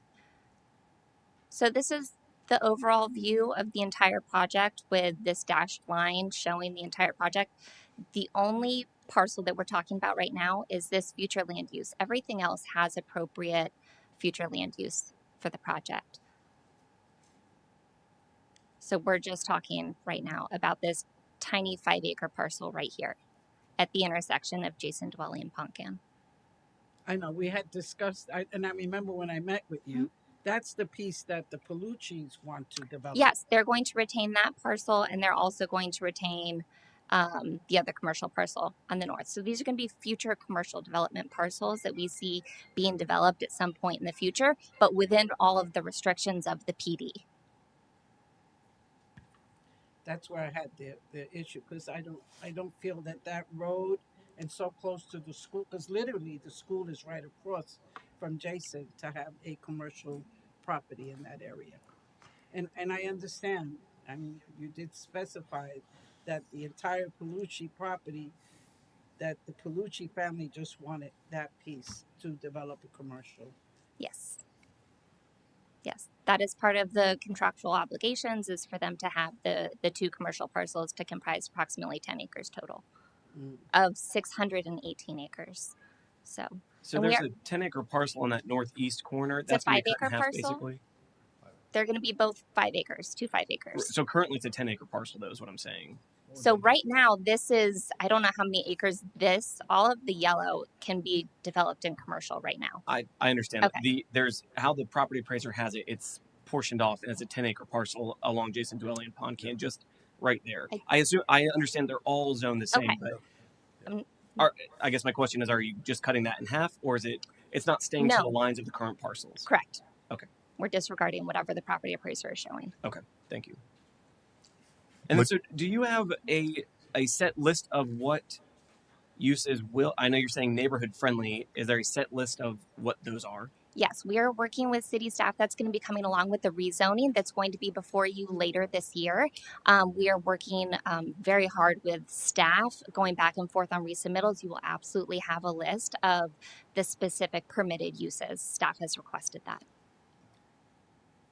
I mean, I think it'll be a great asset, but it's got to be, like you say, it's got to be really Absolutely. managed as to what we want there that will benefit not only the community but the Northwest complex, which I think there's a lot of synergy that could come with a nice, commercial venue. I don't know what that A is. very But tailored, yes, quality correct. commercial development, understanding that there is a school right there. And so we are absolutely taking that into And consideration. internet back in the back will help you find something that will be very appropriate for that location.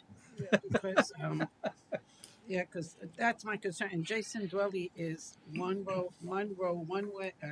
way each way. It's a small road, and it's really heavily traveled by our residents in Rock Springs Ridge and some of the new developments further up. We have the Kelly Park School, we have the Wolf Lake, we have the ball fields there. We're also going to kind of improve and put pickleball courts there. I'm just, I'm really on the fence about approving this for commercial. I really am, because I travel that road every day. And I can completely understand that with the trips that are being put on Ponca right now. But recall, what we're really asking for is a down zoning, I would call it, from that 6.2 million square feet that's currently allows gas stations, hotels, apartments. All of that's currently, like, it wouldn't even come before the council. It's currently allowed by entitlement. But that was done, like, I'm going to say, be facetious, 100 years ago. Yeah, 96 is when it was done. But and I understand the concern with that. What we're trying to do is restrict those uses. And the things that we've heard at our 3 different community meetings we've done is that we don't want gas stations, we don't want apartments, we don't want some of the other, like, dollar stores and different things like that, tires, drive-through, or tire auto repair, drive-throughs, things like that. So we're trying to work with staff to really restrict what is allowed, that is currently allowed on all that 80 plus acres on the north side of Poncan. And so we're really kind of what I would consider a down zoning of this, and putting that commercial in an area that a lot of the community in our discussions with them say they want some commercial. They want things that make sense. Like a daycare would make a whole lot of sense across from a school. Kids wouldn't have to walk very far at a signalized intersection. You could do coffee shops, you can do dry cleaning, you could do a small strip, little restaurant, mom and pop would do great at adjacent to, or an ice cream shop adjacent to all those the ball fields that are absolutely slammed every weekend. Where would they be entering from? Jason Dwelly? The signal of Jason Dwelly, you would add a south leg to Jason Dwelly with that commercial, depending on what type of commercial goes in. I'm going to ask the attorney, as a staff, can we restrict what goes in with commercial?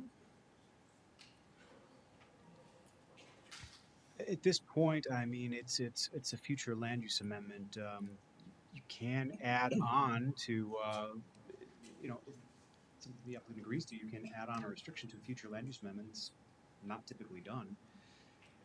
But that's something that you can address further on down the pipeline once you get to zoning. So I would like to jump in there and just clarify that we have currently submitted restrictions on the permitted uses and the uses that are not permitted. Those will be in connection with the rezoning, but staff has an existing proposed list. In addition, for anything like a dollar store, for example, things that the city isn't going to have us be putting in our PD rezoning that's approved, we have an agreement with the seller that they are going to record a document that restricts those kinds of uses.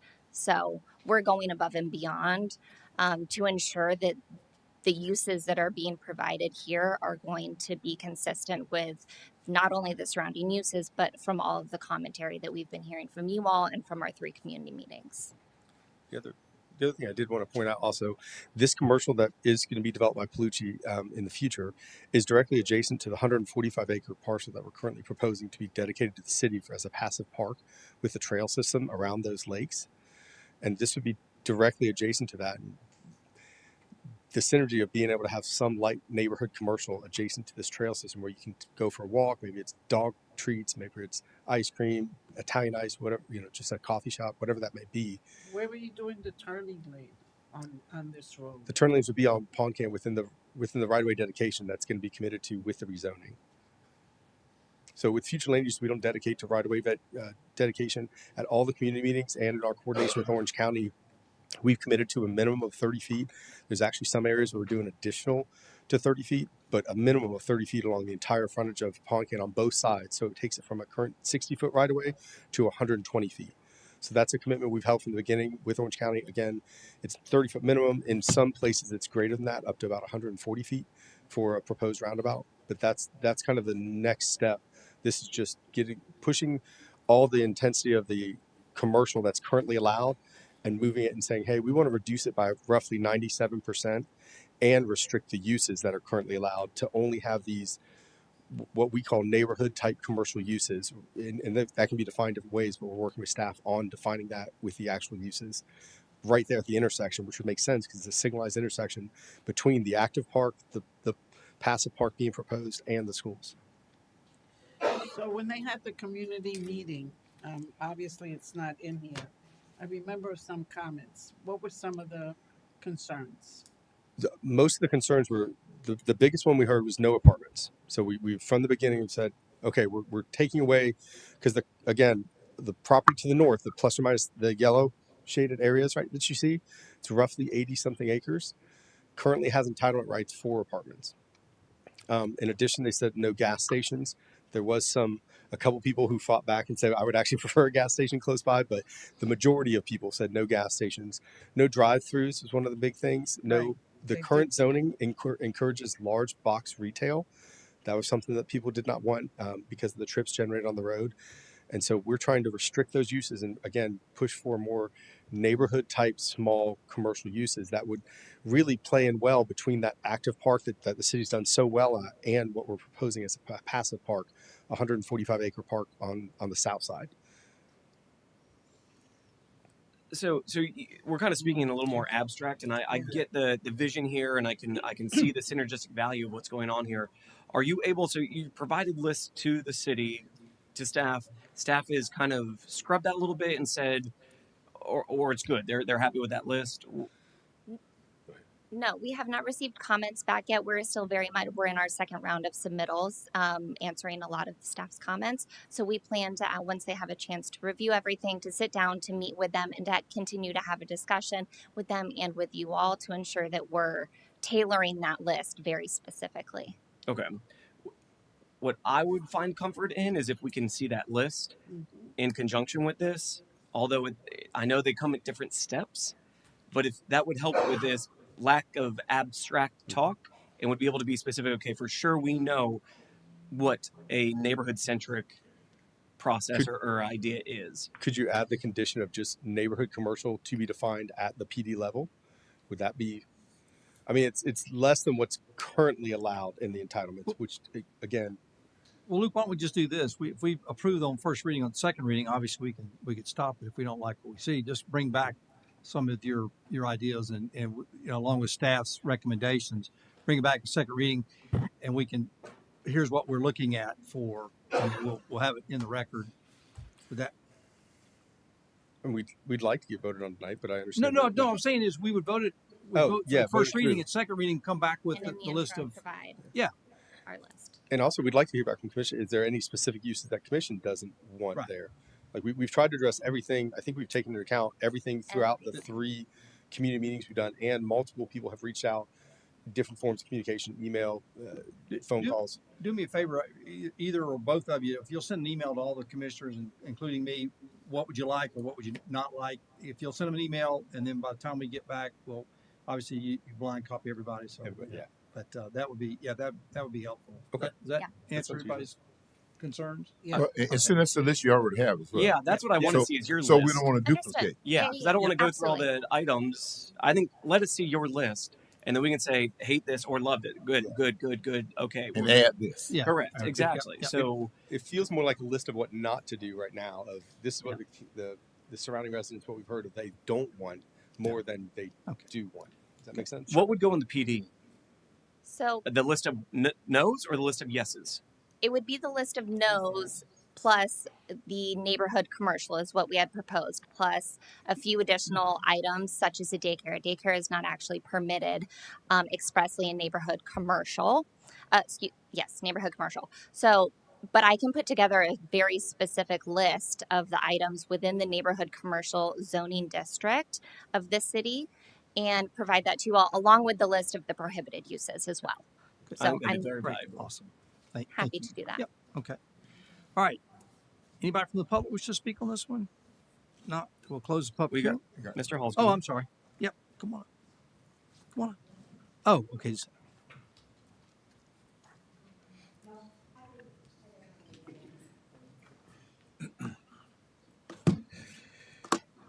As I was Sylvester Hall, as I was sitting back there, Rock Spring Ridge is right there, and the back entry, I take Jason Dwelling just about every day, and I'm trying to think just in my imagination, what commercial property would fit back on that street. You got the school. Well, once you turn it off Pond Can, you go on down. You got the school, and this residential area. You got the park. And I'm trying to think in my heart of hearts, in my mind of mind, in a residential area, what would be appropriate on Jason Dwell. Now, the daycare was raised. Yeah, I can see a daycare. I can see that. But I'm hard pressed to see anything else. If you turn on Pond Can and you drive down all the way down to Kelly Park Road, that's not a quote unquote commercial area that you want to see developed. And I'm quite sure my residents at Rock Springs Ridge would think the same way. And now recently, I guess coming in on Brush, my wife brought it to my attention that was planning on putting some baseball fields over there. I got to go back and rethink that because I know most of the residents in Rock Springs Ridge is really not aware of that. And that's the problem that we have, and it's not you guys' fault. Too many people don't come out. Once you come in here and you have your personal agenda that you want to get passed or want to get done, you're out of here. You don't care about anything else that's happening in the community. And that's the problem that we have. And so we got over 1,300 residents. And if you go over there and you ask them about having commercial on Jason Dwelling, I guarantee you're going to have a fight on your hand. But if the people don't know, it's get passed on and pushed on. So if you're bringing this, you want to do commercial, be straight up front. What do you want to put on there as commercial? Why are you bringing this motion up? What is it that you want to put on Jason Dwelling? And be upfront about it. So we pass it and we say, well, this can go in there, that can go in there. Then we slip it underneath the rug, our true intentions. I challenge each one of you to drive down Jason Dwelling Road from Pond Can to Kelly.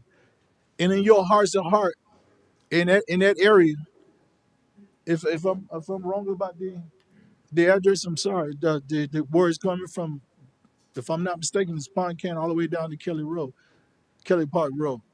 That area, ride that area, and then think in your heart of hearts, is that a place for commercial activity? Anybody else?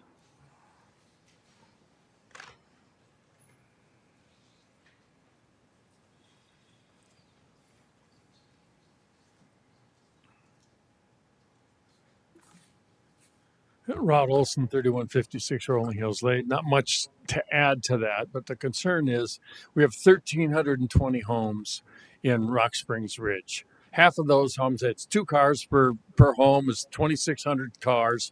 Half of our development, so the 1,320 come out onto Jason Dwelling. Adding additional commercial there, in addition to, in Palucci Acres, to over 2,000 additional vehicles in front of schools, not good. Anybody else? If not, we'll close the public hearing. Look for a motion to approve ordinance number 3126 at first reading and hold over for second reading and adoption. Are we able to, I guess, how difficult would it be to get that list? I mean, if we table this till the 17th, can we get the list by then and then I don't like doing first readings and then Right. hopefully everything happens by the second reading. So So I don't prefer to do that. I would request this as a future land use amendment, and we are going to absolutely be before you a number of times with respect to the rezoning with the PUD, which is going to contain that specific list. I'm very happy to provide the list for you tomorrow, but I would absolutely request if we could move forward with this first reading onto the second reading so that we can keep this moving. And this project is, again, we're going to be before you a number of times. So, and we have contractual deadlines and obligations that we have to meet as well. So I understand. I don't feel super comfortable approving it without getting those details. again, it is your neighborhood commercial zoning district.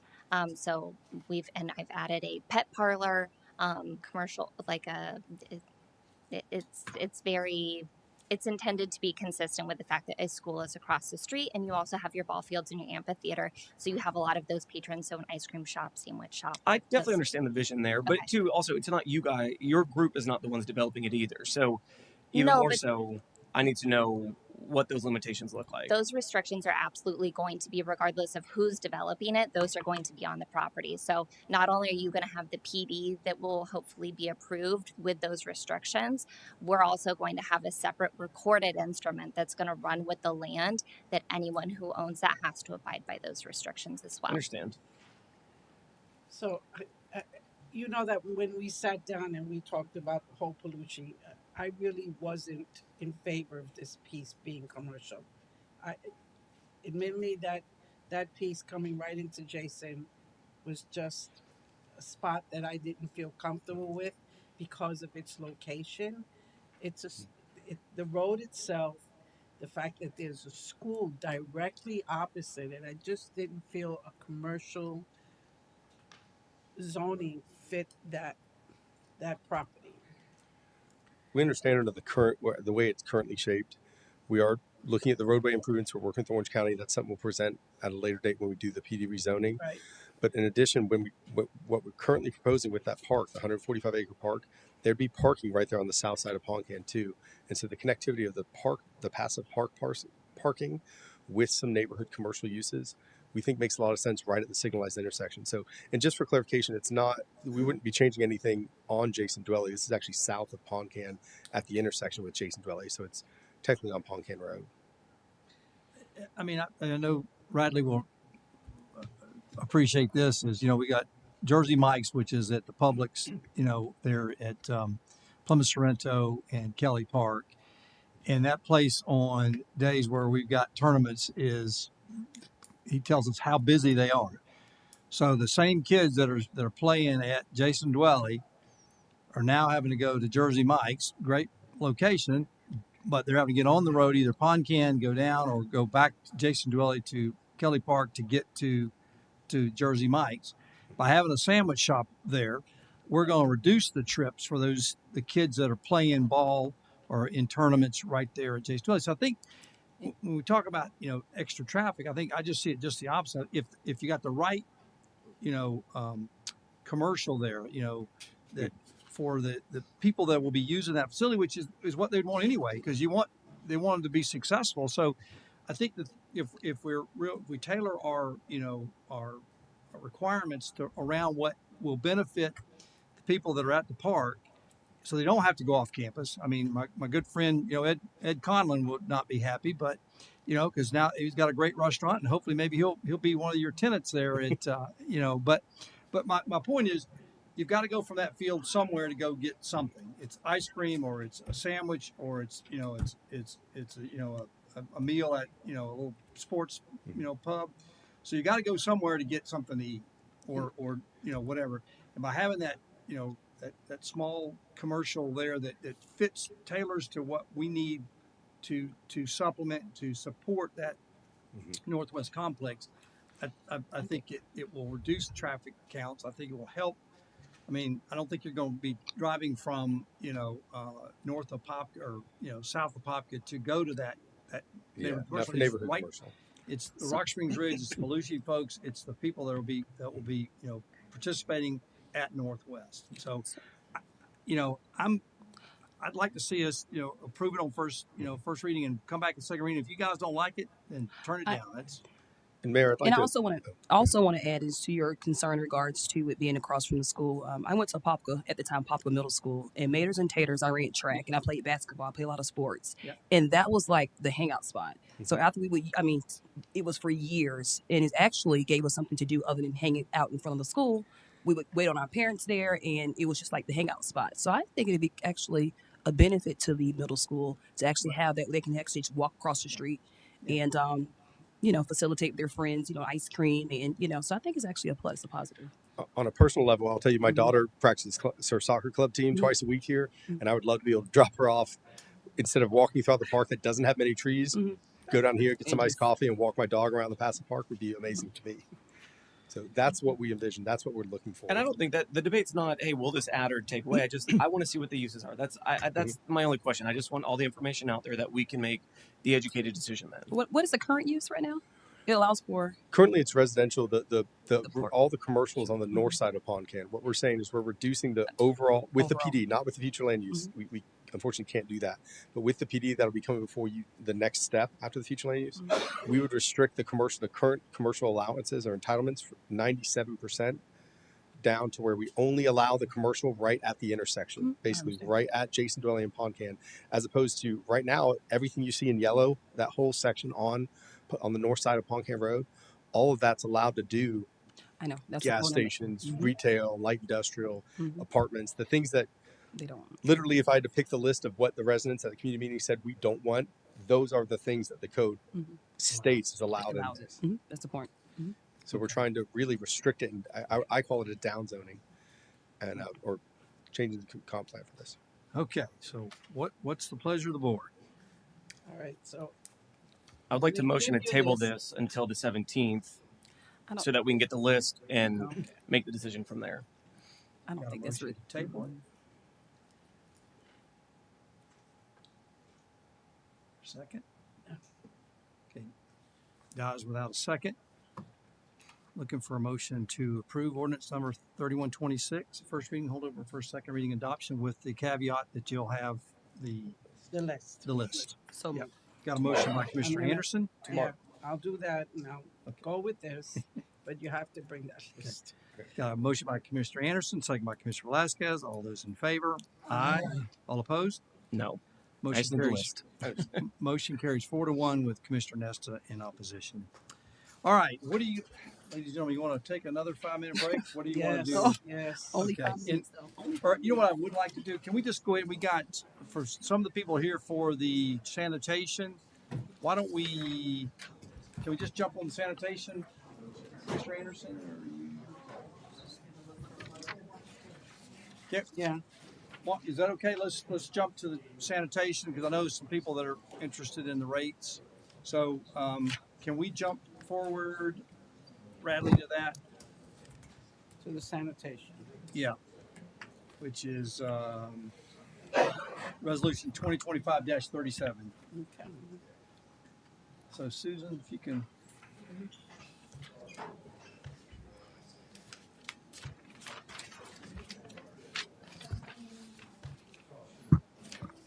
Sorry about that.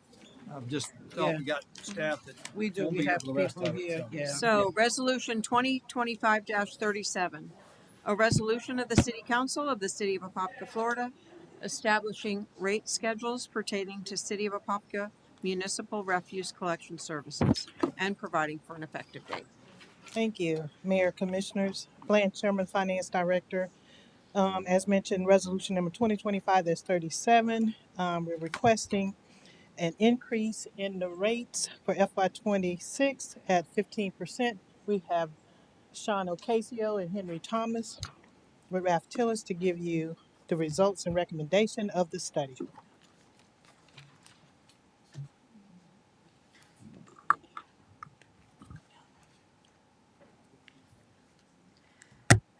For the record, Sean Ocasio, Reft House Financial Consultants. I'm a senior manager with the firm. I've been working also with your utility system on the sanitation side. One thing, let me see what's here. Okay, we have it. So, sorry. Similar to the prior presentation, we're going to talk about the major assumptions, results, goals, considerations, things of that nature. Go into findings and recommendations. One thing I did want to mention here also was for this particular department, you're in a current situation right now where the system has very low fund balance as of the start of fiscal year 2025. And the operating cost as it relates to your total revenue budget is a high percentage there. Essentially, you're in a position that you, in order to balance the budget for fiscal year 2025 and take care of the capital needs, you did have to use reserves in order to do that.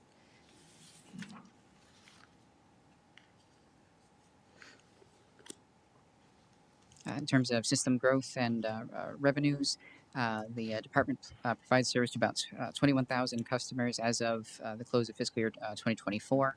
The growth rate that we're assuming here, based on discussions with staff, and again, similar to what we were talking about, is a growth rate of about 1.8% per year. For your customer base. In terms of the existing revenues, they're currently budgeted at about $6.8 million for 2025, and that's projected to increase to about $7.3 million by 2029, and that's just due to the growth assumptions. That's not inclusive of rate adjustments there. There are some other revenues to the system. They're fairly smaller in nature. Franchise fees, service charges, late charges, etc. That's worth about $400,000 per year on an ongoing basis, and that also includes an estimate of interest income for your fund balances. In terms of the revenue requirements for the department, operating expenses are budgeted about $7.1 million for 2025. That's projected to increase to about $9.7 million by 2029. That's an average annual rate of change of about 8% per year. The reason for that, we have built into the forecast, there are additional positions built in here, 4 FTEs or full-time equivalents over the forecast period at a rate of 1 per year in fiscal years 26 through 29. By the last year, those additional positions are worth about $429,000 per year.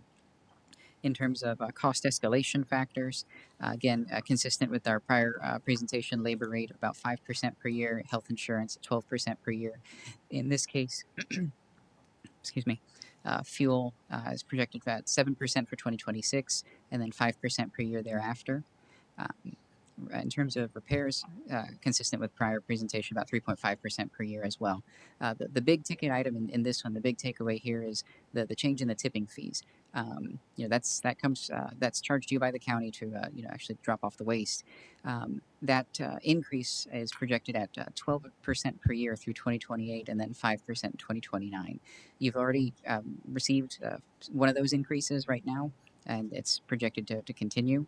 So that's the biggest ticket item there, driving that 8% average annual change, because the tipping fee cost as a percentage of your budget is about just under a third of the total department's operating cost. So it's a big line item there, and so when that one moves that significantly, it impacts the whole trajectory.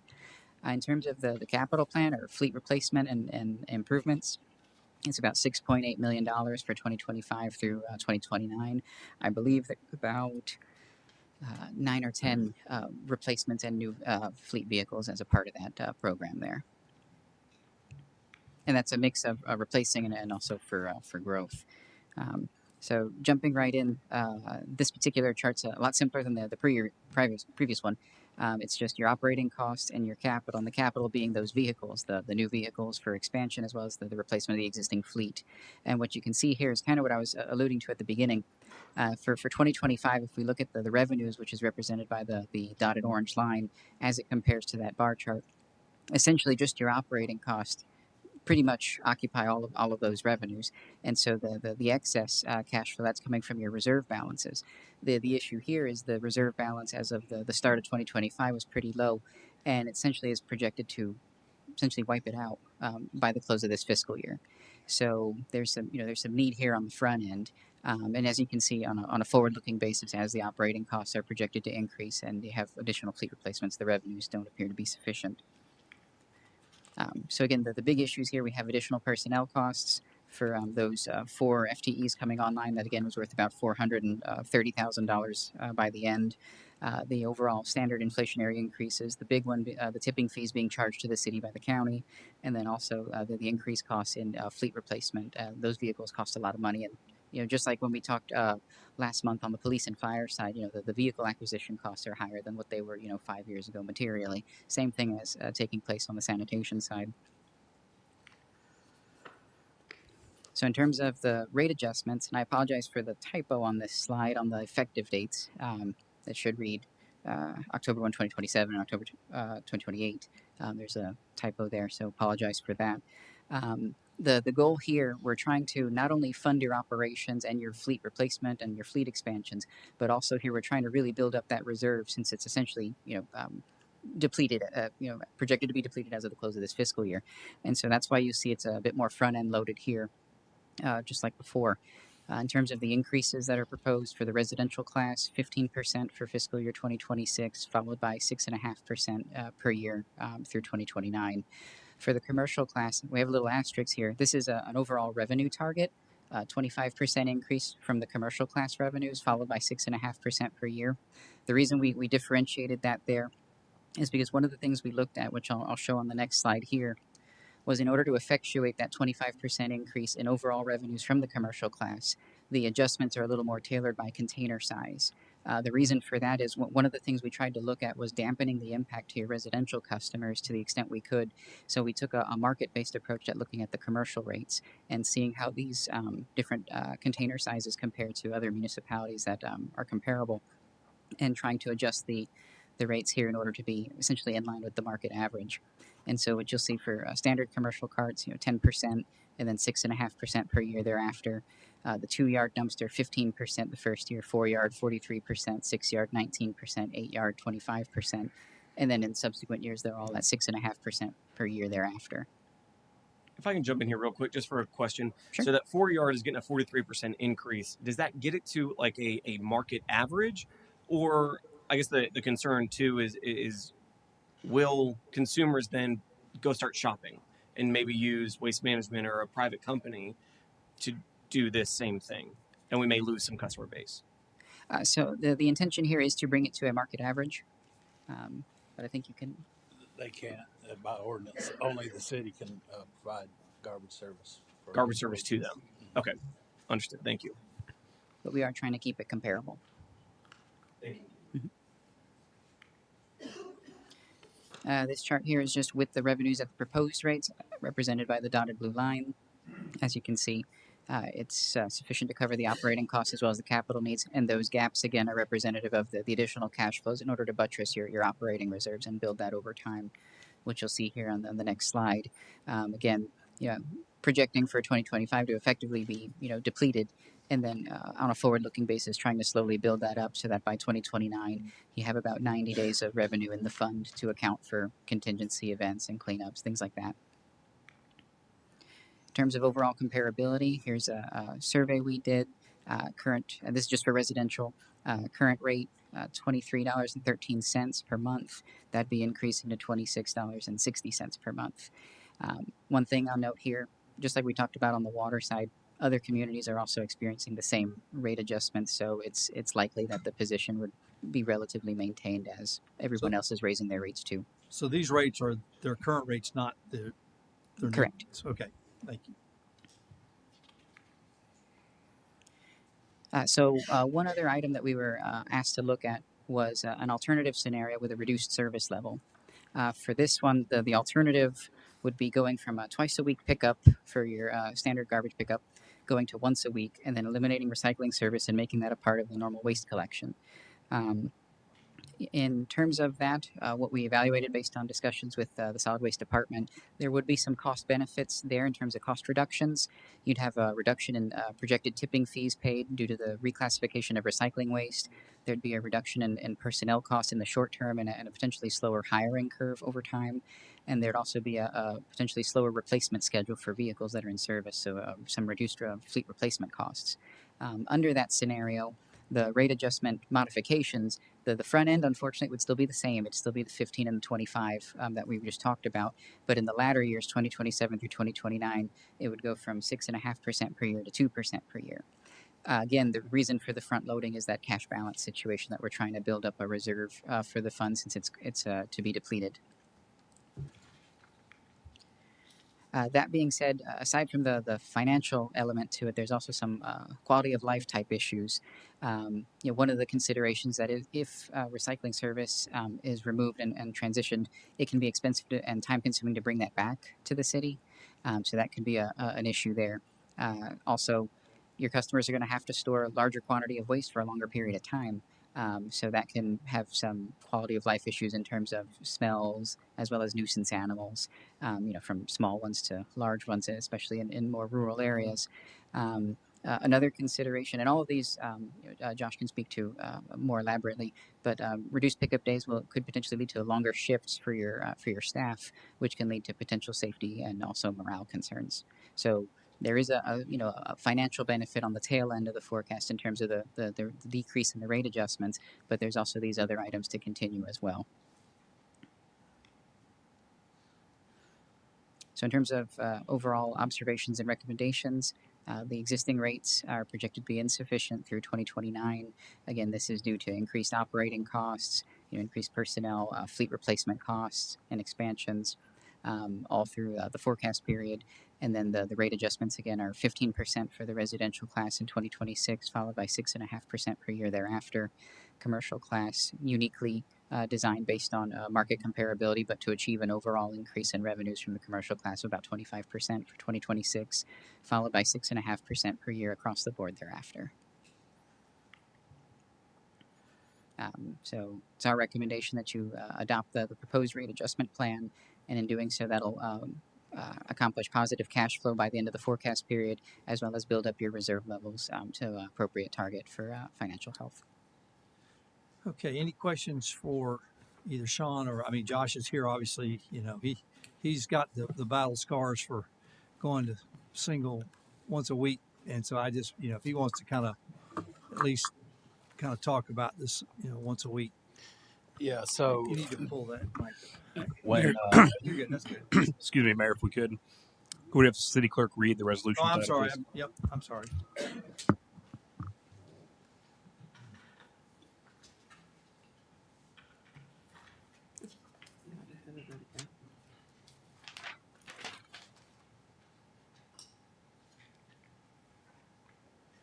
Resolution 2025-37.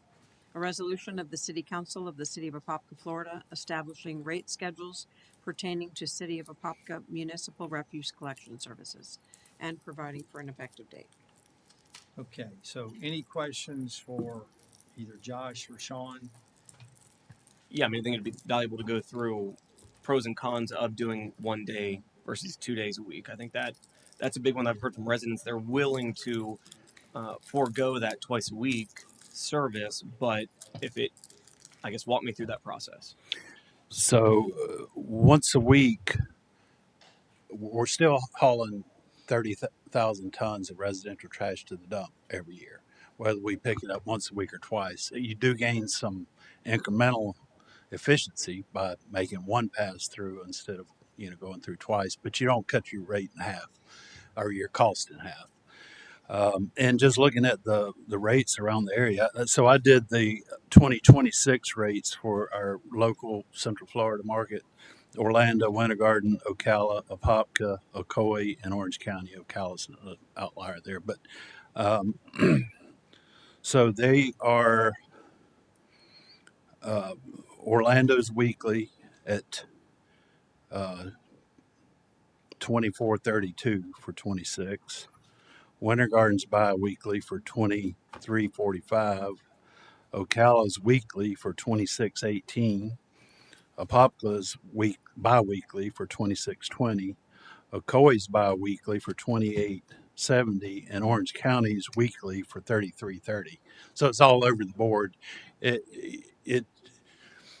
I wouldn't want to bet on a big cost savings go to once a week in the face of all the negatives with it, the smells and everything that Sean mentioned. But that's why, obviously, there is some, if it's well managed, there's some cost savings there. We could cut out the recycling. That's, putting it all in one can basically and making one trip through. You get some benefits there. Of course, now we're not participating in landfill diversion and doing our part with that. You could cut back on the bulky service. City of Eustis, as you can see up on this slide here, is looks like under $20. Well, they have quarterly bulky pickup, and they have waste to energy, so they don't recycle. They put it all in one can. They have a waste to energy plant there available to them in Lake County, and so they get their savings that way. City of Sanford, they do dual bin recycling, so you have to put it in two separate cans and haul the two bins out to the curb, and they have annual bulky pickups. So, you can, garbage is all relative to the level of service and the amount of garbage you pick up. Just real plain simple. If you want to save a few pennies, we can trim it down to the bone in terms of level of service and get you there around that $20 mark. But, so when I came here in 2014, I drove the city, and I was pretty appalled at the condition of our carts. I did clicker counts in just random areas, and about 40% of the carts had a big rip down the back, up as long as my leg, or either the wheels were missing off of it. The trucks that we had that has the big, grabber arm, one of the arms fell off the truck into someone's driveway. The driver pulls his back out, trying to drag it out of the middle of the driveway. All of that didn't happen overnight. That happens over time, from penny pinching on maintaining your equipment, having enough people. Oh, and if everyone came to work, we could run 6 routes at a time. But everybody don't always come to work, so sometimes we had to run 5. Sometimes we had to run 4. I remember that first year, many a nights, these guys coming in at 7, 8, 8:30 at night, picking up trash. You can imagine the morale and the the quality of service you're getting under those kind of conditions. And we started that truck was part of the problem with tearing up the carts. It was there's just all these little details. The devil's in the details, they say, and it's so true with garbage. You can fix one little thing and create twice the bigger problem on the other side. For $2 a month, don't mess with it if it works. I truly believe that. And I started in 1995 driving a garbage truck, and I worked up into supervisor and manager. And I can tell you, from every one of those positions, pay your mechanics well, fund your. Oh, and that was another thing I remember when I first got here. The maintenance budget line was under $200,000. And, I'm thinking, for the roughly 30,000 hours a year we're running, I used to work for Waste Management. The number was $10 an operating hour to maintain a truck. And we're not anywhere close to that. And I'm seeing the arms fall off in the middle of the street. So that's some of the first things we started to change was get staffed right, get the right truck, maintain the trucks, and do a good service. Garbage is about quality. You don't want, you all don't need the headaches of taking calls about the quality of service, about the once a week pickup. If we miss you now on Monday, we're going to be back on Thursday. But you take it to once a week, no one's going to sit for 7 whole days with a can full of trash in their garage. That's another thing with our community. A lot of the neighborhoods require you to keep that can in your garage once a week. You don't want that. We're also a bear community. One thing we've changed since, 2018? We started with the bear can program. That costs money. That's an extra $40,000 a year we're spending on bear carts because we're right up against the bear territory to try to manage that. So there's reasons, and I'll be glad to sit down with any resident, any one of you all, and go through the details of why we spend on certain things. Well, it seems like your advocacy is keep it the way it is. Leave it alone. If it ain't broke, don't fix it. Okay. And your guys are working. Our hours per account in 21 was 0.44, 22 was 0.45, 23 was 0.44 and 24 was 0.43. So we're holding level to even improving on the efficiency of it. You know, that's always a question. Well, maybe your costs are going up because you're not as efficient. You're not running it right. We're keeping it pretty tight. And then now, was it just this year that we started to apply higher thresholds or demands for kind of bulky what's We're- put out there? We actually charge the resident We're back. starting to charge per our ordinance for those that overuse or misuse the program to keep, you know, to try to hold cost in check for your typical user. Okay. Yeah, so And then there's no debt service to your department, correct? And maybe that's a Mr. Sean question. Okay, so the point of having that big increase up front year one, which obviously I'm not in love with, is only to fill back reserves that are at zero right now. to keep our operating costs covered, which we've got a gap there, just the basic cost to run the trucks every day, and then ultimately to have reserves there to pay cash for trucks at some point, or God knows what, you know, a COVID deal and we lose half our people, all of a sudden we've got to hire out to, you know, you need some rainy day funds. Absolutely. No, I'm all about revenues. It's just that's the hard part now, is that it's at zero right now. We have no reserves in this account or in this fund. And so that's what this big increase is to do that. But I mean, I guess the point is that gets us to a comfortable level, but we don't need it for debt financing, debt service. So we could reduce this, still cover increased operating expenses, and maybe just not fund reserves as much year one and still get there.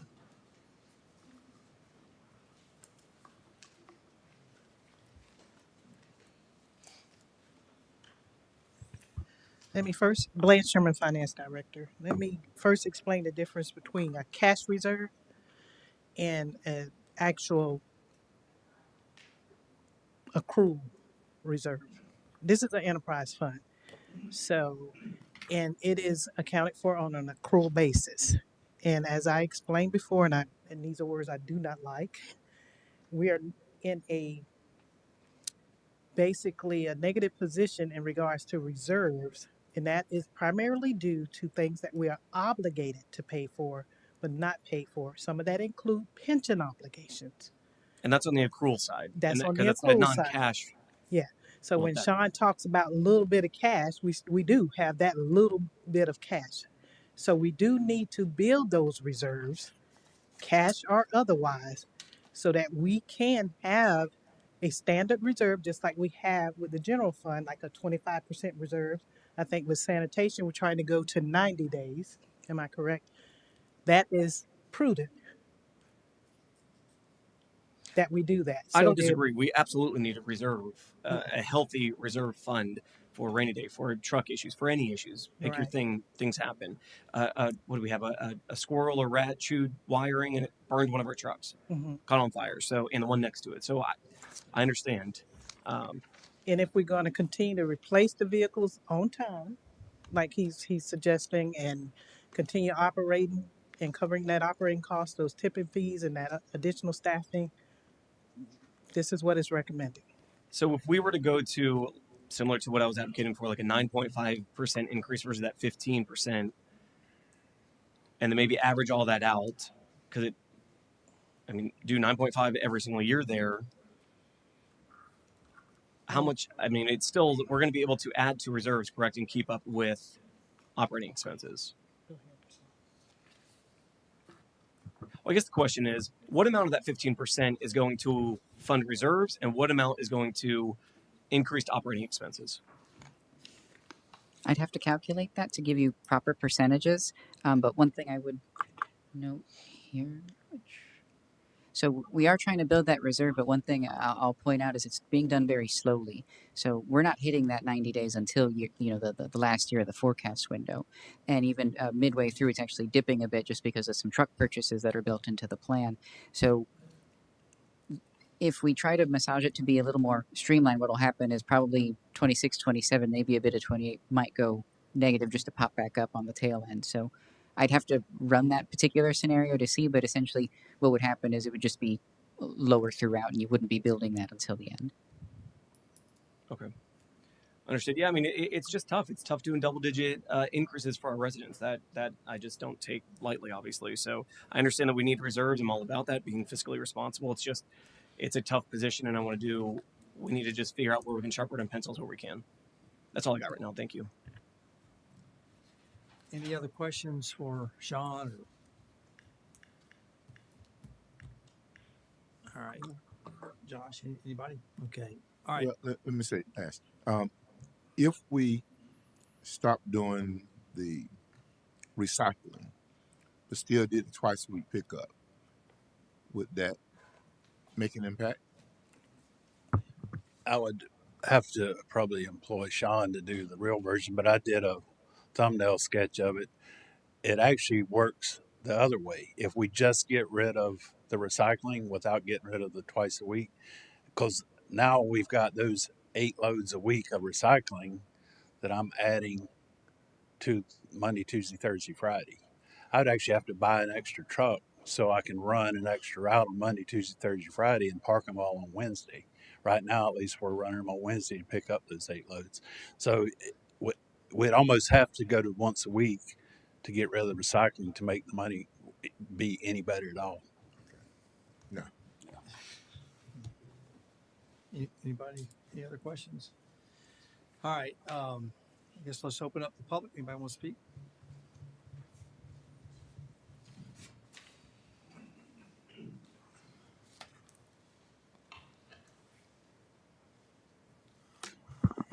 Hello, everyone. Ian Kimbrell, Palmetto Drive, Magnolia Park Estates. Once again, wanted to express my concern about raising rates double digits. As the gentleman said, it's just a couple of dollars, but 15.5% here for water, 15.5% for reuse water, 15% for trash is more than just a couple of dollars. I was a commercial truck driver for many years, and one thing that we were taught to do before we took our commercial vehicle on the road was do a proper PCMS, checking our vehicle out for any malfunctions, any failure parts, anything that might potentially fall off in somebody's yard. Those things should be caught at the yard prior to getting out on the street. I understand, too, that the gentleman said, cutting your bread in half is not really going to save you money. Well, I'm not quite sure how you come to that realization when you are running your vehicles half the time. You're using half as much fuel. You're using half as much manpower because they're not out there twice a week in the same communities. They're in the one community, 1 day a week, pick it all up. And then the concern that I have is if we're having this issue now, what are we going to be dealing with in a year and a half when all these developments that you guys just keep passing and approving start coming online and those people move in and we got to add to those things. And then when those people move in, it's like, oh, we can't afford it. We got to raise the rates again. Keep operating expenses. We just got to keep raising the rates, keep raising the rates. It's not the way to do it. The proper way to do it is go in, check your budgets, check how you're spending money, figure out how you can cut costs to cover your expenses as opposed to how you can get more money from us to cover your mismanagement. I don't understand the concept. I'm not in depth in detail as this gentleman is, but it's common sense to me. Everywhere I've lived in Florida for the past, I don't know, since 2007, we only had trash once a week. And then to hear that we're going to just get rid of recycling and just mix it all together, great. That's, to me, doesn't sound like a sound viable option. But nonetheless, why not just have the trash cans? And if we're going to mix it all together, I get it. You might have some stinky stuff in your garage, but seal your bags, get you some nice little fresh smelling bags, whatnot. Put all your trash on the curb. If you have 2 cans, which we all already do, since one's recycling and one's regular, put both your cans out if you produce that much waste that you need to have that picked up on one day. Because I will tell you, there are times when I go to put my trash can out in the morning on Friday after it's already been picked up on Tuesday, and then I look in and I've got like 1 bag in my trash can. So I was like, what's the waste of putting out a quarter-filled trash can and all the money spent on fuel, maintenance, manpower, labor?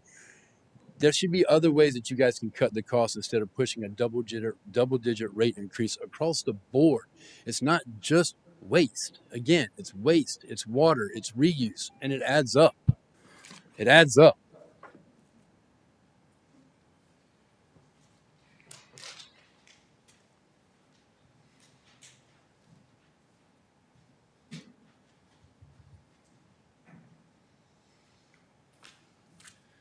Rod Olson, 3156 Rolling Hills Lane.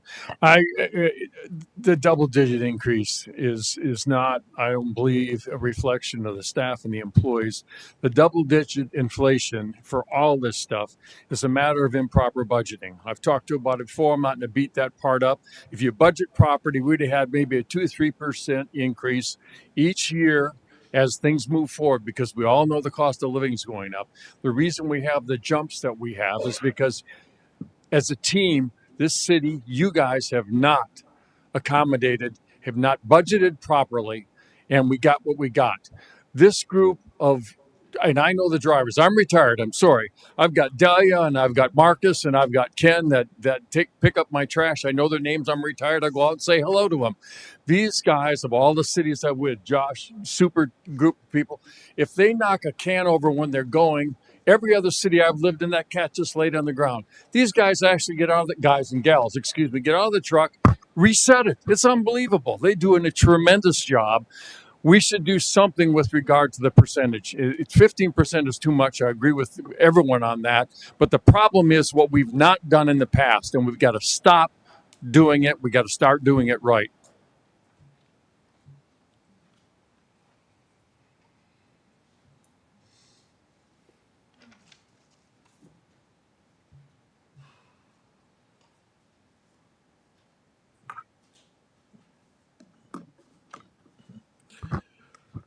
Sylvester Hall, I want to thank Josh for having the courage to come up here and speak truly about his department.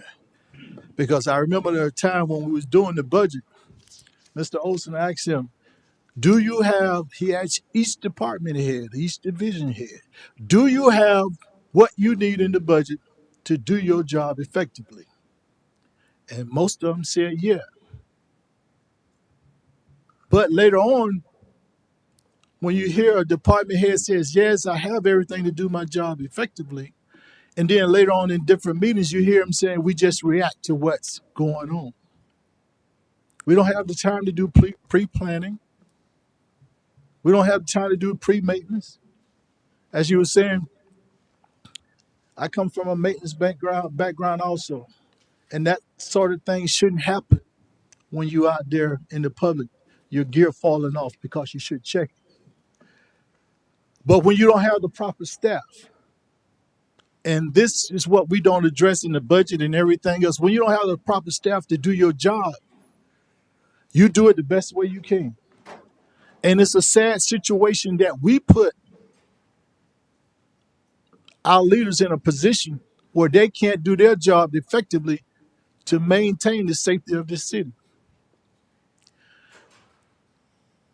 Now, my counterpart say sometimes when you go to his trash can, he only have one thing in there, a couple of things. That happened to me a few times, but remember, it's just your wife and yourself. And that's a beautiful thing. I admire you for that. But when you got a bunch of kids and you got this and that, 9, 10 people living there, and if your leader that you selected say, hey, look, leave it as it is, I think we should listen to that. But I think I agree with Mr. Olson. The only reason we're here because his department, his division haven't been budgeted properly to give him what he needs to do his job effectively and be successful. In the meantime, you won't have what we have here now coming up. Like you said, all the different projects, all the different developments that are coming in now, if we're at this state right now, what is going to happen? And Mayor, please take the time when the citizens come up here to address you, go back to decorum. Don't be reading. Pretend that you're listening to them. Look them in the eyes. Smile every once in a while. You do that for the people that you like. When you're hearing good news, do it for everybody, Mayor. Do it for everybody. Thank you. Anybody else?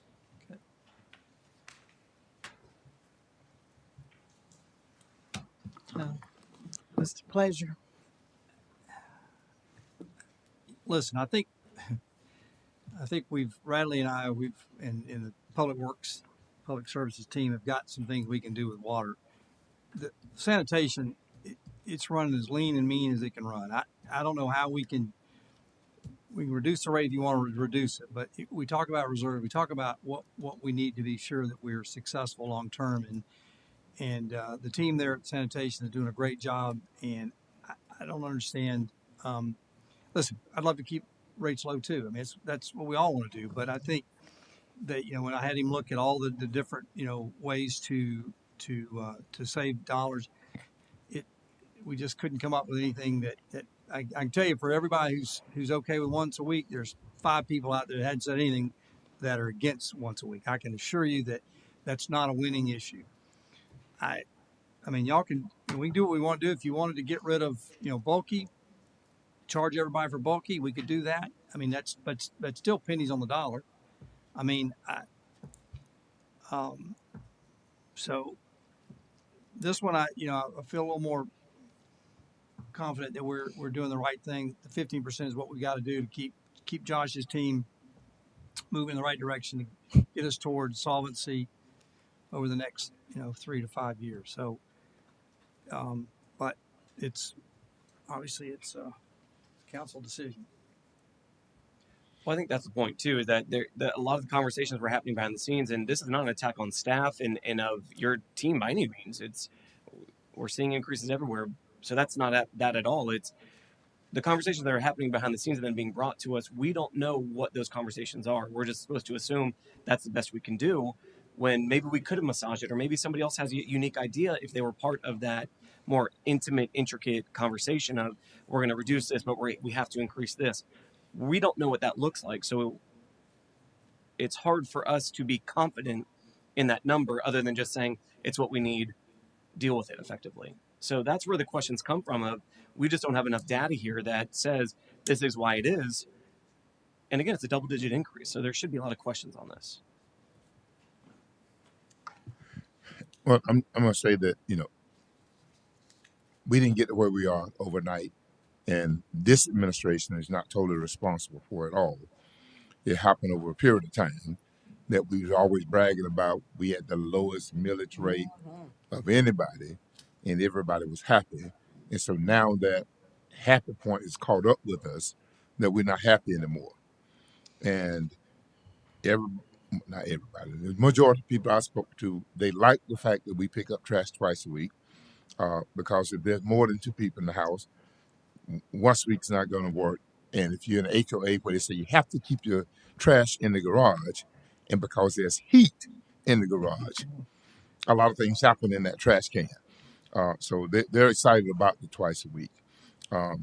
So I understand that the 15% seems like a lot. And I was willing to dibble and dabble with the other one. But this one is 15%. It's just one time, at least the next 3 years, it goes down to 6.5. And maybe something will happen, maybe somebody win the lottery and give us some money. But I support our sanitation department because they're doing an outstanding job, far past any other community that I've known. And so I'm in favor of the 15%. If I could just make one last comment. I think this chart tells you so much. If there's a different way to run garbage, it's somewhere in this chart here. You've got cities that pick up the residential and the commercial. You got ones that just pick up residential. You got ones that pick up just garbage, no recycling. You got some that pick up garbage, commercial, and roll off. You've got once a week. It's every option is in there. Everybody in the business has thought this through 10 different ways to Sunday to try to come up with the best mousetrap, and you fall somewhere in between those two numbers. And I feel for the residents. I didn't mean to belittle the rate increase, calling it just $2, but it's I think that's just some level of comfort to you that the industry and all your sister cities have been through the same iteration, and you're going to see there's a lot of these that are contracted out that their contracts are coming up in 26 and 27. Watch them when they come out. Watch the rates. Look what Orange County did. They went from 21 And when they just got their new RP that'll kick in next year, it went to 33.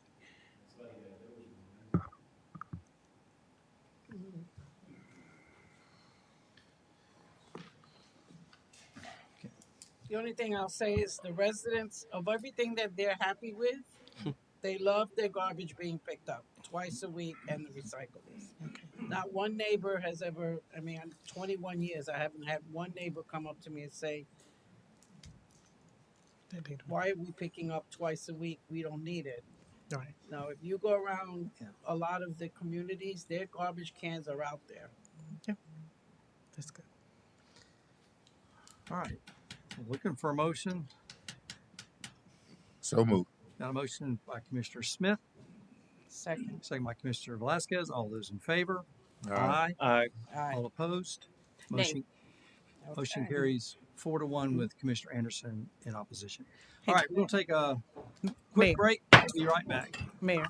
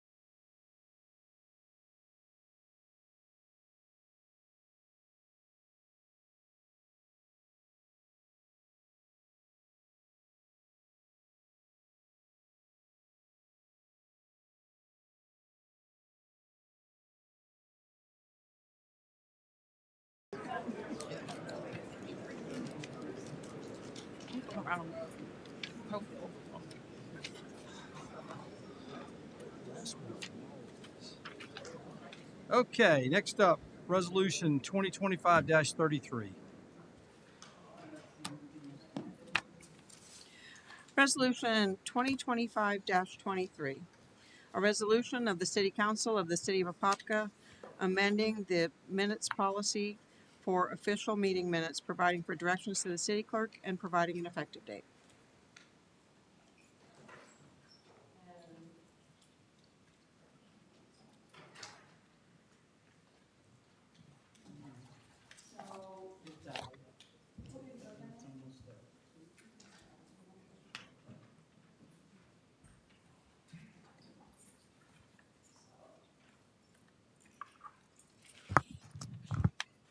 So for this resolution, it was just at the last meeting, the discussion was that we would go back and tweak the policy and add the name of the speaker, a brief description of the subject not to exceed 10 words. So that's what basically this is, and that's what we've done, and I'm happy to answer any questions.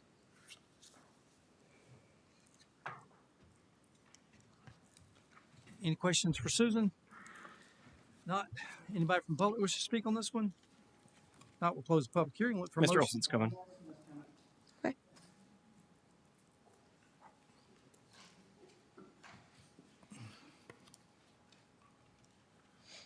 Rod Olson, 3156 Rolling Hills Lane. Thank you. Really appreciate you taking the time to put that together. I still strongly recommend, as I indicated at the last meeting, that you have that one line that we can put comments on.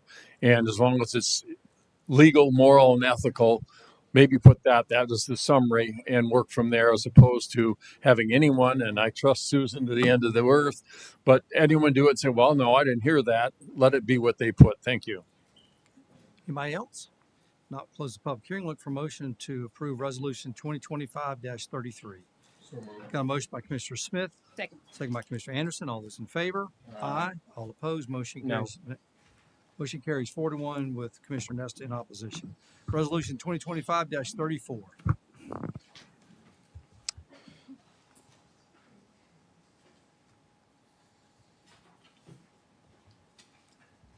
Resolution 2025-34.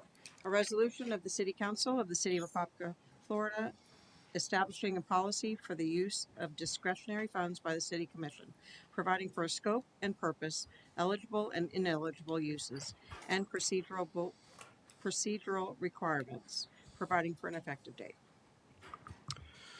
Bradley Williams, Interim City Administrator. The policy before you today comes out of some discussion from the budget workshop periods in regards to formulating a draft discretionary fund policy. We've developed a policy attached as this resolution to help establish clear policies and procedures for use of City Commission discretionary funds. The policy aims to establish these guidelines regarding the appropriate use of funds that are allocated during the annual budget process. Proposed eligible uses would include donations to federally tax-exempt organizations, registrations for conferences, workshops, or training that enhance the professional development of the mayor or city commissioners, registrations for community luncheons and events that promote civic engagement or community development, food for City of Apopka staff appreciation or working meetings that serve a clear governmental purpose. Proposed ineligible uses include political or campaign-related activities, and personal expenses or benefits, including expenses unrelated to official city business. This is a proposed draft policy, so it's our goal was to. Can you just pause for a second? There's a lot going on.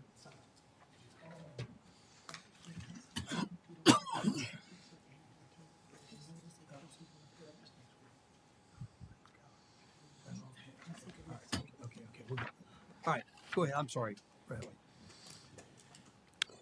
Staff's goal was to develop a draft policy that was concise, clear, and easy to follow.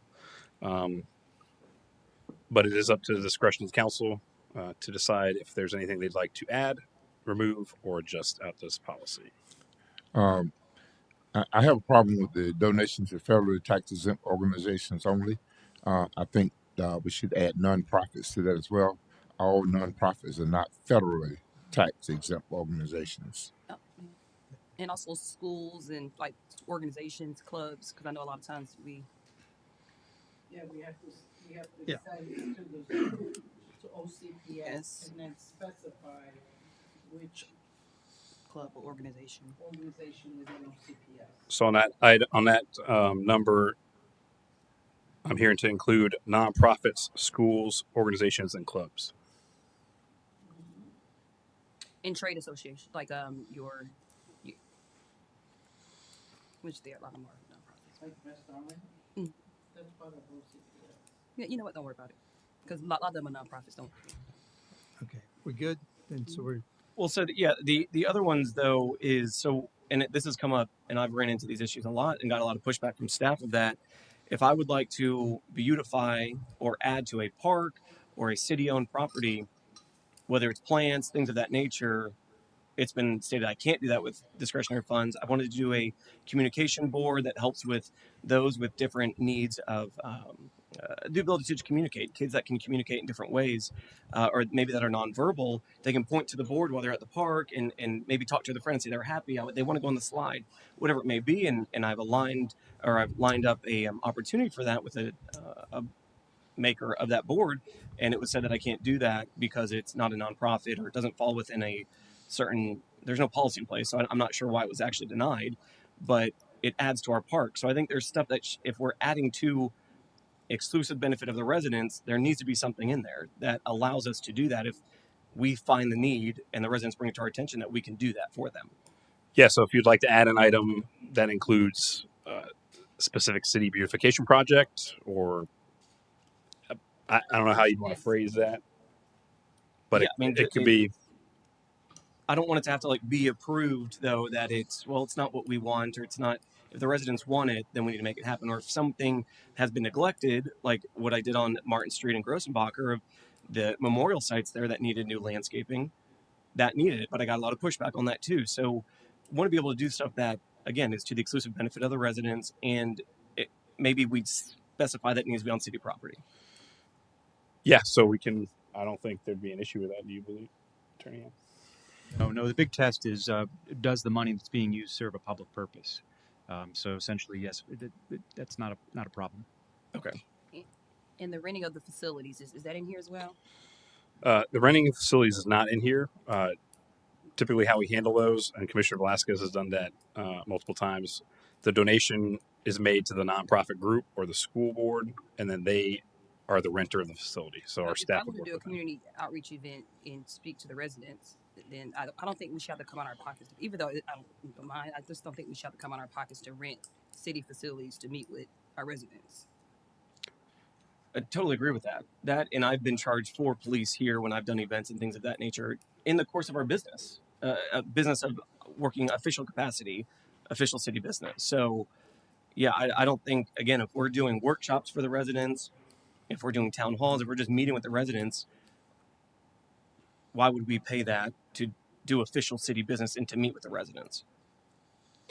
I think the question would come down to, if it's not the board sitting for that meeting, is that a specific political event with the residents, or is it action of the council? Definitely not political events. If we're meeting about, for example, I want to do something in regards to the grant program and, some type of educational workshop. Yeah, that's not politically motivated at all. So I said, we're politicians, so like everything's a political, but not in a strategic way. It's politics. So to say that it can't be political, it's how you frame that. What's the definition of political then? So that's what I don't want to get into, is where we're going to say that this is political. It's all in the eye of the beholder at that point. And I think, again, to further the official city business and work for the residents, we shouldn't be limiting that or saying that it's political, that commissioners want to meet with the residents in a bigger capacity than either one-on-one or in these meetings. So possibly add to eligible uses an item for official city Community meeting, forums. commissioner meeting, community forum. Community engagement. I mean, For the good of the community, I don't. And then if you're going to do that, think probably to be uh, fair, we probably need to say, 2 a year, or at least add a number, not just, you know, I might decide to do one every month. But What's wrong with that though? I think that would be abusive when we're using the facility and we're trying to generate money. We're talking about the budget and what have you, when they could have rented to someone else and generate income. And so I wouldn't have a problem with just saying you're going to do it 3 times a year, 2 times a year. I just don't think we should just leave it wide open. And then if you have that, I mean, does everybody, do we invite all the commissioners? Do we make it, do we notice it? Notice. I mean, I do that. I mean, Stacy's really, really good about making sure everything's noticed. So if this is a one-off, I've got a problem with a one-off. If you want to have a community forum and I'm invited, or if I have a community forum and you're invited, I've got no problem with that, because then it becomes, it's basically a glorified workshop, but I think it needs to be, if we're going to do that, now I'm okay, but it's got to be noticed and it's got to be open to all the commissioners and the mayor. I think, yeah, they're open public meetings. That's the point. Yeah, but then it's got to be noticed. Right. Which is not that. Yeah, but I think if you want to have a workshop of some kind with a youth group, I don't necessarily have to be invited if that's what you're doing. And so I wouldn't want to have to put that kind of a stipulation on it where we got to notice everybody and all of us got to be invited for you to have a workshop. It doesn't mean you have to go. What's the process of notification? To adhere to whatever the statute is, what has to be done to notify? For a meeting? Correct. Yeah. So let's say we're doing a town hall and everyone's coming. So generally, as a rule of thumb, I always do 7 days. But it's usually if we decide that we're gonna have a workshop after this meeting, and we're gonna do it next week, we still have time. Can you make sure your mic is on? Okay. So, can you correct me if I'm wrong on that? More time, the better. 7 days is More always time, preferable. the better, but 72 40 days is yeah. acceptable, but not preferred. But then, so what's the you need, let's say, a week. Yeah. Then, how are you notifying it? Is it in the newspaper? Is it We on the generally would put it website? up on our website and on our board. So that's all that has to be done. Print out a paper, say it's here, and then put it on the website. Okay, so that's a pretty within the realm of reality, not too hard to notice those type of meetings, and it's not like they're going to be happening every week. Commissioner, if I may, Attorney Hand just brought up a point here. If you look at number 3, registrations for community luncheons and events that promote civic engagement or community development, it's a pretty broad term. So this is a discussion on discretionary funds. If you would like to keep it kind of in that realm of more of a one-off, commissioner deciding to do a workshop or a meeting, community meeting, civic engagement, it might fit into that. The question would be, would you use your funds to then pay the rental fee for the city facility? Because this is a discretionary policy. That covers it for me. I just see it similar to us doing the will of the work of the people. So if we're doing city council meetings, nobody's paying for this. The residents are, but no one discretionary fund or budget item is paying for this. So that's how I see it. It's that same concept of meeting residents where they're at. Yeah, I understand that. The only difference with a rental facility is there is opportunity for others to rent that facility. So just consideration. Okay. Well, that was the only reason why I wanted to put a limit on it, because I didn't want to take any income away of opportunities. So by limiting it to twice a year, and then we not having to pay and using our discretionary fund for that, then that made sense to me. I mean, if we're using the discretionary fund, though, that is paying for it. It would cover the So rental we're not fee. missing income. But I'm saying you shouldn't have to do that, though. You're saying in addition to those 2 or 3 events, then take it out of your discretionary. Right, yes. Okay, okay. Oh, I see what you're saying. Okay. But I'm saying at least 2 free ones. I see. A year. I see. Okay. Yeah, I'm open to that. 2 free. Everybody good? Okay, 2 free events, and we have enough wiggle room there in number 3 for everybody if they're comfortable? I think so. Well, Okay. who's stating what's political or campaign related and what's not? I think campaign signs out front. Well, so I'll tell you, I'll give a specific example. I happened to be running, but I was also doing cleanup projects, and staff told me I can't do it because it's campaign related, so I need to use my own funds in that. But it wasn't campaign, I just happened to be running, but it wasn't a signs on my car and all this stuff and signs out. It was just happened to be around the same time, still advocating and doing the will of the people and benefiting city Yeah, parcels. and I believe at that time it was advertised on your campaign page. I think that's why it flagged for me when we talked about that. But I think also we need to use some type of discretion on our own. If it's campaign season, I don't think we should be using. I just wouldn't do it. Well, the question is just who's stating one way or the other what's political and what's campaign related and what's not. Right. The way the policy is written is that this would run through the city administrator's office. So I certainly would want as clear direction as I could get from the council on those items to make sure we're not running afoul of your wishes. But I think that was a great test. If you look on our campaign pages, it's advertised on our campaign page, and obviously it's campaign related. So. But so if I just don't put it on campaign page, then it's not. Well, so that just that devil's advocate test. there. Just devil's advocate is what I'm saying there. So, and again, the whole point of discretionary funds is to the exclusive benefit of the residents. It's to promote the residents and their enjoyment of the city. So. Mm-hmm. I'm fine. And then under section 4, the mayor's discretionary fund shall be managed and administered by the mayor's office. So there's no oversight in that regard. I mean, I do some things that you guys don't do, so I think it's a little different in that. Give you, for instance, Shakenya Jackson did a brownfield luncheon, and so she had a bunch of folks from around the state, so I bought plants for all of the guests there.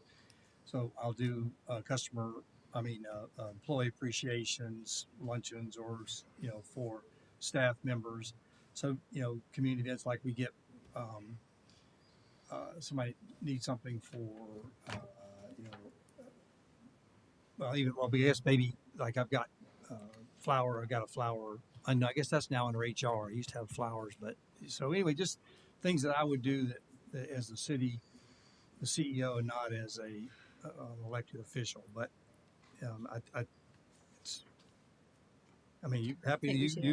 you approve all of my checks. I don't. I think we should definitely leave up to the mayor's discretion when it comes to that funding, because there's a lot of things that the mayor office does do that we don't do. So I don't. That's just mine. But again, so same concept. Who's saying what's political and what's not if it's the mayor's discretionary fund? Who's putting it through that filter? We do through the disbursements. Every month. Well, it's already been dispersed. Well, you can tell me I shouldn't have spent it. And I'll write a check back to the. Oh, it's going to be that easy? Yeah. Why don't we just have everything go through city administrator's office? No, I don't think that's.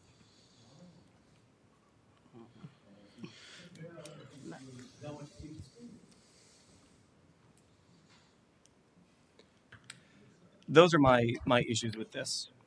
Otherwise, I think we're in a good spot to be able to use the event spaces the way that we are. Again, political and campaign related, I think is going to get a little messy down the road. But the only point of clarification I still would like to ask is on the purchasing items for city beautification or city property enhancements. Is that something you wish to add to this list as approved? I do. City beautification and facility enhancement. Yes. That's not something that we can send you an email. It's typically we handle it through the budget process, but I think that should be probably handled. Well, that's what they've said. So here again, we don't know everything that's coming up in August, September when we're doing the budget, and then a resident may bring up, hey, this parcel or whatever, it needs some more flowers, and we didn't budget for that.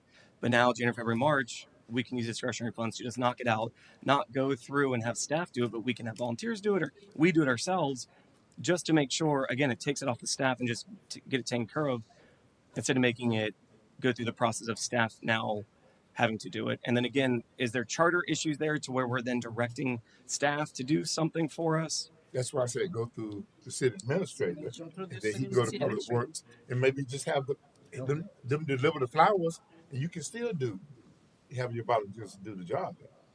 I've tried that. It didn't work. It didn't work. No, I've tried that. So that's where I'd rather have the autonomy here. Again, it's going to go through an approval process with the city administrator. It's again, does it go into the city charter issues to where I'm directing city administrator to then get that ordered? Which I think it does. I think that's because if you would have the authority to say, no, we don't want to do that. That's not in the budget. We're not doing that. And I'd like to have discretionary funds to get it taken care of because residents want it. And these are smaller projects. I think that's the key too. These aren't huge, massive projects. They're small ones that increase quality of life or just help out with our aesthetic throughout the city. Okay, so are we ready? Okay, I guess public comment. Anybody from public want to speak on this one?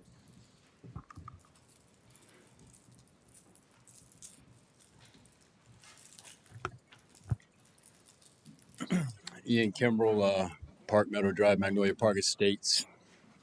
I would like to just address a little bit of concern here about this.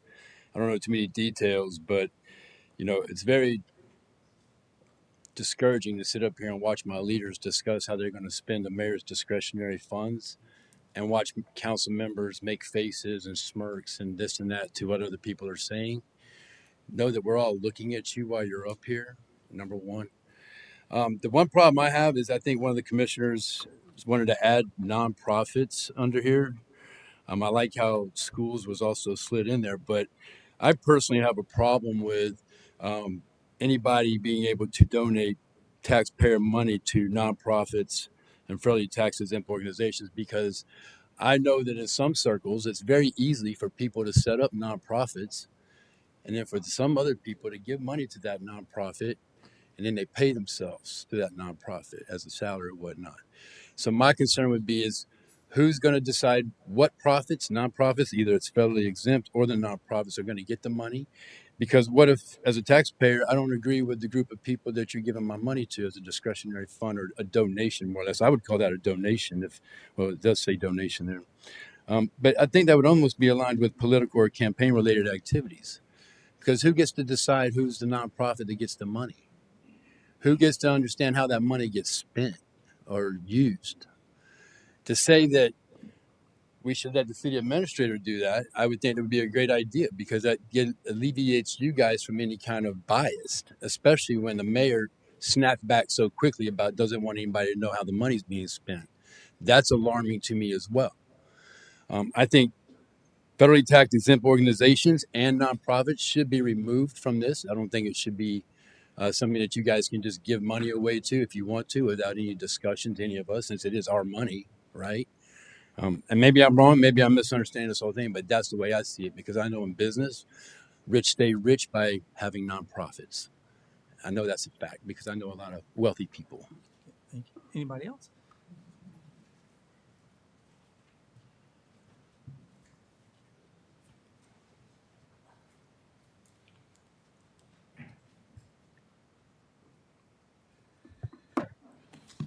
Sylvester Hall. I won't repeat everything my neighbor said, but I agree with him 100%. A lot of times we take certain things for granted, and that's why people don't show up. They don't show up to these meetings because they take it for granted that our elected officials have our best interests. Just like when we drop our kids off to school, we take it for granted that they're going to be taken care of, and they're going to be there when we go pick them up. So we take a lot of things for granted. But one thing this administration have shown me, that you have to question integrity. You have to question character. You have to question moral conscience. You have to question accountability. You have to question principles. You have to question laws. You have to question leadership. All these things should be granted to the community. But yet and still, we have to question them all. That's what makes this process so painful when you're looking at it from that perspective. We want to give the mayor free rein. Who's the oversight? Who's holding accountability? It has to be some accountability, period. And it has to be visible to the community, period.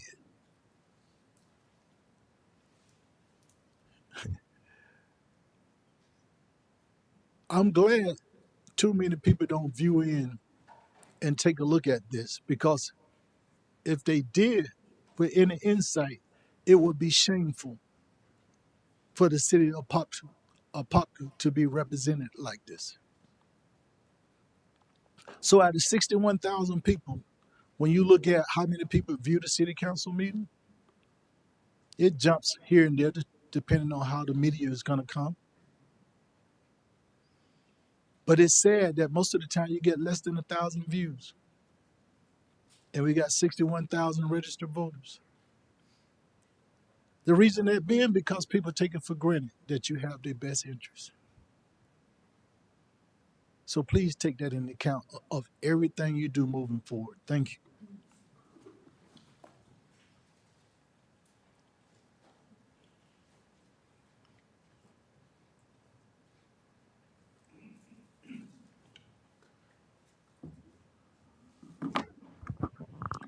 Nikki McGuire. I said I was not getting up today, but I had to know. I just want to be clear on, I do support item number 1. Not all nonprofits are in it to get rich. As founder and CEO of Naomi Kids, I do not get paid for the majority of work I do, and I work 52 weeks out of the year. I am one who do benefit, well, not me, I shouldn't say I, our organization do benefit from the commissioner's discretionary fund, and we greatly appreciate it. However, I do believe it's your discretionary money. You should be able to use it as you see fit. However, also as a taxpayer, it's still my money going into this. So I think there should be some guidelines, which I think the city is really too loose or not vetting. And I'm in agreement with him. Some people get the money and use it incorrectly. So maybe there needs to be guidelines of when you give into a nonprofit organization, have certain stipulations that, yes, it's your discretionary fund, but it's not for the organization to use at their discretionary. It should be for specific, like, hey, you're doing this, and also hold us accountable that we supposed to be able to, because any true nonprofit organization should be keeping accurate records. So we should be able to come back and show, where did that money go? Did it go to pad somebody's pocket? Or did it go to benefit the cause of the organization? Because when you apply for a 501c3, you have to let the IRS know what is the purpose, the causes that you support. So we should be, if we asking for money and we receiving money, whether it's from you guys or any place else, we should be accountable. I think you guys need to do your due diligence when you're giving money to see, hey, are you really a nonprofit, or did you start a nonprofit because it's tax-free income, or are you really supporting a cause? Because walk around Apopka, I'm not going to throw anybody under the bus, but I know of a few organizations that do not have people they support. They collect money. They cannot show a full report of how was the money spent to support their cause. So I am for collecting because it has helped us tremendously. Thank you. Thank you. Anybody else? Okay, if not, we'll close the public hearing. Bradley, what do we want to bring back what we kind of all agreed to, and then just make sure and we'll look for a Yeah. motion.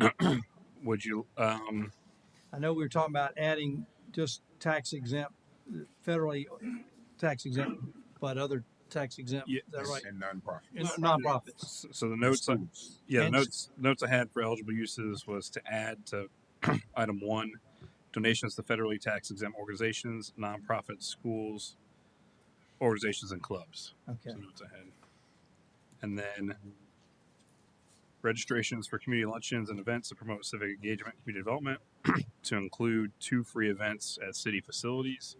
The police chief did ask that I clarify, does that include, let's say if we're utilizing this facility, any additional city staff services that might be needed to secure facilities or work facilities? Yes.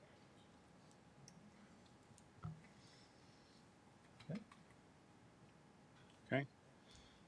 And then I had to add an item for eligible use to include city beautification and facility enhancement projects. Okay. With that, And then can we do, I mean, the receipt kind of tracking system seems appropriate as well. Are we able to, because now that we have the grant program in place, that's a kind of a separate beast that people can apply for annually, I guess is our new goal for this.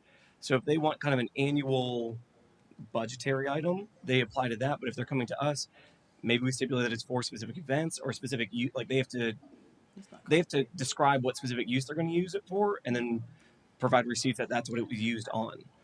Yeah, we could include that as a requirement if you'd like. The scope and purpose does indicate that the purpose of the policy is to emphasize the responsible use of public resources and to ensure discretionary expenditures provide substantial benefit to the community. Yeah, so that'd be up to the mayor and commissioners to make sure that it does provide substantial benefit to the community. I think you got plenty of protections there.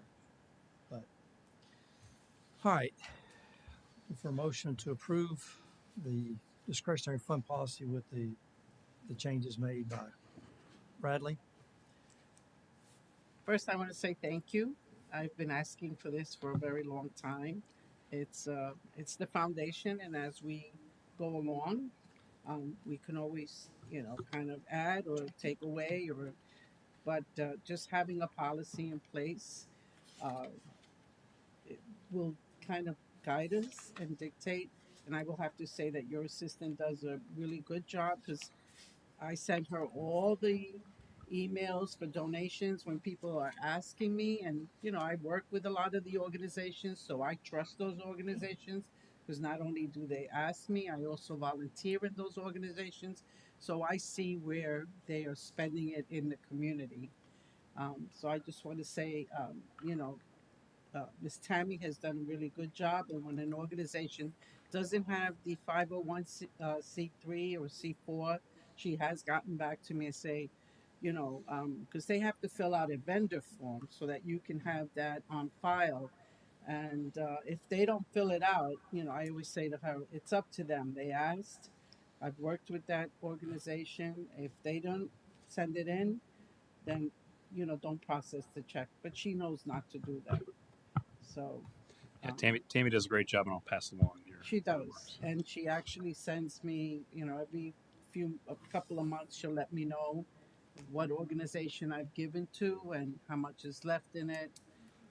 So I'm okay with it. But having a policy, I appreciate that you finally did provide a policy. So I move. Got a motion by Commissioner Velasquez, Second. second by Commissioner Smith. All those in favor? Aye. All opposed? Motion carries unanimously. Next up, Resolution 2025-35. Resolution 2025-35, a resolution of the City Council of the City of Apopka, Florida, amending the budget for fiscal year beginning October 1, 2024 and ending September 30th, 2025, providing for a budget. Thank you, Susan. Mayor, Commissioners, I'm trying to get there.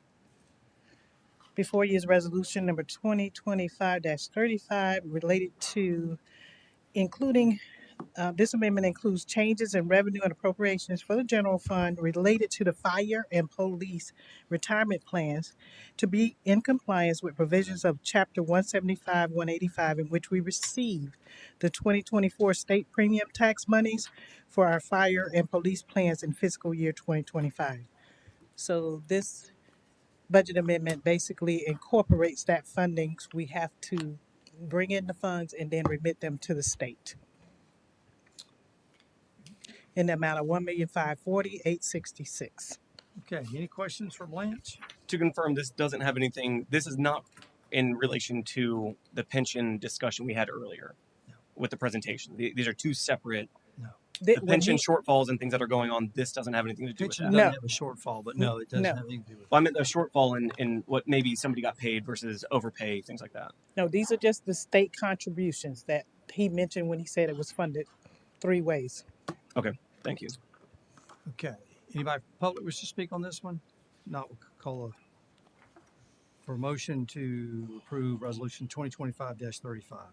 So moved. Got a motion by Commissioner Velasquez, Second. second by Commissioner Anderson. All those in favor? Aye. All opposed? Motion carries unanimously. I think we're done with that.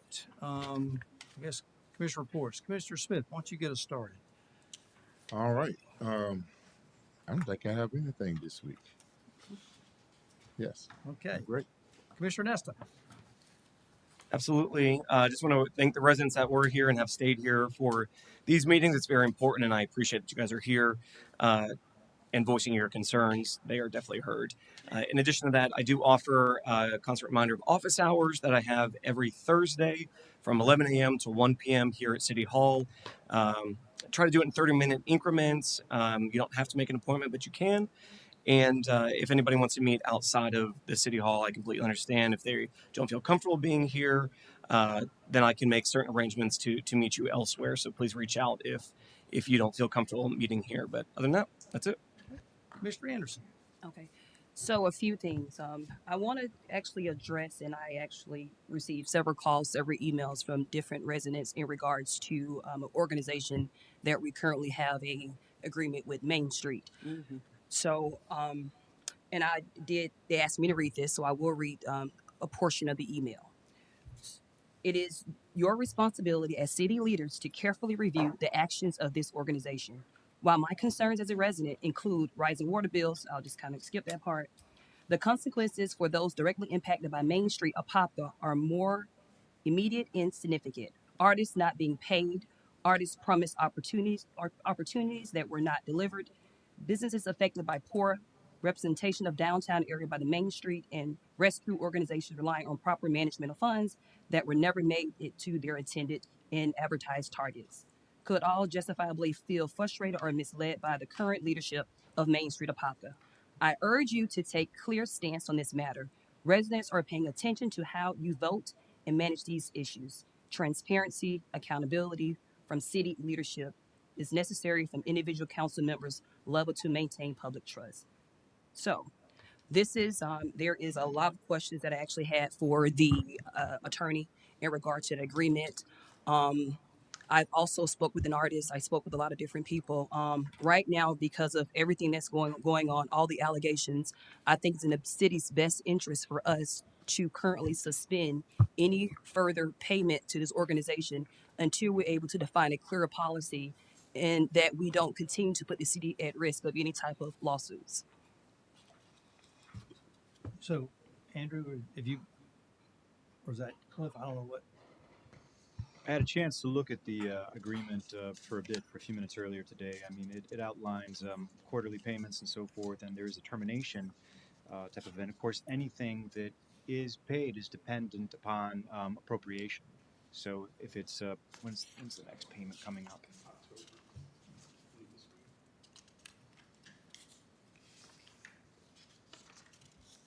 October, towards the end of October? I know I saw it in here on the quarterly.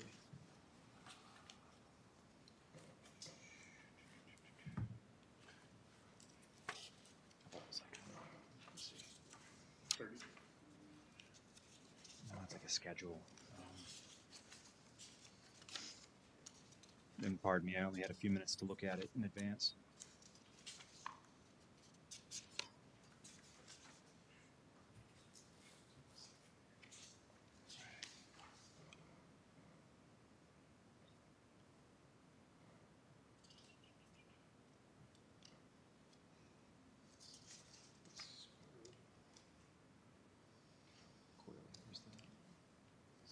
So the agreement on page 7, default and termination.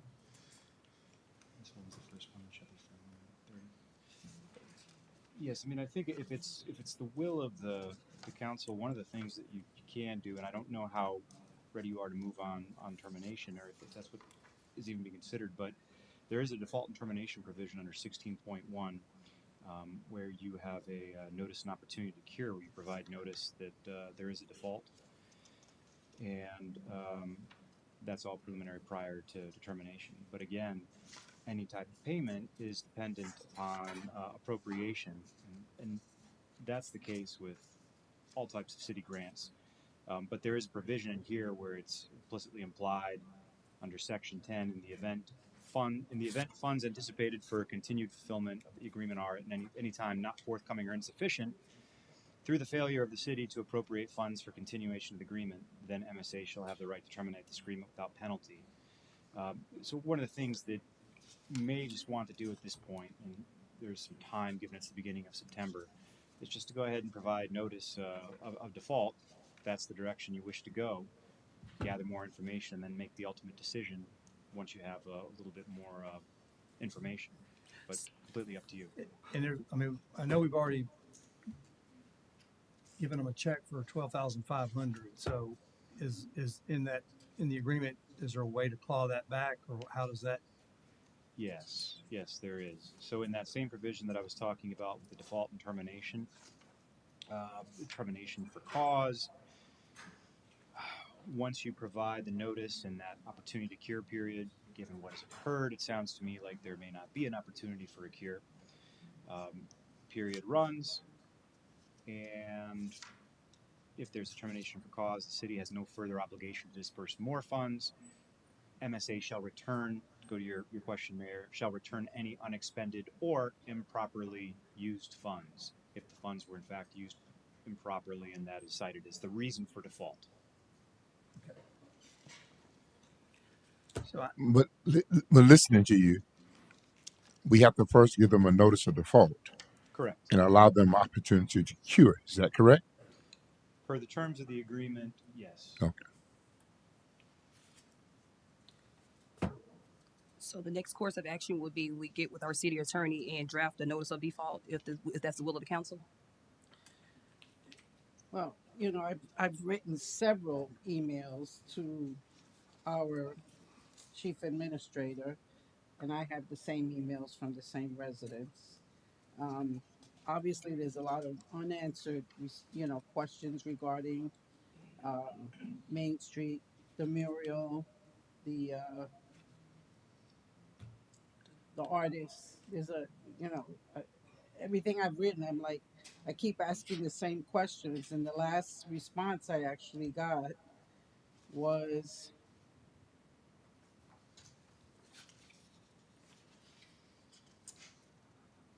well, that was August 29th, September 1st, September 3rd is the one we just got today from one of the residents.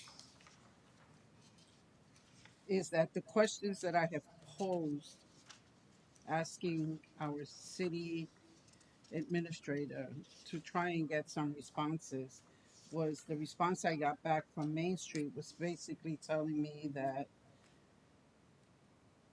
when the messages are forwarded to this email, because I would copy Main Street, I was that transparent. I let Main Street know what was going on and what was the concern and the questions that I wanted some response to. So the last response that I received from Main Street was, Vice Mayor, respectfully, when messages are forwarded to this email address, our understanding has been that the questions contained within them are directed to the original recipient. The original recipient is, of course, our chief administrator. We're not in a position to kind of have to go out there and question our nonprofits. I respectfully respect the process, and the process is that if we have an issue and it involves certainly a vendor that's doing business with the city or a staff member or whatever, we work through you. so that you're aware of what's going on. And I still have not received a response to some of the questions. And at this time, we're not, in the second paragraph was, at this time, we're not at liberty to discuss the details of the murals, the conversations we're having with Mr. Ridge or Miss Brownie. However, we want to emphasize that all the actions we have taken since the mural reveal, including our decision to remain silent in the media, have been made in good faith as part of our ongoing dialogue with Ms. Brownlee. For this reason, we respectfully request that any meeting or workshop regarding this matter take place after Friday, September 5th. This would allow us the time needed to responsibly work toward a resolution with her. Our priority is to move forward in an amicable manner with the city of Apopka, its business owners and residents, building on positive impact we have already made in restoring confidence in this program through continued acts of service. So back to Commissioner Anderson. And just read, that's extremely alarming within itself, just a response, because we are using the residents' funds, and on one hand, it can't be we're funding this organization and using city dollars, but on the other hand, we don't have to answer any questions. We have to have transparency in how we're spending these dollars and making sure we're spending these dollars responsible. And right now, I'm not confident in this organization that the leadership that's currently in place right now have the skill set needed to move this organization forward. So I think it's completely our responsibility to make sure that we are being responsible. And a lot of us have advocated for this organization and other organization that actually had a larger skill set and was completely against the organization. But now this organization has demonstrated time after time that they do not have the ability to lead this organization. And I think it's extremely reckless if we continue to use taxpayers' dollars to fund this organization.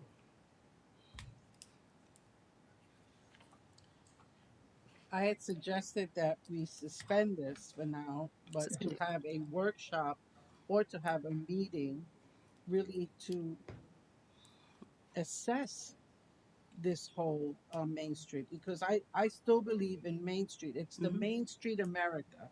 It's an organization that is nationwide, and its purpose is really to promote the city, the businesses, our downtown, and that was the intention when we first we first supported it. We had all gone to the land. We saw how successful it was. Yep. We sat with not just I was there. their elected officials. We sat with their business, and we bought Really into believed in that. it. And at the time, the leadership that was in place. Since then, I know the board has gone through a lot of transitions. And I don't know who the board is. I don't know how many meetings they had. I would say this, maybe it was our fault in a way because we didn't set parameters to say, if you're going to do this with the money, we need to have some accountability. We trusted the leadership. But the mural has proven to us that the leadership was unable to see one project through. This project No, I that mean, was it's so not big. even, I mean, it's not even they didn't see a project. through, Multiple. It's that, Yeah. that there's It's not fraud, but possible, yeah. It's Yeah, multiple complaints. It's so anyway, not just I think, because we got a Yes. long way to go. Yeah. I think we want to go ahead and move to suspend.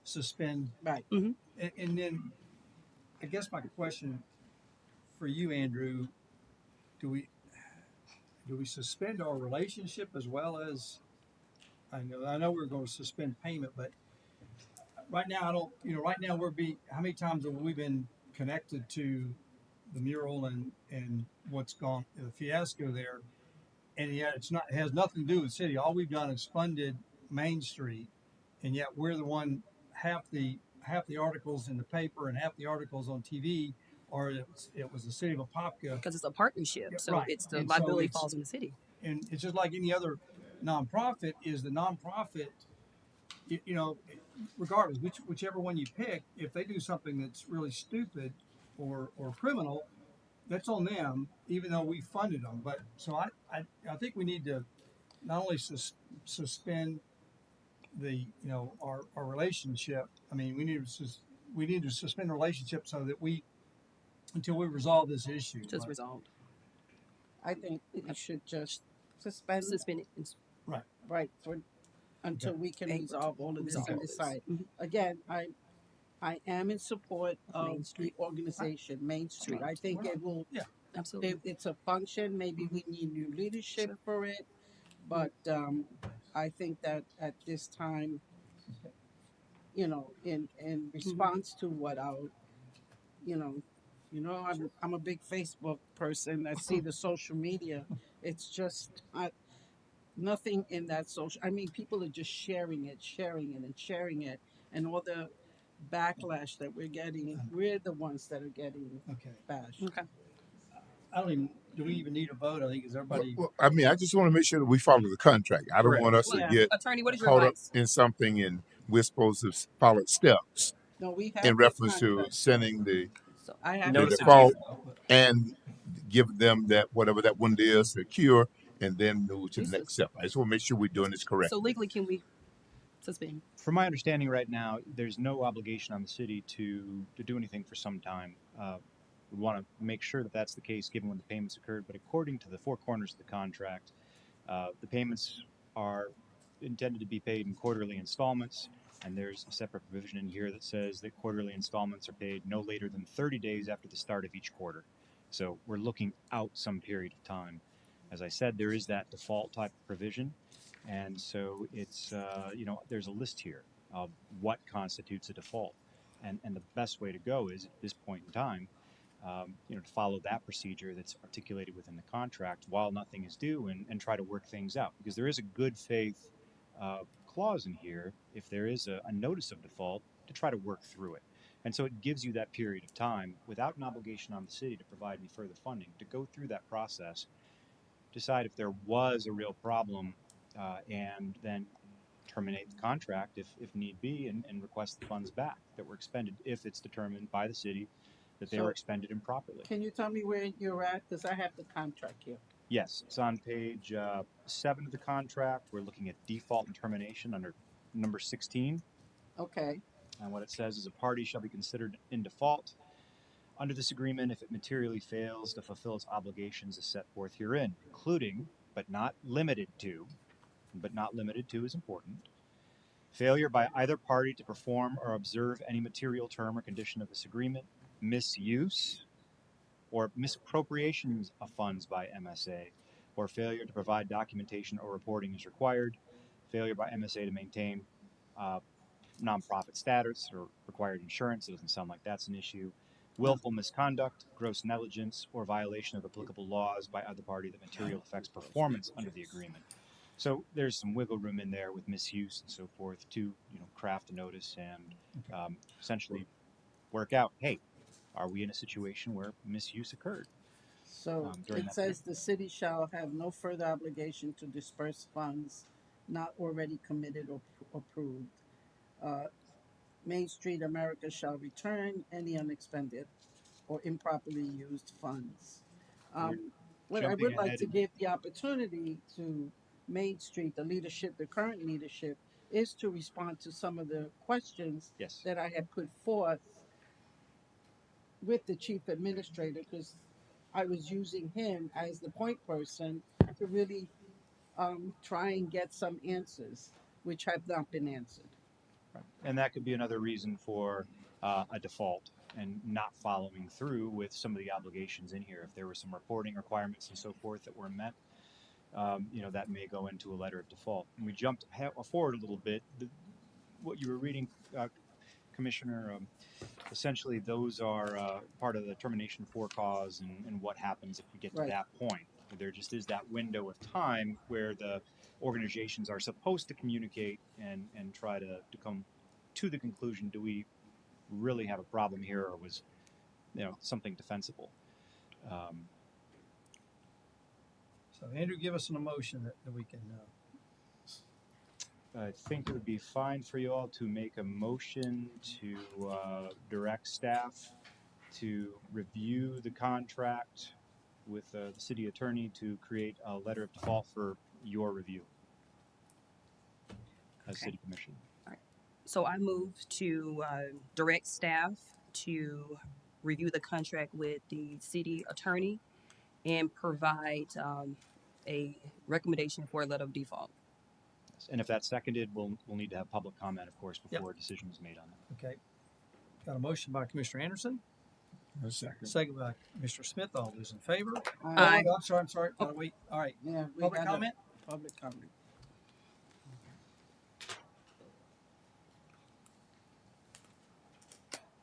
Good evening, Caitlin Kasheda, president of Main Street Apopka. I wanted to clarify, as best as I could, some of the concerns. I can't directly talk about the conversations we're having with Mrs. Brownlee, who is the artist in Iowa. We're not quite ready to talk about any of that, and we don't believe that it's fair to her. We're trying to honor her in our conversation. But everything, like I said in the email, every action that we have taken, including our silence in the media and on social media, has been to honor this particular artist. So we're working in good faith with her, and right now we're just waiting for some more communication from her. We have remitted full payment to the artist that we paid, or that we hired, excuse me. He has received full payment. Those were done through cashier's checks, so that's as good as cash as far as we're concerned. The money came out of our bank account, and so at this point, he has the money that was promised to him under our mural installment agreement. So I do want to make that clear. Otherwise, I have not received any further questions other than the 2 reports I sent to Mr. Williams. So if there were questions that were supposed to come directly to us, we never received those questions. So he asked for 2 reports from our reporting systems, and so we put those together and sent those off within 24 hours. I think it was actually within 12 hours of the request. So we've done our best to communicate what's been communicated to us, and we hope to work through all of this together. I think that that's all that I can really say about it at this point. So on September 1st, I sent an email directly to Mr. Radley, and I did copy you. In fact, I copied Ms. Blanche Sherman, our finance director. I copied our city attorney, Clifford Shepard. I copied Apopka Main Street, and I copied Susan. And in that, with Mr. Radley, I write a whole scenario of what's going on. So I'll skip all of that. And I said, I sent some questions to interim CAO asking for a response from Ms. Kasheta. And I listed the 4 questions. And so when you say that the questions weren't asked, you were copied. And in my email, I'm actually asking him to try and get the answers for these questions. So, I mean, I have it right here. I have sent some questions to interim CAO asking for a response from Ms. Kasheta. And I copied you on this email. Yes, so we understood that to mean that he was supposed to come and ask us those questions. So maybe we just misunderstood, but that's what we understood that email to mean. And Commissioner, when I saw the response from Main Street, I was going to send a direct email with your questions separate, and we'll be sending that to Ms. Kasheta. Did you send them? I did not yet. But I copied her.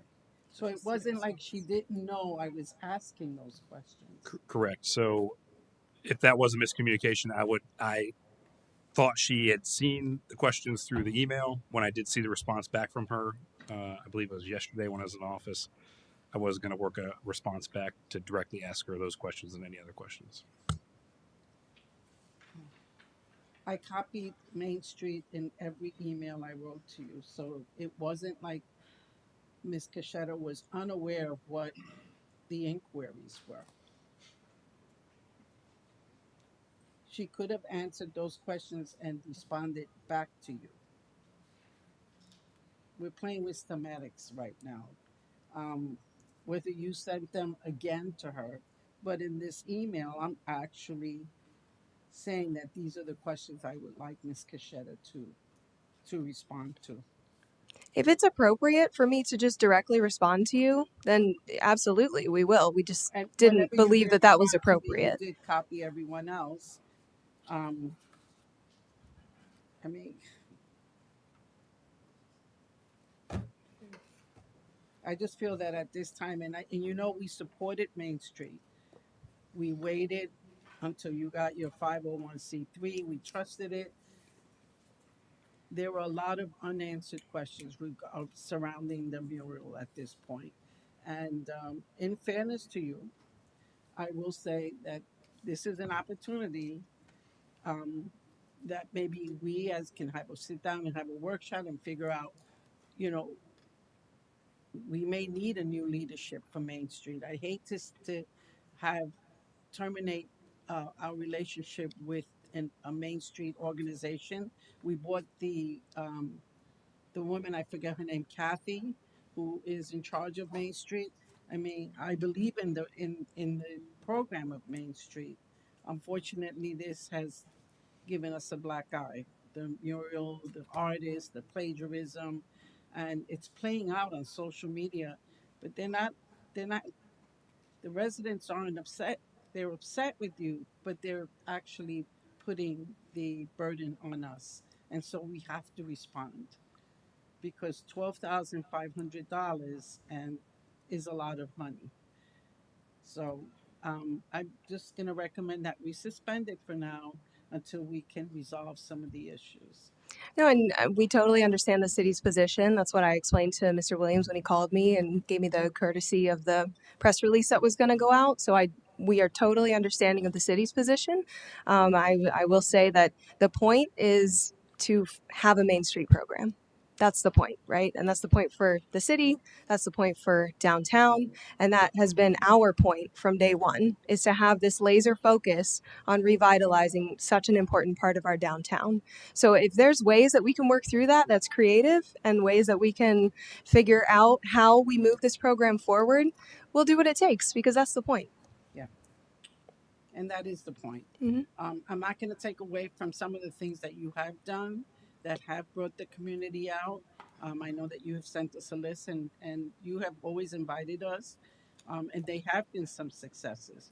But unfortunately, this was such a big thing that it kind of overshadowed everything else. So for now, I feel let's suspend what Main Street suspended. No more spending of its money, whatever's left over.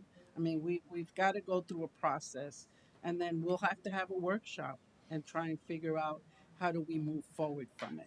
Sure, I would love to do that. And I'll bring all of this information back to the board of directors, and we'll all discuss it and await to hear from you guys. Okay. Thank you. Any other questions? Okay, all right. Come on down.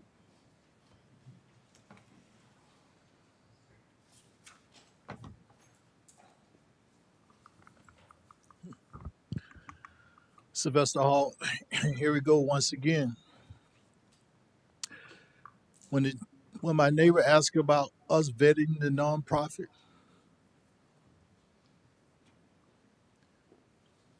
Commissioner, you hold up your papers. Yeah, this one has got this. I vetted this and I vetted that.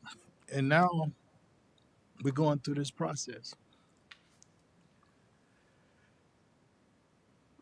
So you sit here and you normalize the abnormal, and then we try to talk intelligent about what is the process of moving forward. Mary, you can wake up. I know it's late. But the thing is, we shouldn't be here.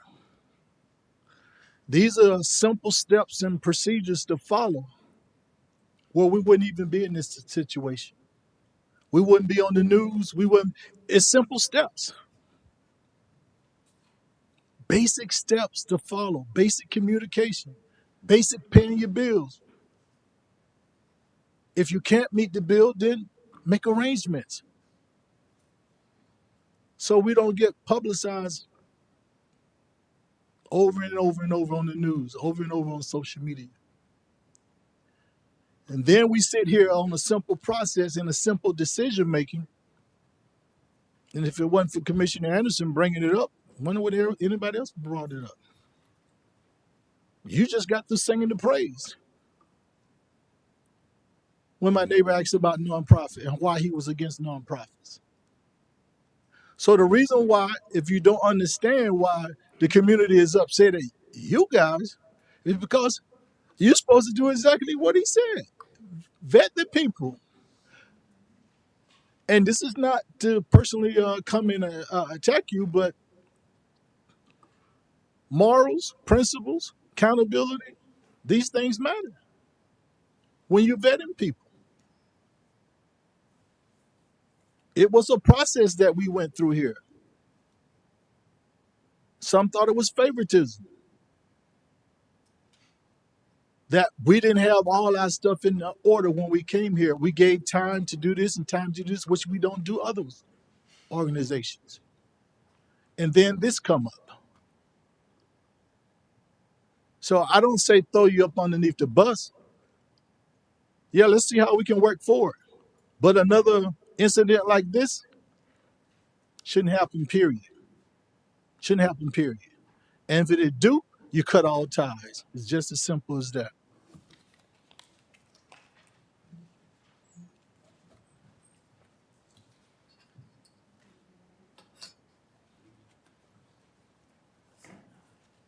Hi, Ella Duke, Propagate Social House and Halls on Fifth.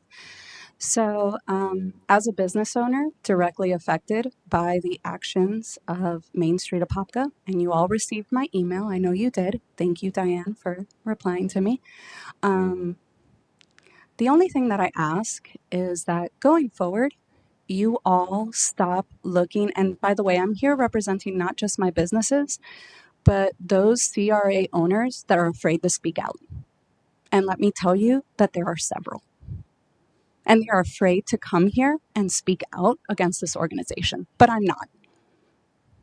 So all that we ask is that you stop telling us that we are petty or that we are difficult for not wanting to associate ourselves with this organization. Because this is not the first time that they messed up. This is like the fourth time. This is just the first time that it made news and that it inconvenienced the city.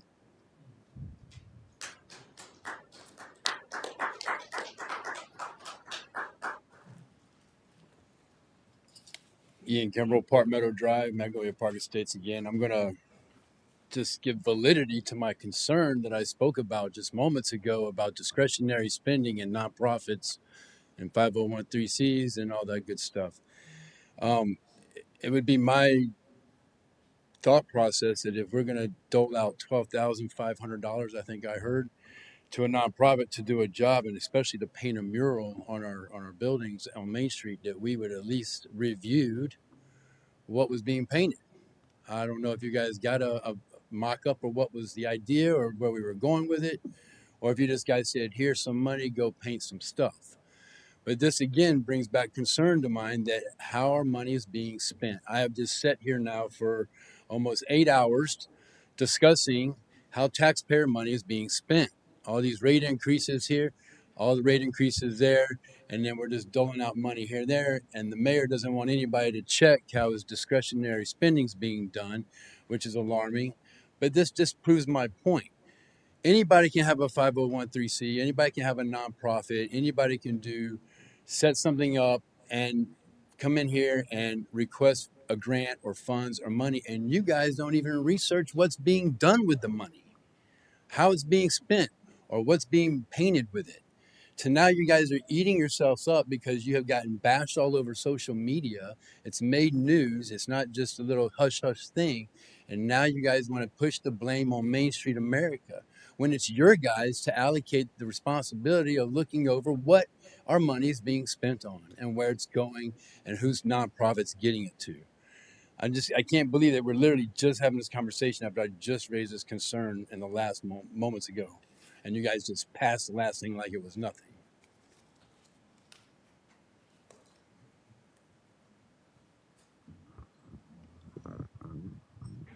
We cannot change the past. However, I think this is a learning experience for everyone. And I'm pleading to you guys to please have policy in place, because it saddened me that, for example, Apopka again is in the news based on something that could have been handled a lot differently. Um, as a nonprofit leader, we are not all treated equally by the city. And then we have issues like this. For example, every time we have used city facilities, we've paid. We've paid for events, and all of our events are always free to the public. We paid over $900 to use Edwards Field. And the one time we asked the city, which before the city asked us, I know the process, but I know you guys are a lot laid back. We provided insurance, we provided a presentation, we provided everything. We received a contract from the city that was signed by us. And all we were asking was for use of the park. That's all we asked. We were covering all of the expenses to do a free event for the community, to benefit the community. And after the contract was signed, and we were given with witnesses present the go ahead to get our sponsors lined up, which we did, that cost us money, which we didn't bring forward to and say we need to recollect that money. We took the loss, and we were told, no, you guys turned us down. We were denied. But then we sit and we watch. I'm not pointing to Caitlin, I'm pointing at Main Street. An organization came forward, and at the meeting, they still did not have insurance yet. They did not have a lot of stuff in place, and they got approved. So I'm asking for going forward, you guys, please, please, because then not all nonprofits are bad. And there's some of us out there who are doing things for the better of a city of Apopka. So please do your jobs, and please look into nonprofits, not just Main Street, any nonprofit. Look into us. We have an open door policy that you guys can come in and check on us at any time. I know Commissioner Diane, during the vice mayor, I apologize, came to visit us at least 4 times during the summertime. Just popped in, dropped snacks, checked on us. See that, yeah, what we using the money for, what we collect from people is going. When we ask for money for gift cards and stuff Thank for you. specific events. So guys, please do your jobs. Thank you. Anybody else? Okay. Got one more.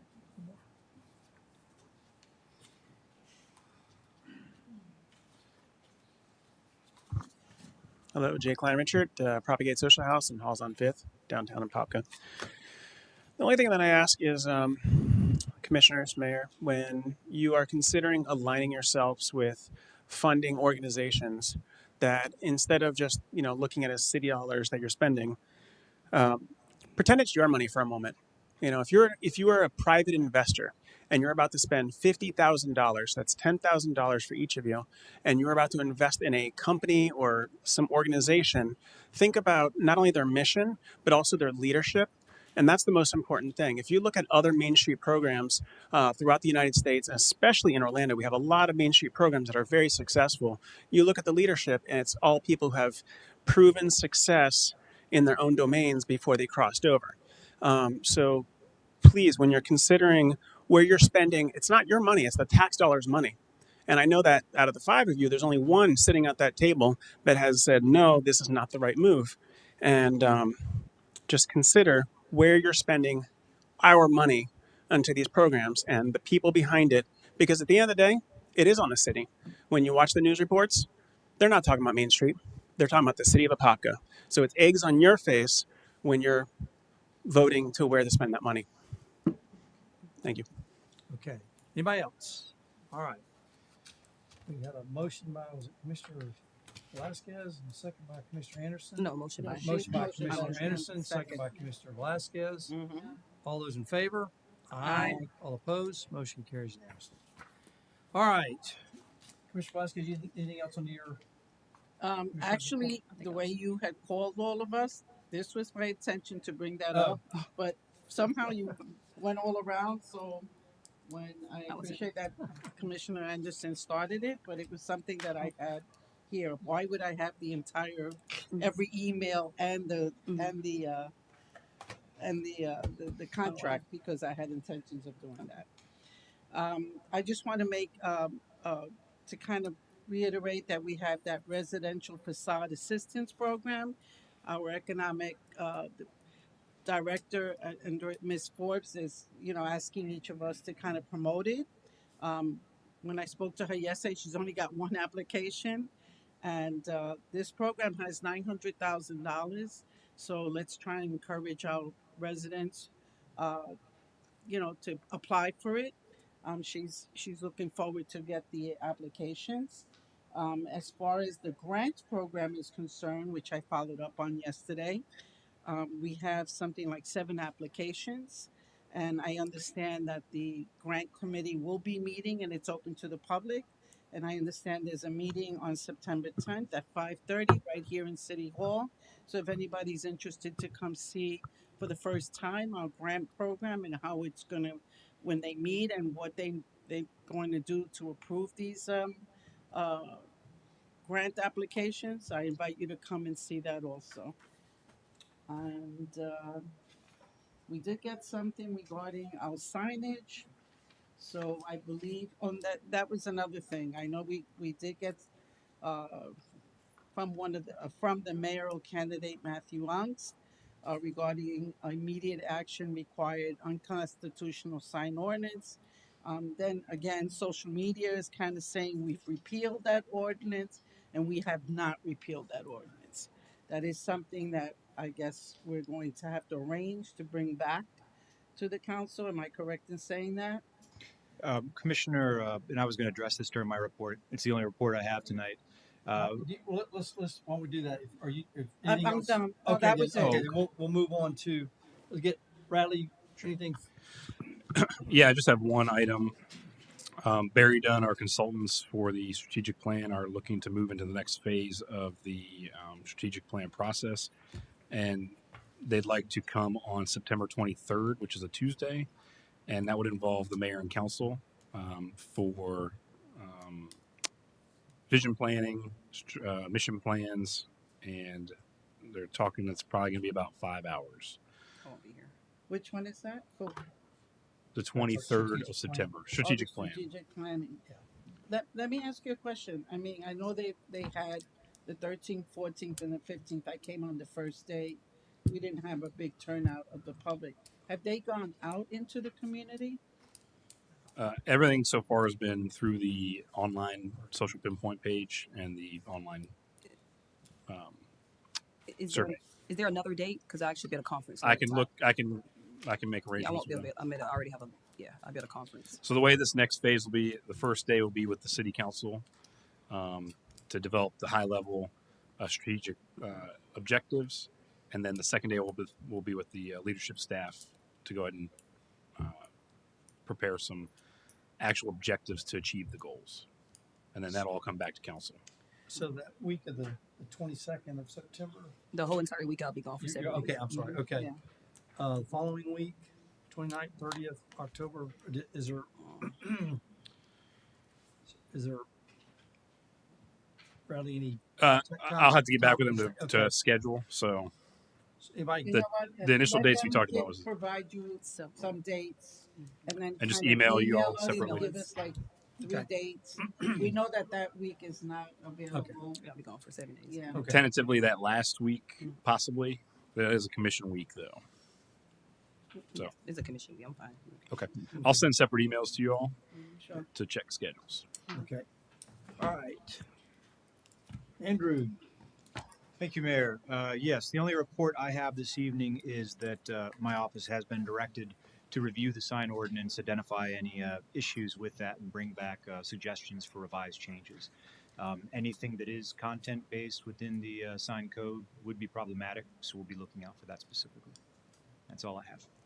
So you think y'all will have it for next council meeting? That's the intention, yes. Okay, awesome. Okay. At least a report. Sometimes sign codes can be quite lengthy. We drafted a number of them. Sometimes they're up around 40 pages. We'll see what Apopka's got, but sure, we'll be providing an update at the very, All right. very least. Thank you. Okay, couple things here. We're supposed to have a Clear Lake workshop on September 15th. I've finally made contact with Brian Matter and trying to get that. I need to talk with him. He wants to sit down and talk with me first. So I want to go ahead and postpone that the workshop on September 15th for the Clear Lake. We'll see. Hopefully, I'll get some clarity from him. We'll sit down and kind of go through the issues and see if we can come up with a solution that we can bring to the council.